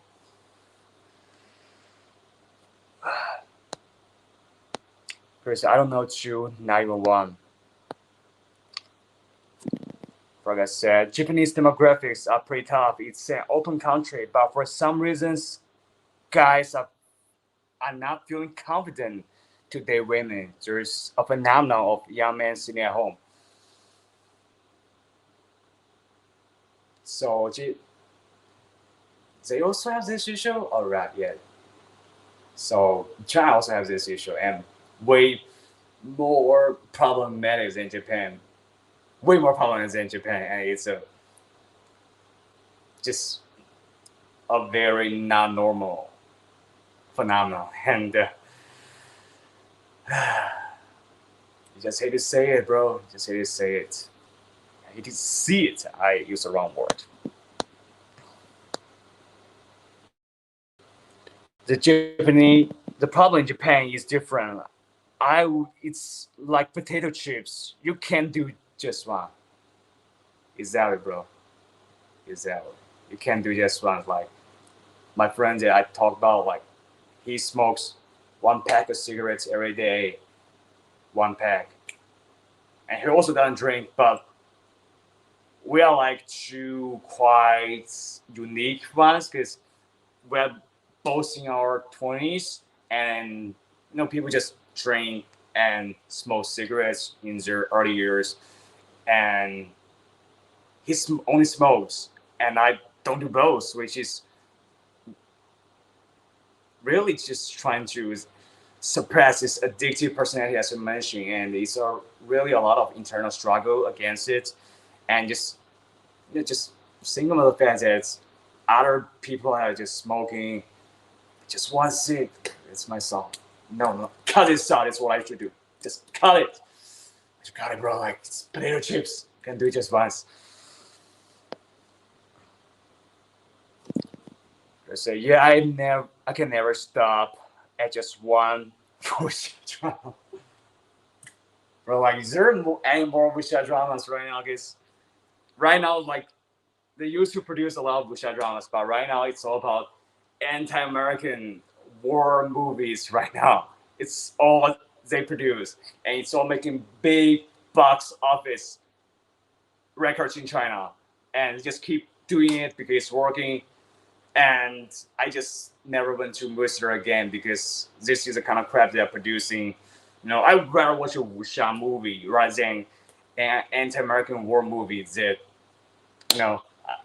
it's making money and people are buying it. But for me, just not a fan of it and not gonna be paying for that kind of crap.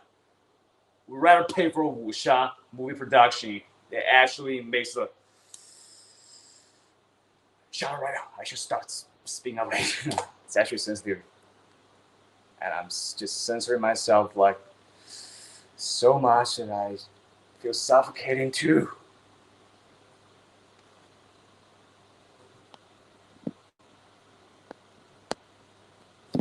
I'm addicted, but I don't care. LL, bro. Like, have you watched that? Like, my favorite wuxia TV series is this one called Eutherum. Hey, what's that one?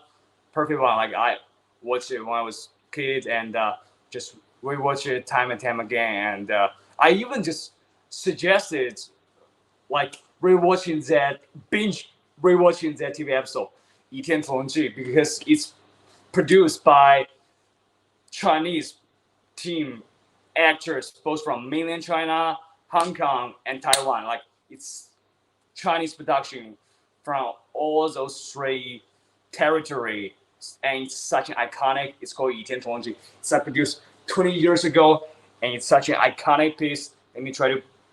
Oh no, I can't do it. Probably copyright strike me if I put it.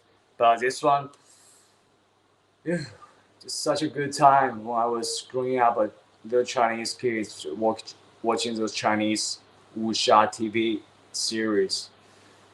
Such good memory, You just don't worry about anything. I was all getting abused by a psycho father, but still, I got my mom that's protecting me. I got TV to watch. Although I don't have an iPhone, but I was just so compared to now and what I've gone through the last couple of years, I just didn't have any stress, let alone survival level stress that I have right now. And I really should watch the TV series if you haven't, because I feel like you can definitely watch it 10 times like every wuxia fan does to their kind of masterpiece Chinese production wuxia TV series. Is it the best thing I like Yang Yang? It's definitely not. Like, I would say like 95% of Chinese female younger population have a crush on Yang Yang because like everybody likes those kind of idols in China. They're just viral, and even in America too, for some people that are into this culture, Everybody's into Yang Yang, so don't worry about it. You're good, homie. Everybody's into it, and yeah, everybody. So it's just normal. Chris said, "I want second junior cat. My addiction. You want second cat? Really, Peter? Yo, it's. Well, we'll do it. Do you want to do it? Because I think it's. I would want it too. Like I see your cats all day. It's nice. Like if your cat has a partner to play with him or her, it's just so perfect. And I totally get your addiction to want a second ginger cat.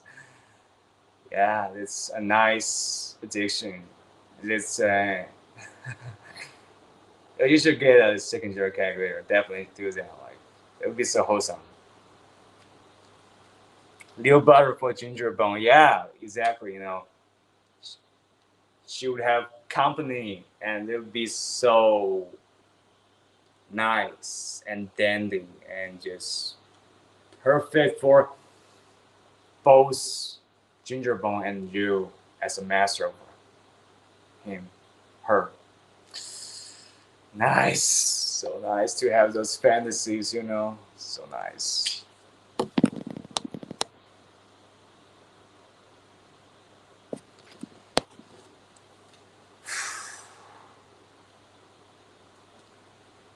Alright, but first, got some other issues I want to go through before I wrap up. So, man, my nose is really tickling. Let me try to scratch my nose. Be back in a couple seconds.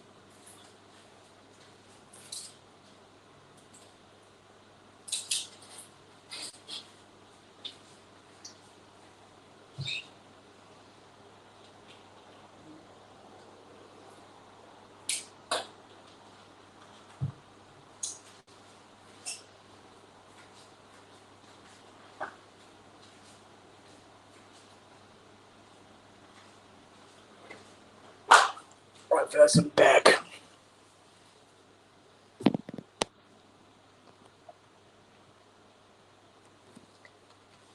Alright, guys, let me try to set a little bit of menial task.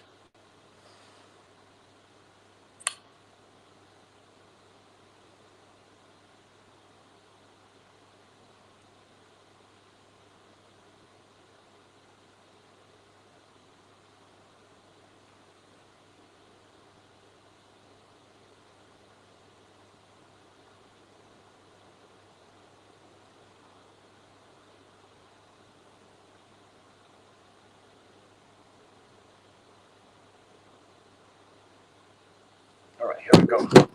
Good. Like I said, by the way, in case you miss it, PM me on Instagram, bro. Got it. I'll check it. Oh man.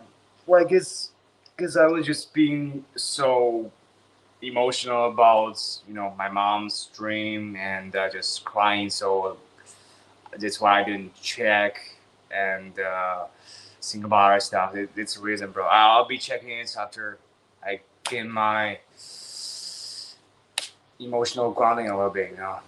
It's just those kind of dreams really just make me so crying and sad.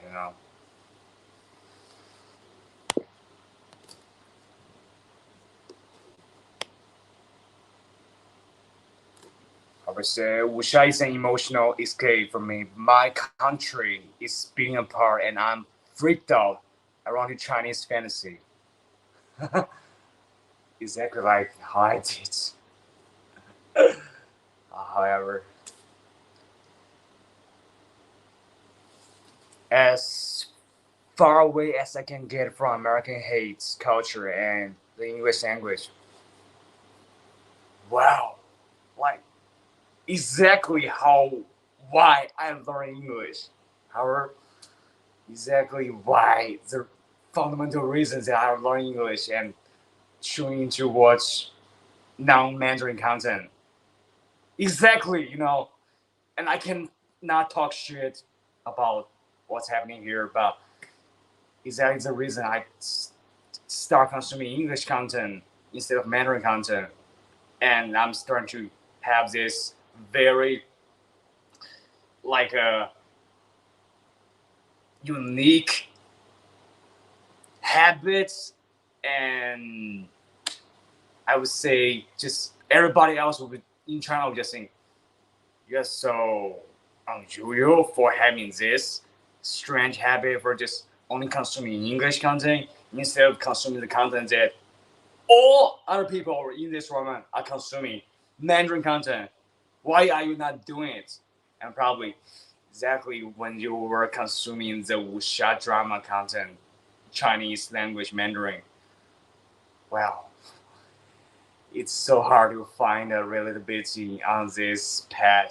That's for sure, So unusual that we share this path and similarity in how we escape our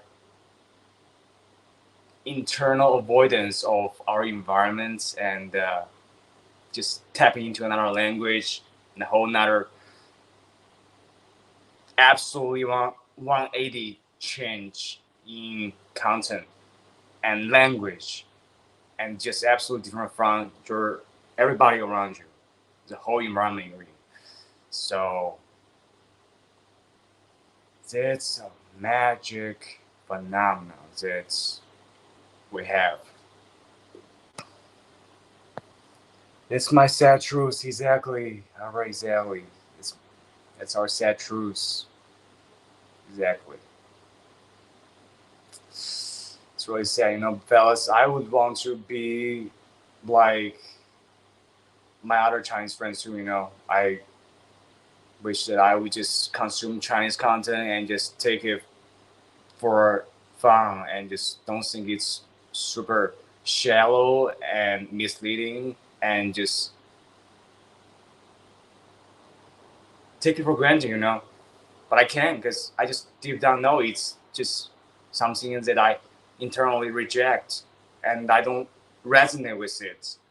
Just like how Harvard doesn't resonate with American hate culture, and she would choose to turn into another language, Mandarin, and another culture to avoid the environment. I do the same thing by just accessing English comedy and David Goggins to try to build my reality. And sometimes it's really a sad truth, like Harvard said, it's a sad truth, because you look around, everyone is just watching Chinese social media, watching Chinese TikTok, Chinese version of TikTok dances, Chinese TikTok short videos, Chinese hating on USA, and Chinese anti-American war movies, and all those things. And there's just really a sense of a sad reality, and sometimes it's like what Harvard said, escapism, escapism from this reality. I would think it's a perfect word to describe it. Because, yeah, Guesty Bill, you will help. Well, I guess it's nothing like a perfect country. No one can call me a leopard tard in Mandarin because the word doesn't exist. Yeah, right. Yeah, right. And it's what a different language and culture does to the reality that you don't like. It just frees you from this reality you don't like.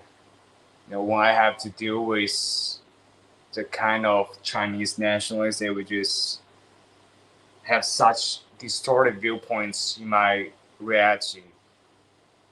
Like with our English content, it's not about President Obama being gay coming from Tucker Carlson's report.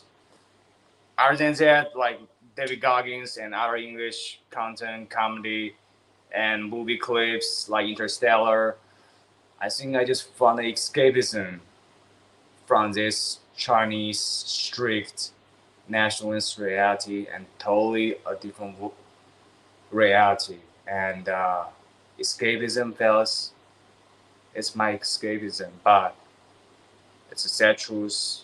But most importantly, I know it's a truth. And since it's a little bit heavy,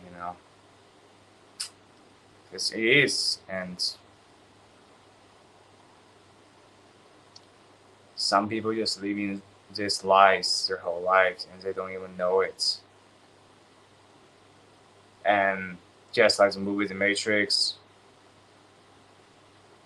it's exactly a perfect metaphor for this environment that people don't even know that they're in, especially in this environment. And some of them even feel happy about it. But once you see the truth, it's just so obvious, you just cannot unsee it. And you just fell into this sad truth, like Harvard mentioned. But it's a truth. And it's also a escapism that's really hard to relate to. Yo, fellas, I need a cigarette. I need a cig.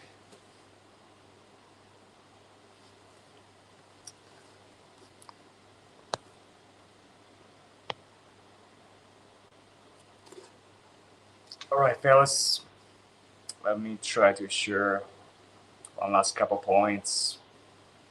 Really, this is a kind of discussion that's just over the line, it's just over the line.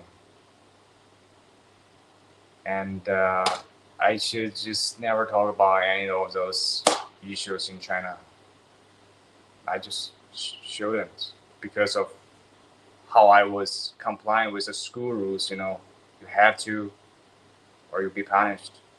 Although I just was trying my best to not talk about those kind of things, but it's just so fundamentally your instinct, and I just cannot suppress it. If I try to suppress it, it just makes me feel bad. But you have to, because this is an environment that you need to do it. Like, it's not like you have a choice. You don't have a choice. And by the way, fellas, time to plug my channel a little bit, fellas. If you enjoy my channel and want to learn Mandarin, make sure to fucking plug for a little second. If anyone wants to learn Mandarin from a Chinese person, they can teach Mandarin. And yeah, just share my channel to other people that you think have the same interest. Subscribe, like, share, and also appreciate everyone who has donated to support the channel through Patreon, PayPal.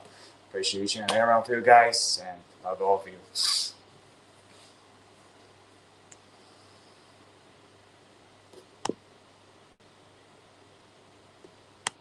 People say, no, you don't need.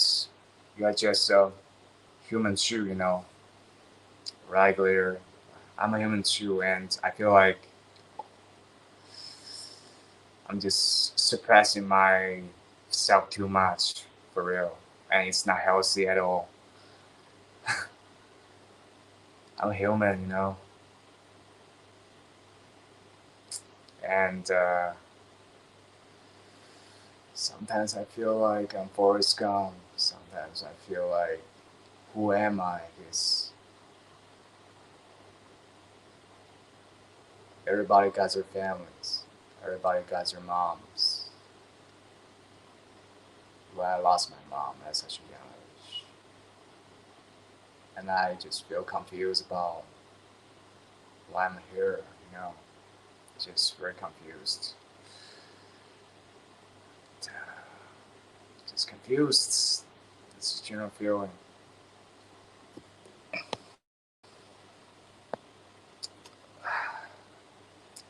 I would say I love my country, but I'm so grateful that you exist and you give me access to a real Chinese person. You're so intelligent and you speak English so well. Thank you, Harper, and I would say the exact same thing to you and Glitter and Ferrari guy. You guys really mean the same to me. Very, very significant. Very, very monumental and meaningful, and very appreciative of each and every one of you. You guys are just amazing people. We came from different country, different language, and different life, different genders, but we really just have the same human soul. Good night, Glitter. Good night.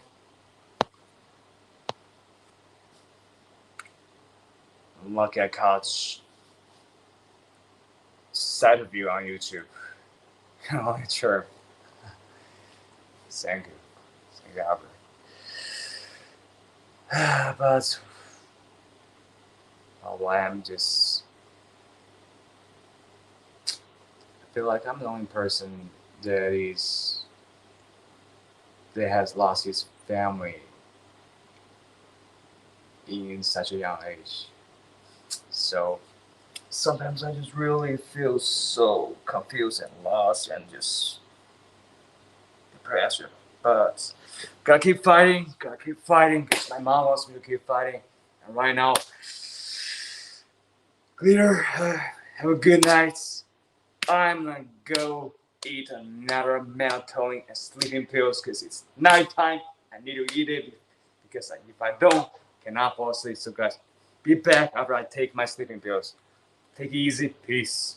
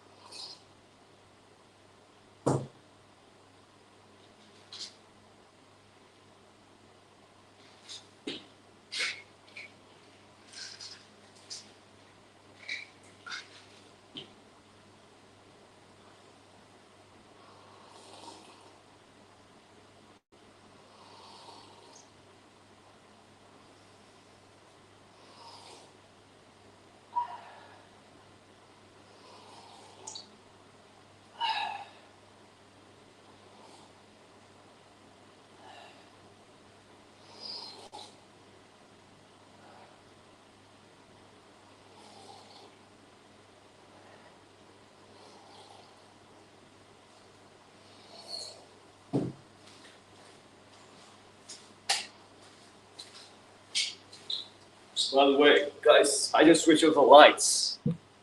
All right, just switched my sleeping pills and I switched off the lights because if lights is on, it's hard to fall asleep. According to my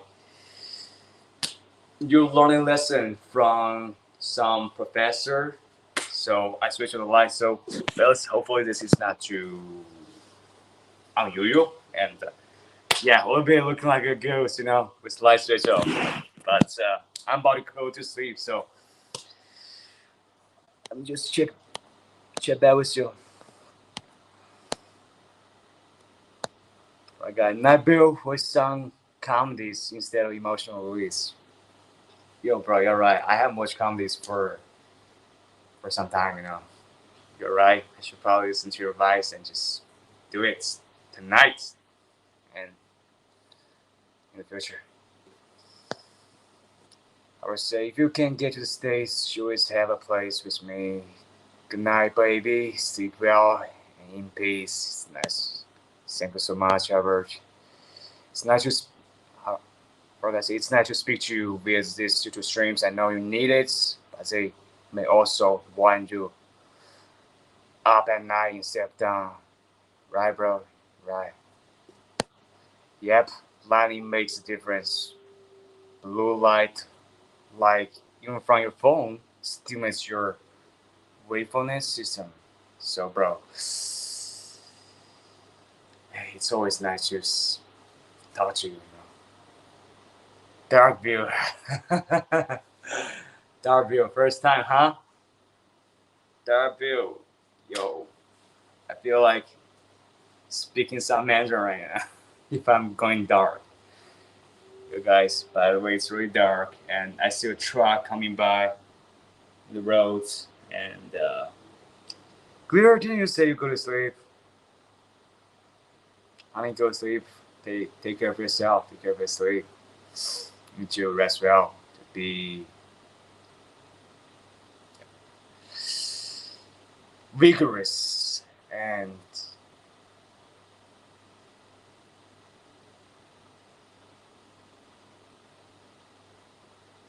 what's that word in English? I forgot it. Like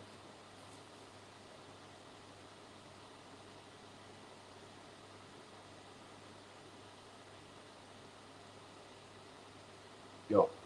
Sometimes I just really forgot my English word so plainly that it's just flat out feeling like I'm illiterate. Like what's the word like in Mandarin that word is called 精神, but in English what should you call it? Like freshen up, like I guess this little small phrase, but it should be an adjective word that I need to remember, but I don't require it somehow. Was thinking you wanted to stream. Nice. Bro, hopefully with this dark light, I'm gonna feel sleepy and I'll be just signing off and checking back with you guys when I just recover a little bit and just so appreciative of you guys for checking up on me, you know. Just really nice to chat with you guys about all kinds of stuff. That's my family, you know. That's really my family. Really. And it's so unique.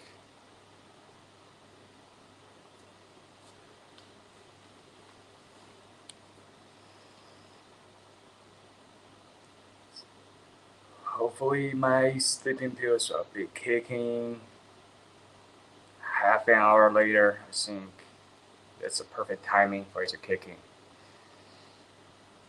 Dark View, Dark Brandon, guys, like when Biden goes Dark Brandon, it was a little bit like I didn't even get to mean what Let's Go Brandon mean. Like I really don't get it. Like I think it's a uniquely American meme that anti-Biden Americans just have, but I really don't get it. Probably Clear do get it. Probably I think we non-Americans we all don't get it. And when Biden makes himself saying that dark Brandon with a sunglass on, it's really making him a little bit more like President Obama. You know, Obama is just cool. Obama is so cool, guys. Why people think he's a gay that's doing cocaine? Like, it's so weird.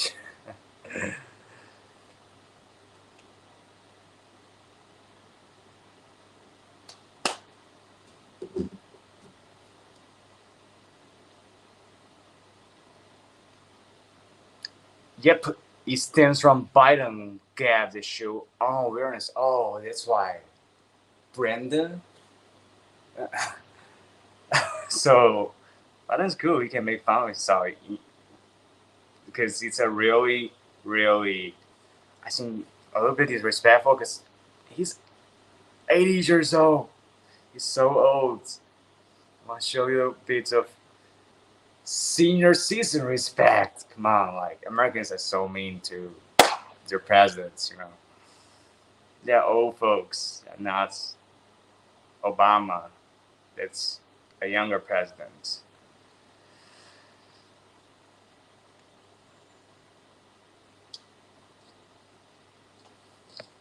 And frankly, Biden is sharp for his age. Let's be honest. Biden is so sharp for his age. Like you don't see another 80-year-old that sharp. Like you don't just see another 80-year-old that sharp. Like you see an 80-year-old in China, what he's doing, just lying in bed all day, barely speaking a sentence. And Biden can even make fun of himself with let's go dark Brandon. So not taking side at all, just an outsider watching in, you know. So I would say it's quite objective. Don't worry, bro. If YouTube doesn't have this copyright strike policy, it'd be so nice. I could just keep this kind of clips, movie clips, and sounds so easily and wouldn't have to worry about it because I really want to show that last segment of Interstellar, although it's making me cry in the morning. But it's such an elegant piece of art that it's just perfect in all manners. And but you're right, bro. Probably shouldn't be watching comedy clips instead of just kind of extremely emotionally taking you to that moment kind of movie that's making a dude cry in the morning like me, you know. But as the pair suggested, they were chanting "Let's go, Brandon" to cheer the driver.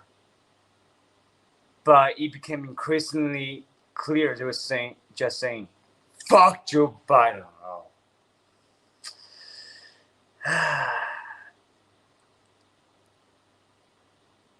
Feisty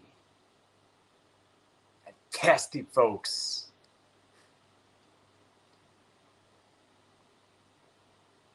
They said, "We'll come to Germany so we can play the PlayStation 1 all night long." I found my old console again. Nice. That's a very nice activity to do at night, you know. It's pretty nostalgic. Although I don't have PlayStation, it's just pretty. Man, it's just nice. We're going back to probably have all experiences, just play video games. If you have the opportunity to play all night, it's just so relaxing and chill. Just good times. If we do it again, like Clear suggested, must feel nice and nostalgic. Nice, guys. I like it. I like this kind of so nice, you know. I remember when I was on the roads, United States, at this exact timing, 2 p.m. at night, on a bus called Greyhound. Probably you got Americans have taken that bus because it's a mainstream bus company, I think. And 2 p.m., 2 a.m. in the morning, dark, silent. Outside, I look at American houses and mansions instead of Chinese high apartment buildings at where I came from. And it's just a whole different world and reality. And I feel such a sense of new world. And it feels exciting and stimulating, but also people are asleep. But I'm on that bus traveling to North California without a destination. Just me being an immature young kid that doesn't know anything. Now looking at it, silent. Sometimes a car whizzes by, but not a bus. Not a bus. I wonder if there's another guy like the 18 years old version of me right now. Bus, just feeling the same way that I was feeling, so lost. Seeing a dude that's thinking that he looks like Dwayne Wade, because he really looked like Dwayne Wade. Do you know you guys know him? Basketball player, retired now. Used to be LeBron James' second hand in Miami Heat.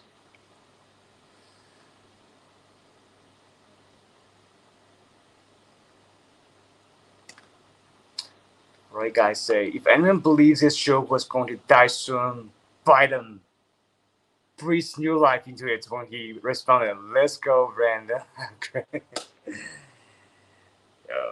Biden is really learning the vibes from President Obama to laugh at himself, It's cool. Which one?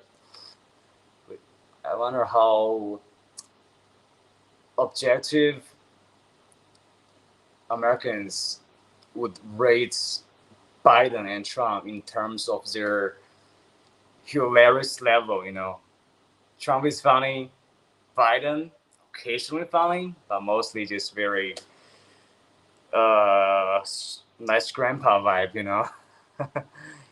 And Obama is just absolutely cool and chill. But you guys might hate his policy, which is totally understandable because only Americans have the right to judge how his presidency really works. We can only judge how they give the impression as a foreign leader. That's the only thing that we have. It was silent nights. I really want to smoke a weed or a cigarette, Hence our awareness.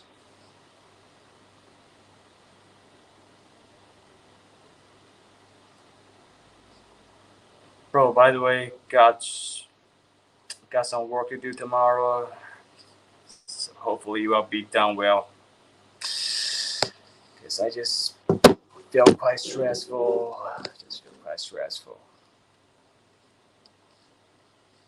Oops. I really should buy a new iPhone right now. It's just so broken. The phone I'm using. I really should buy a second hand. Like, can it be a new iPhone if I buy a second hand one? Because it's a new one for me. But if I want to save money, which I should do, I will always buy a second hand one, and second hand one is just not new, but it saves you half the price of the original buying price if you buy a brand new one. It's really a good deal. I don't get why people would buy new iPhones if they were in the same financial situation as me, because my friends they do it. I would just go in on second-hand products in my personal situation, I'm dark, Brandon. I'm feeling quite itchy right now.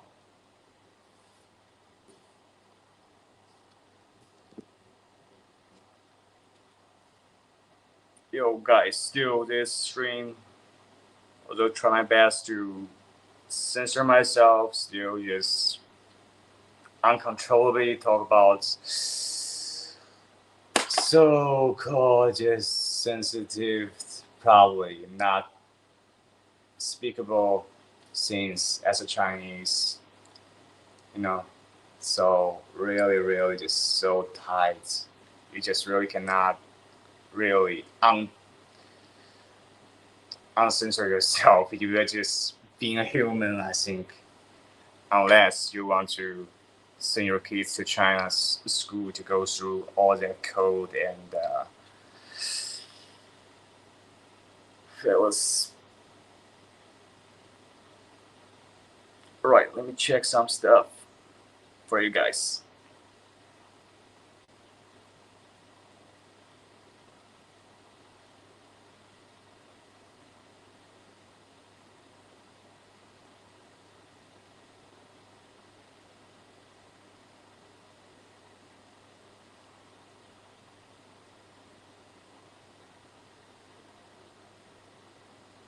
So this related in China of alright, getting back to the comments first. People say my cat getting jealous with you. She just see the phone. Hell, really? She's so cute. Don't make her jealous. Apologize to your cat, clear. Apologize to your cat. Please make her feel comfortable. Make her feel like you are the most lovable master of her life, you know. So cute. You guys are really wonderful. Like pets. Guys. When I got more secure with my financial situation, I don't worry too much. I need to get a golden retriever as a pet, you know. Just like Glitters cat you heard, I feel like if I get a golden retriever, I'll feel so much more happier because I see Glitters cat just means such a partner to her. And I have some feelings that a golden retriever would mean the same to me.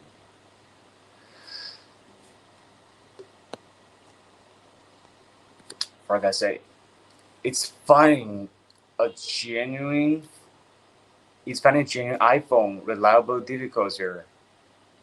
As I understand, there are counterfeits. Yeah, bro, there are definitely counterfeits, and there's a lot of scams in secondhand iPhone markets. So it takes a lot of experience to know. So I think I'm not experiencing this enough. Like, there's just so many Chinese iPhone scammers that are trying to rip you off, and I definitely got ripped off, you know. So I got one good deal, but you know, other deals is just very problematic, you know, easily broken screen and easily just problematic in audio system. So it really takes a professional to find the right secondhand iPhones. It's just very detailed and yeah, this actually makes sense. You know, my mom wasn't very supporting of me buying secondhand iPhone, saying that other people use it, so you must be faulty. I was like, no, no, no. Like, I buy secondhand iPhone, I save half the original price. It's just so much wiser and financially more affordable to do it. But you need to buy first one because you buy secondhand, you just have problems. And my mom was right. I was trying to debate my mom, and turns out that I did just buy some bad ones. And bro, I need to be more careful with this and not just buy another problematic iPhone if I do another replacement in the future. Because it's just quite often in China. They say, I'll give her a tree now. She's better. Haha. Nice, nice. Give her a tree, Blair. Give her a tree.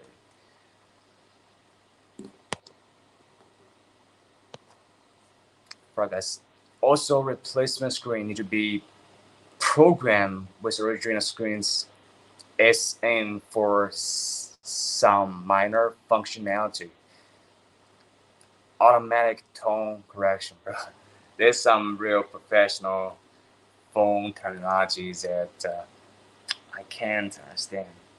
But bro, should I just learn it? Because if I just learn the skill of fixing phone and replacing phone, I could save a lot of money, like in the long term. Like whenever I need to do those kind of fixes, I need to go to a phone store to let them fix it. But if I can learn a skill, I can save a lot of money in the long term, bro. Like, should I learn this skill to fix my own screen and fix my own phones? Because it's definitely like a professional skill. Just trying to be a competent guy like you, bro. I think I need to learn more skills, learn more practical life skills, like fixing iPhone and fixing light bulbs and everything. My cousin, he can do it all. You also can do it all. And guys, I need to be more like you. I need to learn from you guys. To be a more competent man with more skills.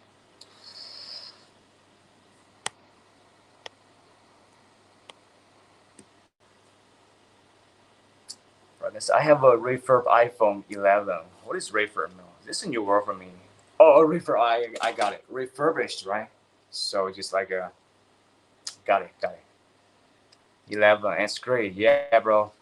Sam, I got a refurb iPhone 11. It's a fucking seller fucking ring me off, telling me that it doesn't have any faults, and when I receive it, instantly shows up. So got ripped off when I was young and immature. Still using it a couple of years later, just trying to save money,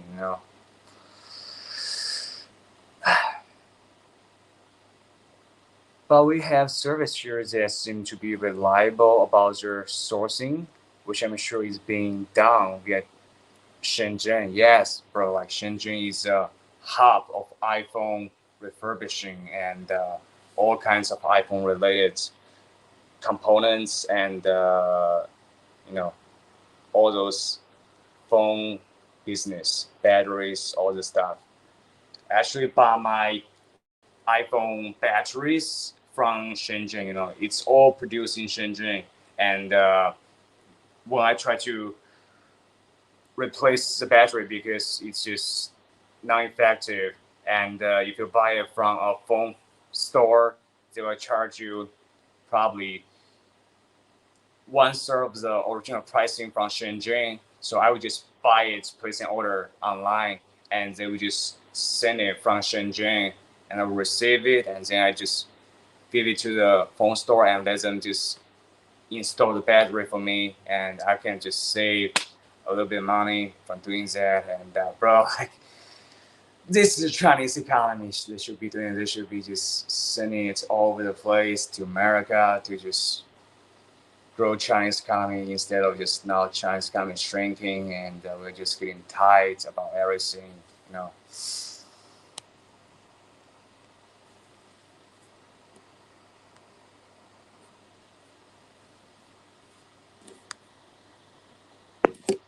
Let's say I watch a video on it. It's not hard except for if you do or don't want to take that program instead, which requires a $150 device.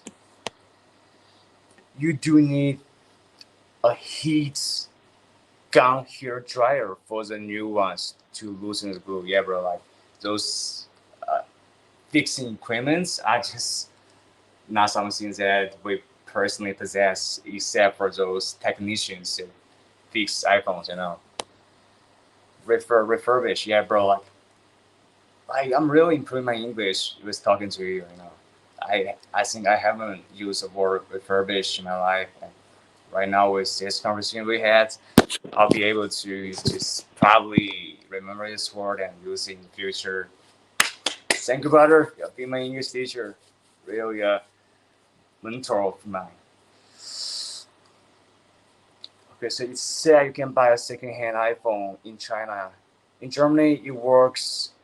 They buy old phones, then they fix whatever is broken, and then they sell it again, and it works really good. Nice. But it's just a Chinese society. You just really have a hard time in this society where the system, I think, is just so fundamentally problematic. Let's say, just from when you go through the most basic education, as you guys know, you just even suppress the most basic human emotions of romance and all those codes that just doesn't make sense, but you had to follow. And I think it just really makes everything in society just problematic and hard. Just like buying a second iPhone, you also have to be so cautious and There's just so many traps. Even if you just try to do such a simple thing, they shouldn't be so dangerous at all, But adapt or die. This is when you live in China. This is a mindset. You gotta adapt your hands. Gotta adapt. No other choice.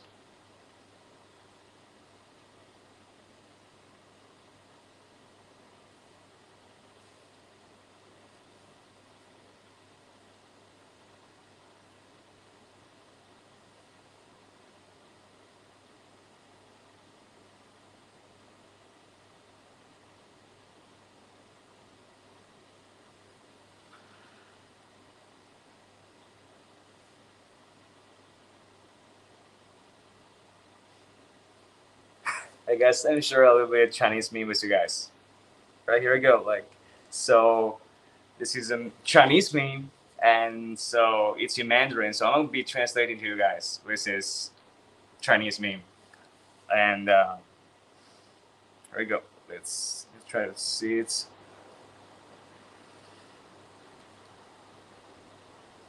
All right, here we go, fellas.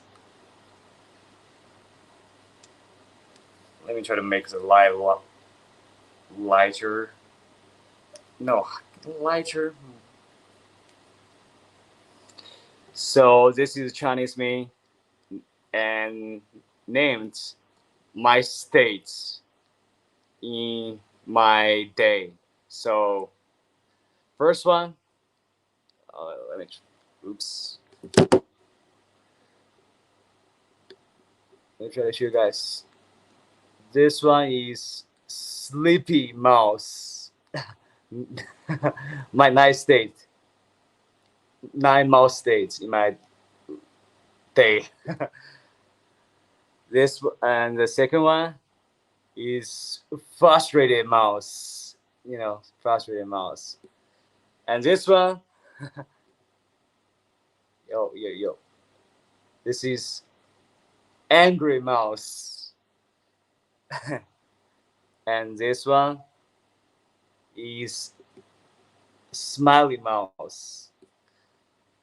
And this one is just hot mouse, high temperature, so it's hot. So that's why. And which is this one? Oh, this one is exhausted mouse. Exhausted, just tired. And this one is check this out. I think the light is a little bit reflecting a little bit. This is broke mouse, impoverished mouse. And this one is bored mouse, just bored. And this one is trying to survive mouse. So this is my states every day. 9 mouse, 1 life. Hopefully this is a good Chinese meme for you guys too, because yes, this mouse is quite expressive, and I think it's a little bit funny, so share it with you guys. However, it's a little bit unclear with the light reflecting, so probably I'll do it better next time with better lighting and better equipment. Not a fucking broken iPhone,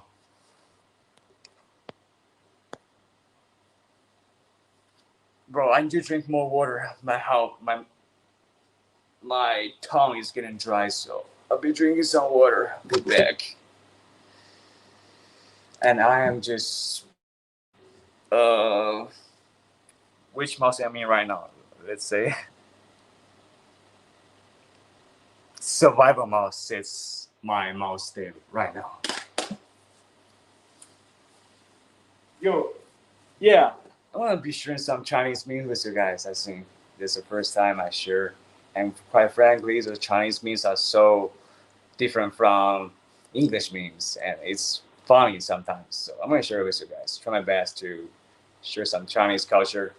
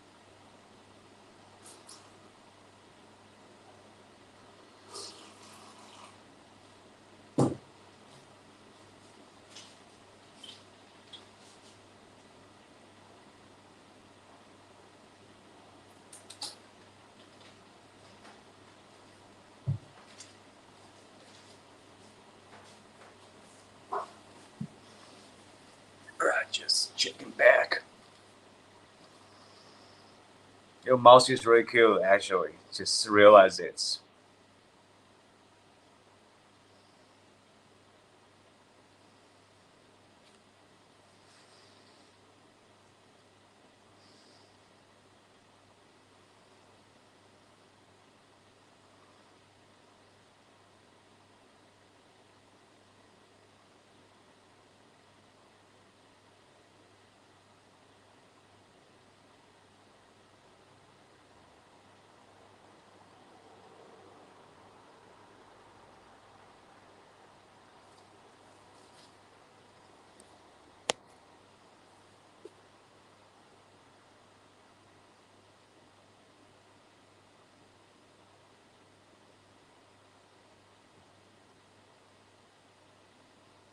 By the way, guys, I always talk about the environment of the dirt homes in the mountains that my mom came from, and I in my childhood.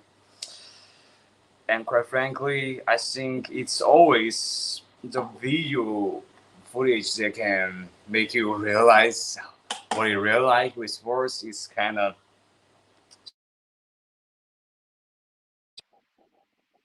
Let's see, can we just share this in a video? Just try it. Because in Japan, they have it. Okay, it's really cute.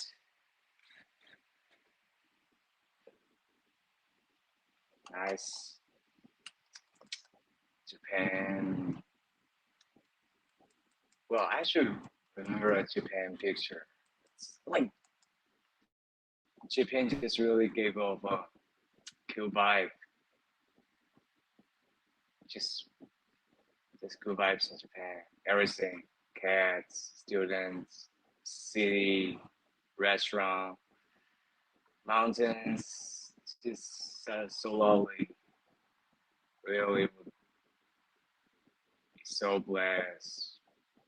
Like you could compare being Chinese person and Japanese person in terms of your life experience. I mean, seems just a way more heaven-like if you just switch back into a Japanese identity if you can in Japan. You experience all the Japanese elements. That's how I think about it. But China is in an anti-Japan frenzy. So even saying that, it seems a little bit, seems very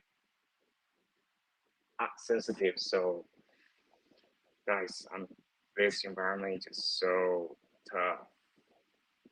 All right, let's see if we can play this video.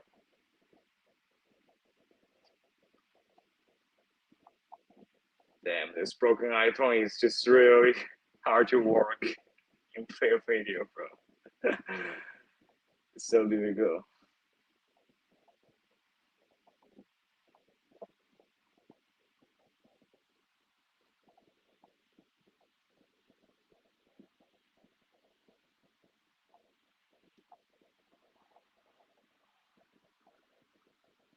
Like in China,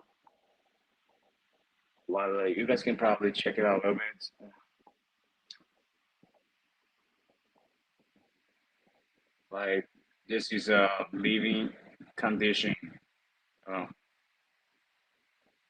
yeah, of a Chinese dirt living environment. It's like this, just woods as doors and dirt as construction, and there's no modern equipments in at all. And outside it's mountains, outside it's forest, outside just land, and you need to get to and 1 hour climbing mountain to buy some grocery every week. And it just the reality is that when I was a kid, a very small kid, I living, and for my grandparents, it's her whole life, and for my mom, it's her life up until her when she reached 16 years old, and after that, she went to work in factories in city. And I see in China a lot of people on social media online. They everyone has an online profile on WeChat, and like this is the Chinese version of Facebook for WeChat, and way more powerful than that for Chinese because we can pay with it, we can book train tickets with it, and just send message to our family, and people just communicate on WeChat way more conveniently than Facebook or other American platforms that American use. And a lot of people do just use their WeChat profile. They would just change their location into this, like it's located, it's set up, but it's not a real location, and they think it's cool, so they would just set their WeChat profile location to a remote American island. Like this, usually their WeChat profile. A lot of people do it. Young people. I don't do it, but like I just see a lot of people that live in the same suburb as me that I know, and people that I don't know that live in other different, just very average city in China that not Shanghai, and they would just use their WeChat profile as an American suburb and remote American island. And this is just a weird Chinese phenomenon. It just really, and those people I think are frankly the kind of people that are most likely to be very naive Chinese nationalists that say America bad, so.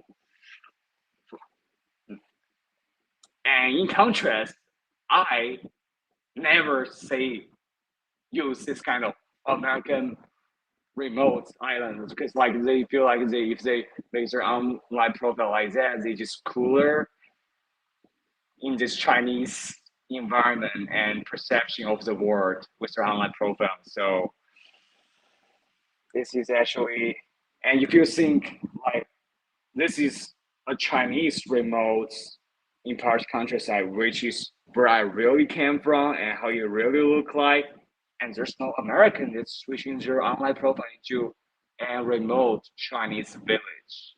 No. So this is just such a fundamentally conflicting environment that people just hate on America at the same time, but unconsciously, they also think it's something that they worship by doing this kind of behaviors of switching their online profile to American suburb, where like, wait, you're really living in a Chinese suburb, bro. Like, what's the point of doing that? Like literally, like so many people in Chinese social profile like that.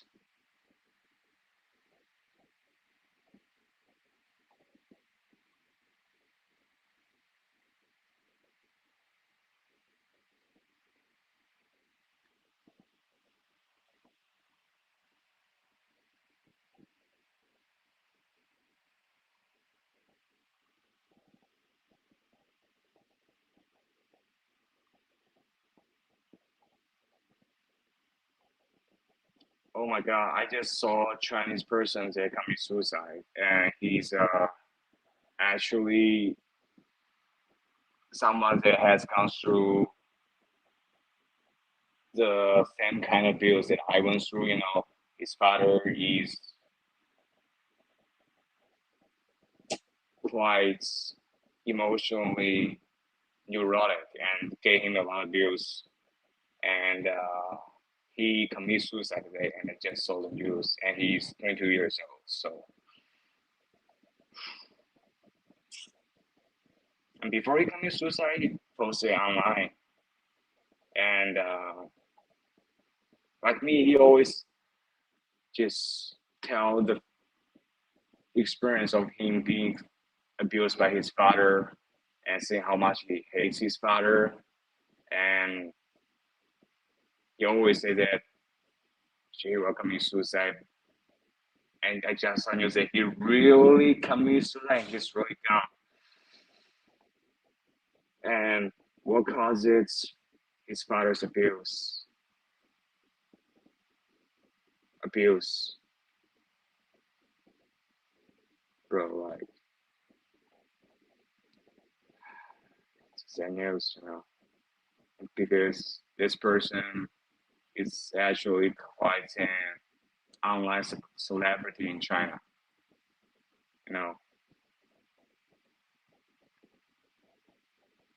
He's really gone.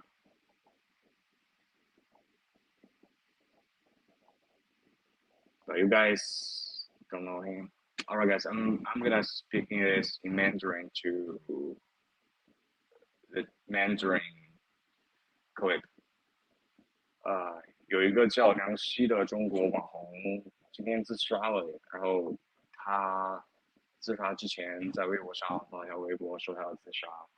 他算是一个比较出名的，但有点敏感的网红，因为他非常极端嘛。然后他暴露说他被他爸送去那个戒网瘾的那个机构，就让他一直受虐待。然后他今天真的自杀了。他总是说自杀，但今天好像人真没了。也叫梁希的人，22岁。然后和他相同的点是，我爸是亲身虐待，而不是把我送去戒网瘾的那个机构去虐待。我也没有网瘾，所以我爸是真虐待我。So he looked like this, this guy. Look at this. That's how he looked like. This Chinese person that committed suicide, and he said that his father abused him and really gone through. Man, it's just some tough things that only people who have gone through abuse can resonate with, and it's sad.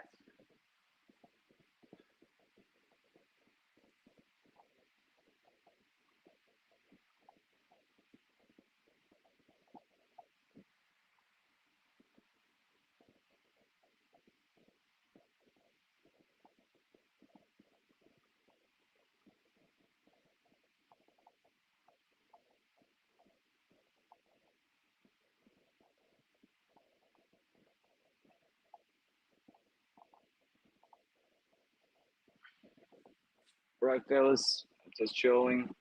Right now, I just hope that you guys are just, if you are going to sleep, just try to fall asleep, because I'm about to go to sleep, I think, real fast, and I'm just trying to go through some tweets about random stuff before I wrap up. So, guys, just take it easy, enjoy your day or enjoy your nights. Hopefully that you guys will have a wonderful next day and just try to chill.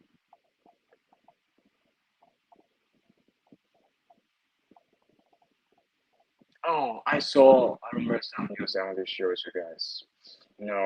It's about ICU in China, and it's about a grandma or mother that's sent his son to the hospital, and because it's an emergency situation, so the default response in this conversation is to send the person to ICU to try to recover them from their about to die state.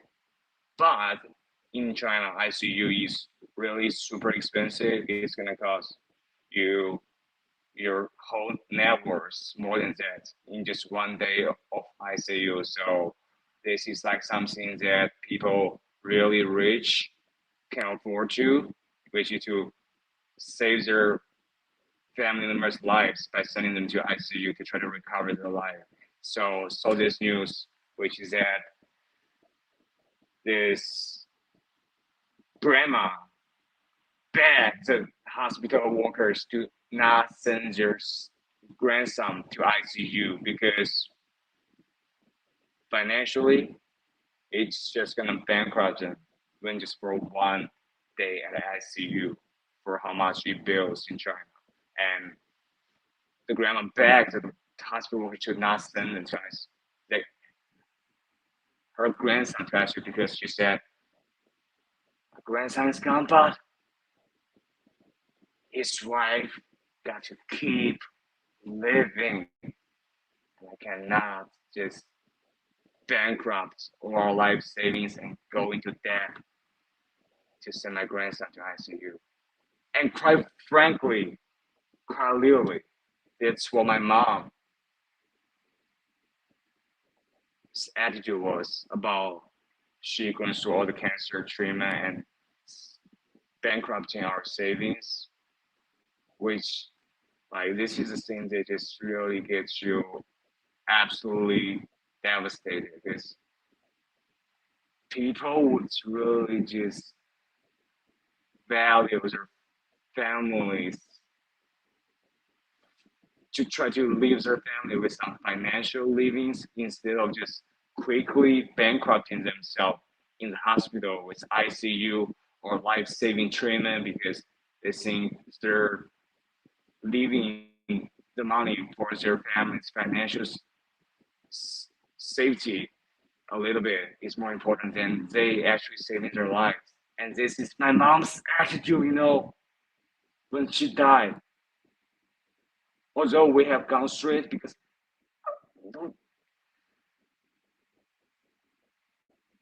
life is not about money. Life is more important than money. And we just value our love, families, life more than ourselves. So despite the fact that my psychopath father tried to just stop my mom from going to the hospital and tried to constantly find all ways to harass us and just stop us from going through treatment. So it's just so much trauma that and so much pressure and so much pain in this process. And my father would just really wants to kill my mom, also want to kill me. And it's not a cancer that I'm fighting. It's a major killing disease. It's also a living cancer. That is my father that we're fighting at the meantime. And it's also the financial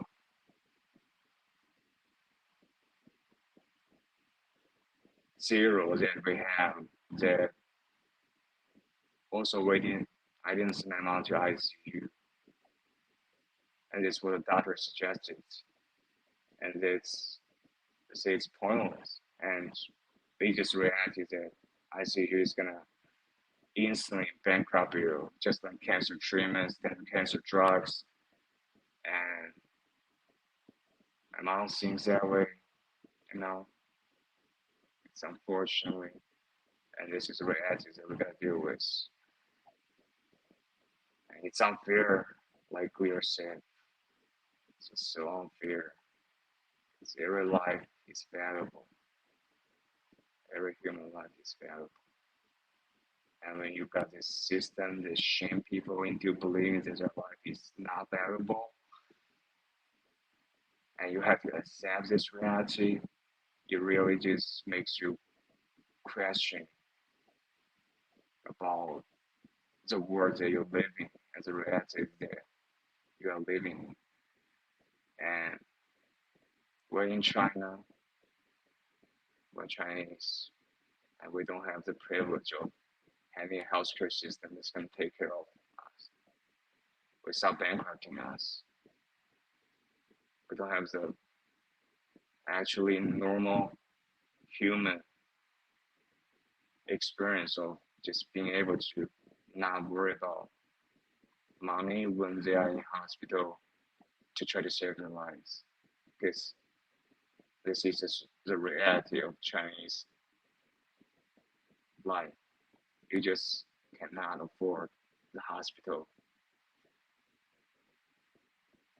treatment bills to save your life because it's just life-saving and bankrupting and making you go into debt if don't you save your life. A lot of people just try to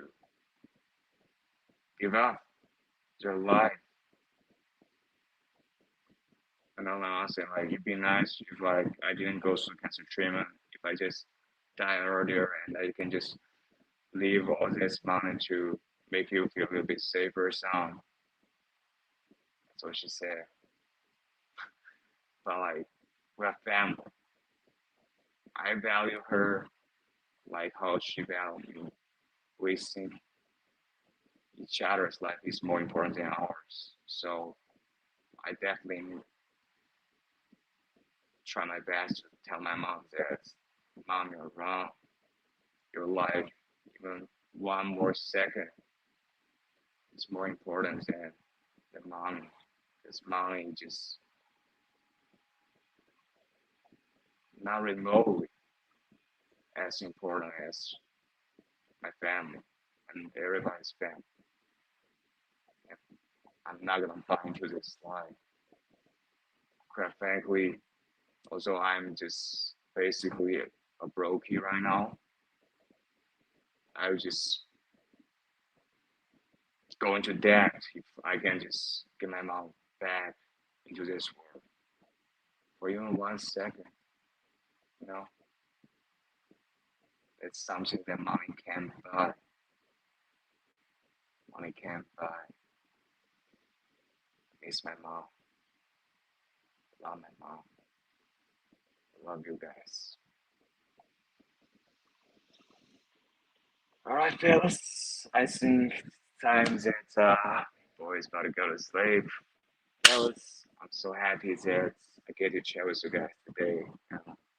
Started off quite intense and quite emotional, and the most important thing is that I just love this feeling of having a family, you guys. And I hope you guys will just have a good day, have a good night, and just take care of yourself. I love you all. Take it easy. Make sure to support your bill.